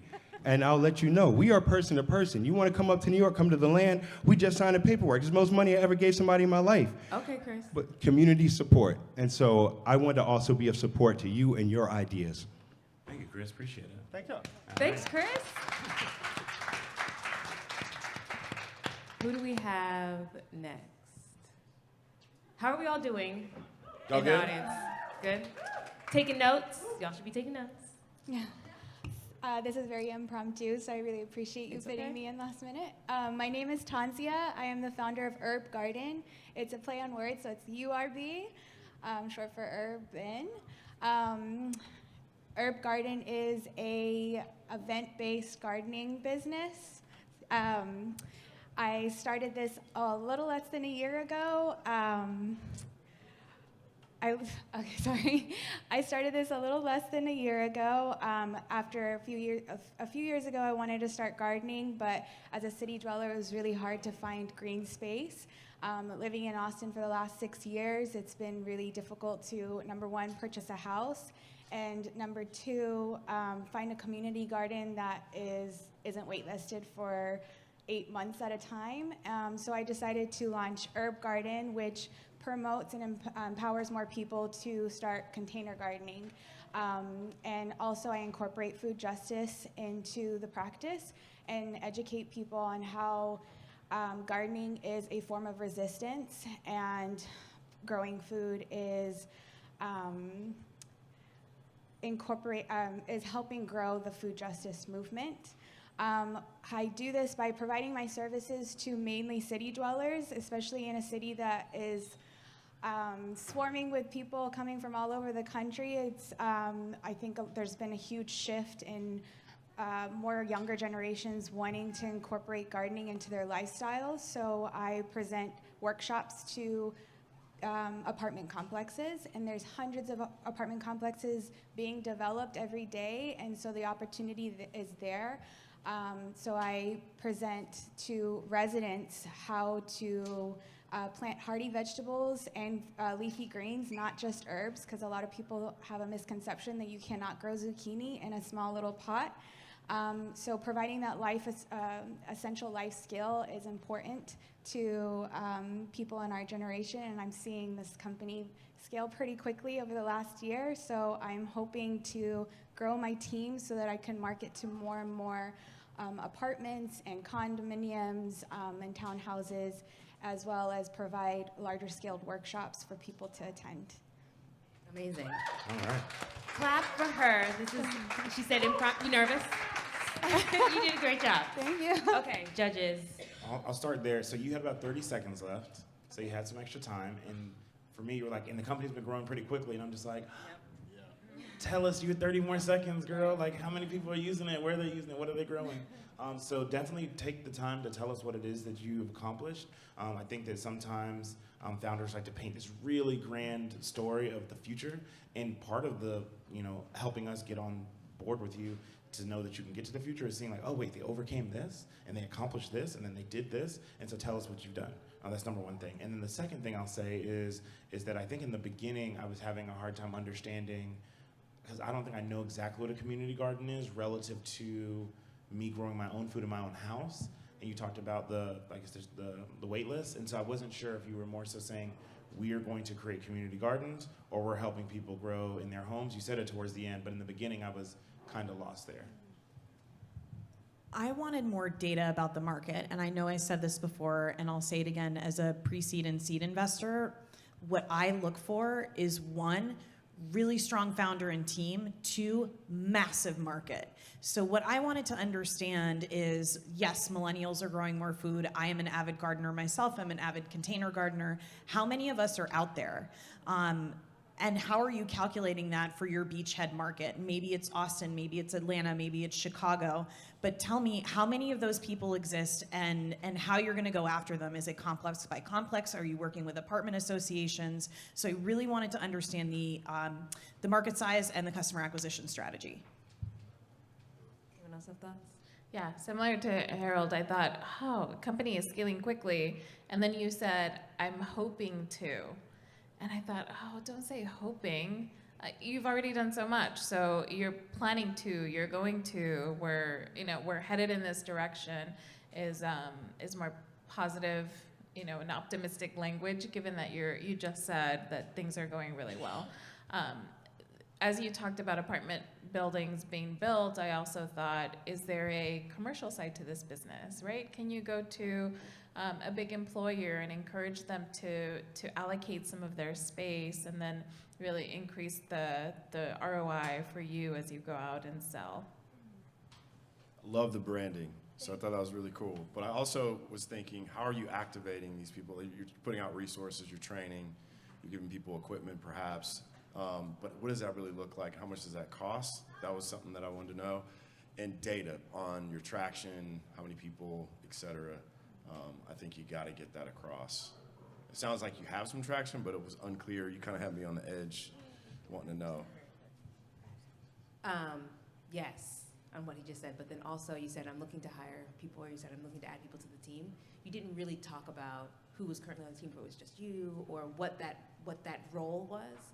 I feel like you have an opportunity to add someone that's very specific or has very specific expertise, and so I would have loved to see, like, I'm looking for this specific expertise so that I can do X, right? So I think you said. And the last thing I'll say is you've been in Austin, so you probably ran into Roman from Gardenia at some point. And so, yeah, being able to be like, we know there are companies that are doing this type of thing, and we are different in that kind of thing, would have been helpful, because as you were going on, it's like, oh, I should connect her with Roman. But you probably say, like, no, there's a reason I'm not working with this company. We are building this in this way. And so, you know, even if it was a small number, you could say, you don't have to reference the company. You could say, we know there are companies doing X, and we see great value in that, but here's why we're doing Y, and why there's more value in it. So thank you for your pitch. You've got 30, 45 seconds to respond to anything you've heard here. You can take more than 30, 45. 45? Okay. Just 58 seconds. Okay. Well, first off, I appreciate the suggestion and changing my language. I actually will absorb that. And to touch on what you were saying with, I don't really believe in competitors, but with Gardenia, I think there's a shift with, we're very focused on virtual community engagement, and I think that's what he's focused on. And for me, I'm more shifting towards in real life, because for the last 2 years, we haven't made those in-person connections. And with all my past events that I've had for the last year, I've seen that that type of community engagement actually create an impactful change. People, it's a ripple effect of people wanting to grow and then teaching other people to grow and wanting to continue that journey alongside with us. So it's more of a community-based thing. And like you said, the branding of Urb Garden has genuinely created something bigger than just an app. So I just wanted to touch on that. Okay, and real quick, tell us what fast growing means, so we can. Excuse me? Tell us what fast growing means. What are the metrics? What's the thing you're tracking? What's been successful? Oh, it's been successful just customer-wise. I'm a one-team person. My background is agricultural engineering, so I'm hoping to gain more garden educators onto my team, but right now there's just been so much of a demand. No. Right, exactly. Not hoping to. You are going to. I will. I am. I am going to. I plan to build my team so that I can. I am building my team. I am building my team. Affirming up here. And you didn't mention you were an agricultural engineer as That's part of the story. That's important. We wanted to know that. You're an expert. I think it slipped my mind. I think it slipped my mind. All right, look, we're going to have to talk to you more after this. We're going to build you up. Tell the people where they can find you. You can find me on Instagram on urb.garden or Spell Urb, U-R-B. Yes, thank you so much. urb.garden. Yes, and I'm. I really, really, really appreciate it. Thank you. Thank you. Give her a round Someone's talking to you. Give her a round of applause. Oh. Oh, okay, we got a fan. Okay. All right, y'all, find her to find about the Y'all workshop. love Let's give it up. Let's give it up. promo Let's give it up. Let's give it up. No. The people that are keeping the time, we're all over the place, so. Yeah. We're good? Everyone's still good? Yeah, I think we're good. All right, welcome to the stage. Howdy, y'all. My name's Ethan Guyan. I'm a local Austinite who has been here since birth. I've just been trying to build the community of permaculture. Who here knows what permaculture and regenerative agriculture is? One? Anyone else? Just one? All right, so it is a new technology that is still building, as you can tell, and I focus on living soil. And I am a student of Dr. Ingram, a living soil specialist. And that is the use of organic matter in your soil, the corrective measurements to go back to the older ways of permaculture. getting away from the agricultural methods that have left us with only 55 more growing seasons left of topsoil, and that is nationally. If we do not change these methods, there is so much that can go wrong in that time. I focus on consultations. My business is one man with a few gardens, simple as that. Teaching farmers, educators, other people that are interested in rebuilding their soil, rebuilding their habitat, their community, even their home, understanding the habitual nature between the biology of the porcupines, the raccoons, and the birds that just hang out backstairs. If you are interested in this work, there is so many people out there, including Matt Powers, who is one of my favorite teachers and really makes it easy for you to comprehend what living soil is. The easiest way I can describe it, especially for the techies, is your silicates, which is your clays, your sand, everything that makes up the soil. That is your technology, the computer that makes up your soil. Then you have your organic matter. That is the battery, all the compost, everything that helps run that system and makes it thrive and go further down the line. So 3 or 5 years in the future, you will see regenerative growth that gives you 20 to 40% higher yields in your farm, your own personal landscape, and learn how to regrow this future that is not just for us, but for the people around us. We are a network, and we can plant our roots and then grow, have our branches that extend to so many people in the community. I myself want to build that network, and I'm reaching out to everyone here today, asking what can we do to rebuild that regenerative future for everyone, not just for me, my backyard, your personal home, your getaway, vacation. How can we build that for the whole world to sustain, grow, and feed off of? If you have any questions for me, Dr. Elaine Ingram is online at the Living Soil Food Web School, and there are classes available for y'all to really start learning from. Rebuilding the soil that is in your backyard, in your community, and teaching the farmers in that area too, what can they do to make more money? Because that, at the end of the day, that's what we care about. Thank you so much for your time. You can check me out at One Man with a Few Gardens on Facebook, on Instagram at Guy and Gardens. Check out Matt Powers when you have time. NPK Industries is your source of knowledge when it comes to compost tea, bacteria, and microbials. All right. Thank you so much. Thank y'all. So, love the story and the science, but I was struggling to understand the product or what it was that your business does. Networking, making sure everyone with the right organic product reaches the right people. Kind of went into that at the very end of the pitch, but you will be able to respond to them at the very end. Okay, so hold your... The other thing that popped out to me was 20 to 40% yield. I can't help myself. So the numbers like that excite me. So then I want to know more about that and more about the things that allow me to unlock that value, right? In your business or your service. How does that work? That's my secret sauce. So that's the thing that I wanted to get clearly through. Yeah, as you talked about studying under these great people, I thought, is this research, right? One man, a few gardens. Is this something you're doing in your free time? Is there a business opportunity? What is the business and what is the ROI? So those were the top questions in my mind. I really wanted to understand what the product is. Is it educational services? Is it something to help me create regenerative soil? I also wanted to get clearer on who your market is. You said anyone who's growing. That's great, but it's not narrow enough. I want to understand who exactly you're going after as your first customer set and how you're going to go after them. Yeah, mine's really brief. I just didn't understand what the business was at the end of the day. To me, it sounded more like a PhD thesis broken down in about 3 minutes about like what this can impact in the world. And you think about all the folks who are here, Future of Food, thinking about from an ideological standpoint the importance, but I didn't understand what the business was. So if I gave you $10, what does that do? If I gave you $10,000, what does that do? And then to Lisa's point, it's one of those things when you ask people, it's like, well, who's your customer? Well, everyone's my customer. That really means that it's hard for you to figure out your customer acquisition channels. For businesses, especially early stage, it's important to make sure you're understanding my customer is this 27-year-old woman who is this educated, makes this much money and all of that, and then you spend your money acquiring her eyeballs, and you know exactly who she is, and then you can expand. But if you're like, oh, we sell to anyone that has a MasterCard, it's a little bit harder to figure out how you get their eyeballs at an efficient price point.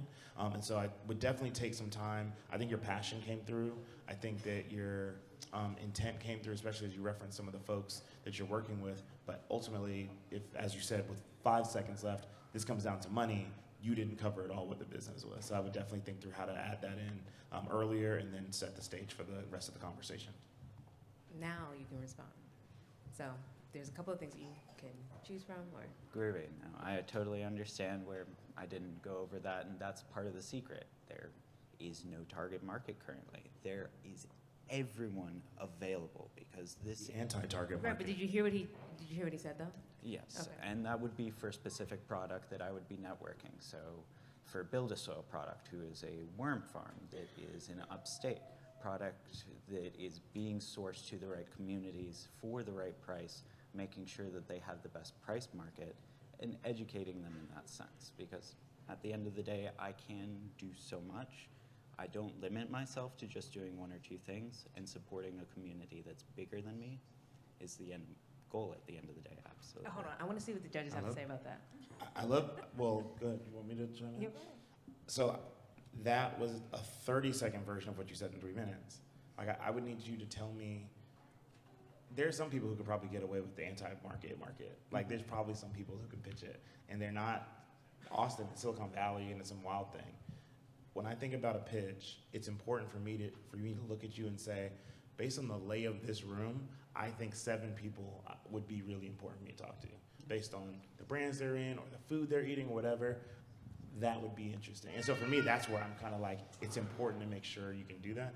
What are y'all's thoughts? But hold on, but even if, let's say it is everybody, right? Like also understanding, well, who are you targeting first, right? Like who are you going to spend time with first? How are you going to meet their needs, exceed their needs, and then move on to the next segment, right? You could also do it that way. But so if you're going to be anti-market, at least tell us where you're going first. And maybe even the process by which you're going to do that, right? So what I hear you say is, I'm an expert at understanding how each and every yield process can be improved. And so this is how I'm going to figure out where I go first. Thank you so much. Yeah. Appreciate you coming up. It's my pleasure. Thank you for your time. Thank you. This was impromptu. I mean, there's so much more, obviously, and I'd love to talk to y'all at the end of the day and see what I can do better. But I hope y'all have a lovely day. Thank you. Okay. Guys, we've been here since, I don't know, but a little bit before 5. We were early, and we have one more pitch. I just want to say, before we even go to the next person, thank y'all for being here. Clap it up for yourselves. Clap for yourselves. So I don't know the person's name. Josh. Hello, Josh. Come on up. Josh is ready to go. Josh is serious. Did you get the rules, Josh? Do you know the layout? I do not know the rules. Okay, so the rules are, you have 3 minutes there is the timer. Okay. You have 3 minutes to pitch your business, after which we'll all give you feedback, and then you'll be able to respond. So you're gonna get some questions, you're gonna get some things that you're gonna want to jump on, but just hold on. Right. We will give you the opportunity to respond. Are you ready? I'm ready. Josh I have a 1 minute pitch prepared. His skin is so clear. Hold on. Josh has really clear skin. It is beautiful. What's your skincare routine? I'm like, wow. I eat a lot of microgreens. Ah, okay. Okay. Feel free to, and you can talk to them. Okay. All right. Thank you, guys. Appreciate it. I believe in a world where food can be our medicine instead of taking medicine for the food we eat. At Maxine's, we have established a new way to produce food that heals and detoxes the body. We have created the first microgreen powdered supplements on our national scale. We are targeting 2 specific verticals: specialty food ingredients and dietary supplement markets, totaling over $65 billion in the US market alone. Our microgreen supplement powders harness the power of microgreens, which are up to 40 times more nutrient dense than the adult version of the plant, and naturally contain powerful antioxidants like sulforaphane that protect against cancer and diabetes by regulating sugar levels. I forgot that part. Okay, keep going. Clap for him, y'all. Thank you. Encourage him. I still got a little bit more. I just got to remember it. Let me get my note cards. Listen, if the microgreens is the skincare routine, so I'm sold. I'm sold. Sign me up. Our products can be taken in pill form or as a part of food you already eat, like a delicious chocolate. So stop by our booth on March 18th at Future Food Conference and try the world's healthiest chocolate while supplies last. Thank you. While supplies last, y'all. Oh my, scarcity. Literally. Awesome. So you knew you were gonna come up and give a shorter pitch, so that's fine. We'll just jump in and give you some more feedback. Okay, So I'll jump in. As a person who doesn't know microgreens relative to the other ones, and having invested in athletic greens, it would have been interesting for you to point out, like, hey, you've probably seen these ads for athletic greens, and this is where we are different or where there's an opportunity. I think they're now $1 billion company, and so for you to come up and say we were the first ever, which is always, I always encourage founders, never say it, because then what happens World's is, first. World's first. And what happens is, and it could be true, but the challenge is that psychologically, we're all trying to think like, well, isn't there another company? I feel like I've heard a company. And now we're in our heads against you instead of just trying to just listen to what you're saying. It doesn't matter if you're first. You need to be the best or the most available or whatever that is. And so as you said it, I was just like, well, dang, well, what is in athletic greens? So if you have the opportunity to say, you're familiar with this thing, you may be familiar with this is how we're different. But I just want to point out those two things, first ever in a brand that's really massive. Go ahead and take some time to talk about them. Anyone else? You came on stage very calm, cool, and collected. Like you have this very calming energy. And then I think you have a memorized pitch, right? Right. So you went from calm, cool, collected to robotic. And so you kind of lost me there. So I think not memorizing the pitch word for word would benefit you. And then if you get stuck and you forget a word, it's not so critical and it won't throw you off. So I would say go with the flow. You already have this calming presence, and so as long as you know your stuff, which I'm sure you do, it'll flow much nicer, in a much nicer way. Thank you. Yeah, I agree on the competitive positioning. I spent an absurd amount of money on some microgreen product, and so you have me on understanding the benefits, but when you say world's only, yeah, you lose because it's like, all right, well, I've heard of some others and I used one, so how is yours different, right? It sounded like you had a compelling story behind the science.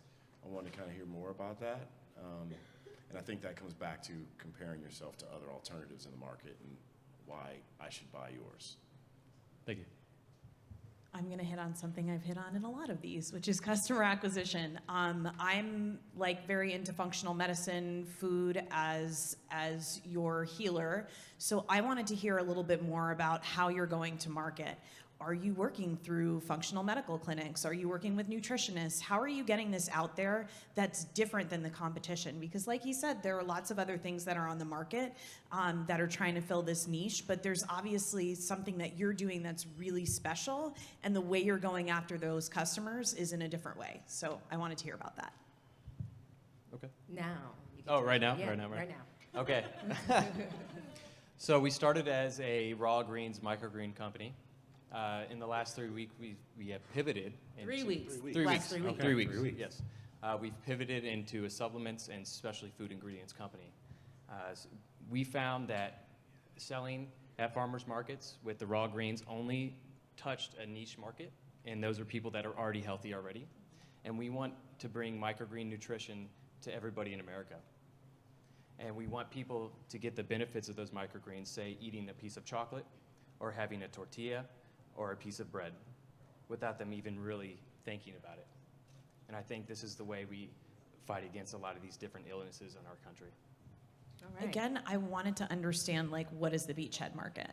Yeah, to that point, like, so you mentioned you can put it in things, and it made me think of like these, I got some edibles from somewhere that's like you sprinkle it into things, and it's water dissolvable edibles, like THC. It's like, okay, I get it, and it's like you can put it in water, or you can put it in mac and cheese, you just eat it. And then you mentioned that you have it in chocolate, and so to Elisa's point, does that mean that you are working with the chocolate manufacturer to put it in it, and you have a version of it, yes. Or are you selling this direct to consumer where I'm putting it on my own food, if that's what you were saying. Okay, same. So we have it in pill form, and then we also have a chocolate that's infused with our broccoli microgreens, which has an antioxidant called sulforaphane, which has extensive research to protect against cancer and diabetes through providing help in cellular. I can't remember. So the chocolate is sold in like a GNC or something? No. So we just came out with it today, actually. Some of the people in the crowd have tried it. Late breaking news. We've been very, very new with a lot of this stuff, so I really wanted to get up here and get some practice in front of people talking about this. Do you have distribution? If so, where do you distribute? We haven't even got that far. Right, exactly. We're planning on selling through our website, hopefully Amazon, once we get the distribution assets for that and the back end on that done. So. All right. So remind us about the 18th. Yeah. The 18th, so on March 18th, we will have a booth set up. We're going to have about 60 samples of our chocolate, and we call it the world's healthiest chocolate because it's completely sugar-free. All the ingredients are sourced from Central America. It's sweetened with stevia, and it has 1 serving of broccoli in each chocolate bar that you can't even taste. Listen, we love chocolate and broccoli, okay? Thanks a All lot, right. Josh. Thank you so much, Thank Josh. you guys so much. Thank you. Oh my goodness. Oh, I think we're wrapping up. Are we done? Yeah, I got the thumbs up. How do we want to do this? Do you want to close out? Judges, do you have thoughts? Well, I want to say thank you for everybody who came and stayed. Our goal with doing this in person not only was to get you all in the opportunity to hear from some of these founders, but also some of the biggest and best brands that you are buying, whether it's in your grocery store or products and services that you use, probably had to go through this process. And there's a lot that goes in behind the scenes, and so that's why we like to be transparent with it. If I had one call to action, it would be if you are on Twitter, make sure that you are following Chandra Danielle, SHONDRA.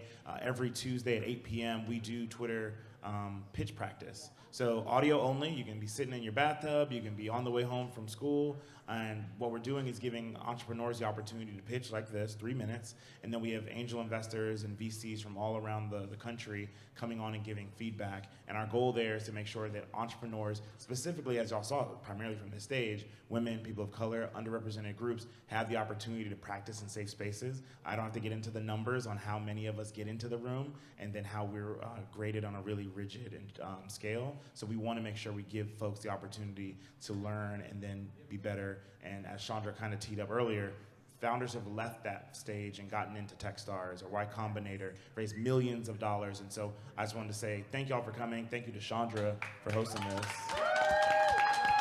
And to the folks at Future of Food for having us. Judges, y'all have any last comments generally for founders or anything like that? This was awesome. Thank you for having me. I just appreciate being here. This was the first live pitch I got to do. This is 2020. I'm so excited. She's got money. If y'all got startups, she's got money. I do. She's got money. Okay. Well, good. All right. Well, we're getting out of here. See y'all later. Thank you. Thank you. Yes.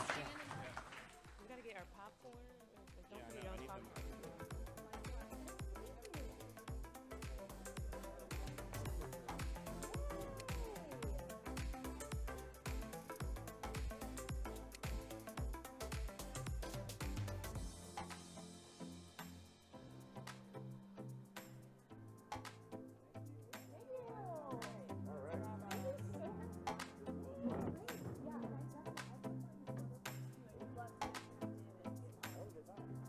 I didn't realize the light was gonna be so hot. I done came out this hoodie. Your boy is cooking. All right, y'all, stick around for just a few more minutes. We're going to be wrapping up the day here. Thank you all for staying. I was so excited for pitch practice to be able to be here live and in person. I met Chandra when the pandemic first started and she was doing pitch practice. We connected, Harold connected us, and I have been listening to them give advice to founders for months and months and months. So having them here on the stage was a real honor and a real treat. Before we wrap it up, most of y'all have had the opportunity to try insects today. Who has tried insects today? I want to see some hands. I did. That's right. That's right. Chef Joseph Yoon, our culinary director from New York City, this is the man who can take insects and all of the other amazing ingredients that our partners have brought today, our alternative chicken from Tyndall, our mushrooms from Smallhold, our Maxine's Microgreens, our IntoSense insects, and our Aspire cricket powders, all of these different ingredients, and I'm sure the ones more that I'm even forgetting, and turn them into delicious foods. So Joseph, please give us a closing, and then I'm gonna wrap it up. Hey, how many of you guys had a good time today?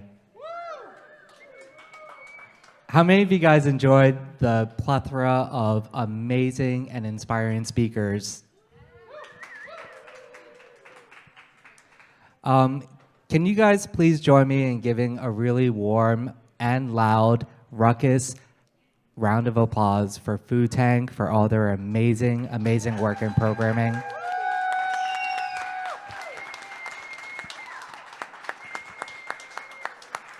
Yeah, thank you guys. They really hit at the heart of such incredible and meaningful, engaging programming.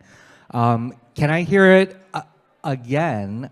A nice, warm, and maybe loud and ruckus round of applause for RNA and Little Herds.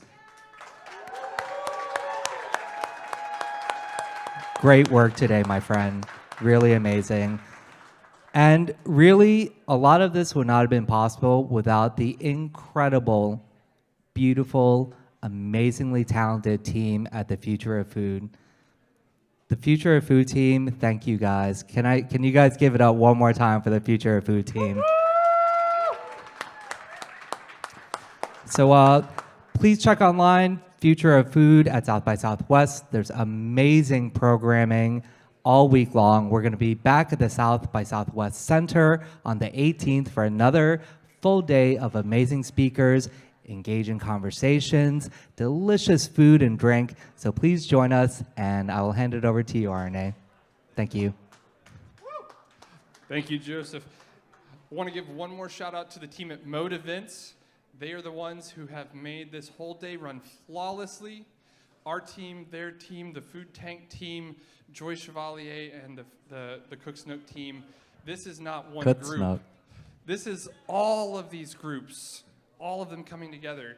And that is what these kinds of spaces should be. If you've been here all day, you've seen tears, you've seen laughter, you've seen passion. That is what these events should be. And so thank you for coming. I want to leave everybody with a couple of things. Like Joseph said, 18th, you're back here. We're doing this again. It's going to be amazing. Monday and Tuesday, the 14th and the 15th, free and open to the public at Houston Tillotson University. Food Tank and Driscoll's are going to be presenting food-related documentary watch parties. Those are going to be free and open to the public. Tell your friends, your family, your neighbors. We look forward to seeing you there. It's going to be delicious and informative. They're going to have Q&As with the directors and the filmmakers. You can go to foodtank.com/events and find the information there. Secondly, Little Herds. We're a 501c3 charitable nonprofit. To put this on, it takes not just our sponsors and partners, it takes our community, donors, $5, $10, $1,000, whatever you can give. That helps us put all of this together. And then finally, if you came in this morning, you met our friends from the Central Texas Allied Health Institute, making sure that we had boosters, making sure that we had tests. They are working tirelessly in our Austin community to make sure that we have equitable, respectful health care for everyone in our community through this pandemic. They need your help. They are doing a fundraiser on the 22nd. You can go online to #CommunityHealthAllied. You can find on the 22nd, they're going to be doing a fundraising gala here in town with none other than the Jonathan Van Ness of Queer Eye fame as their special guest. It's going to be a beautiful night. We're excited about it. We want to see you there. We look forward to seeing you all next week. Thank you so much. Good night. Good night.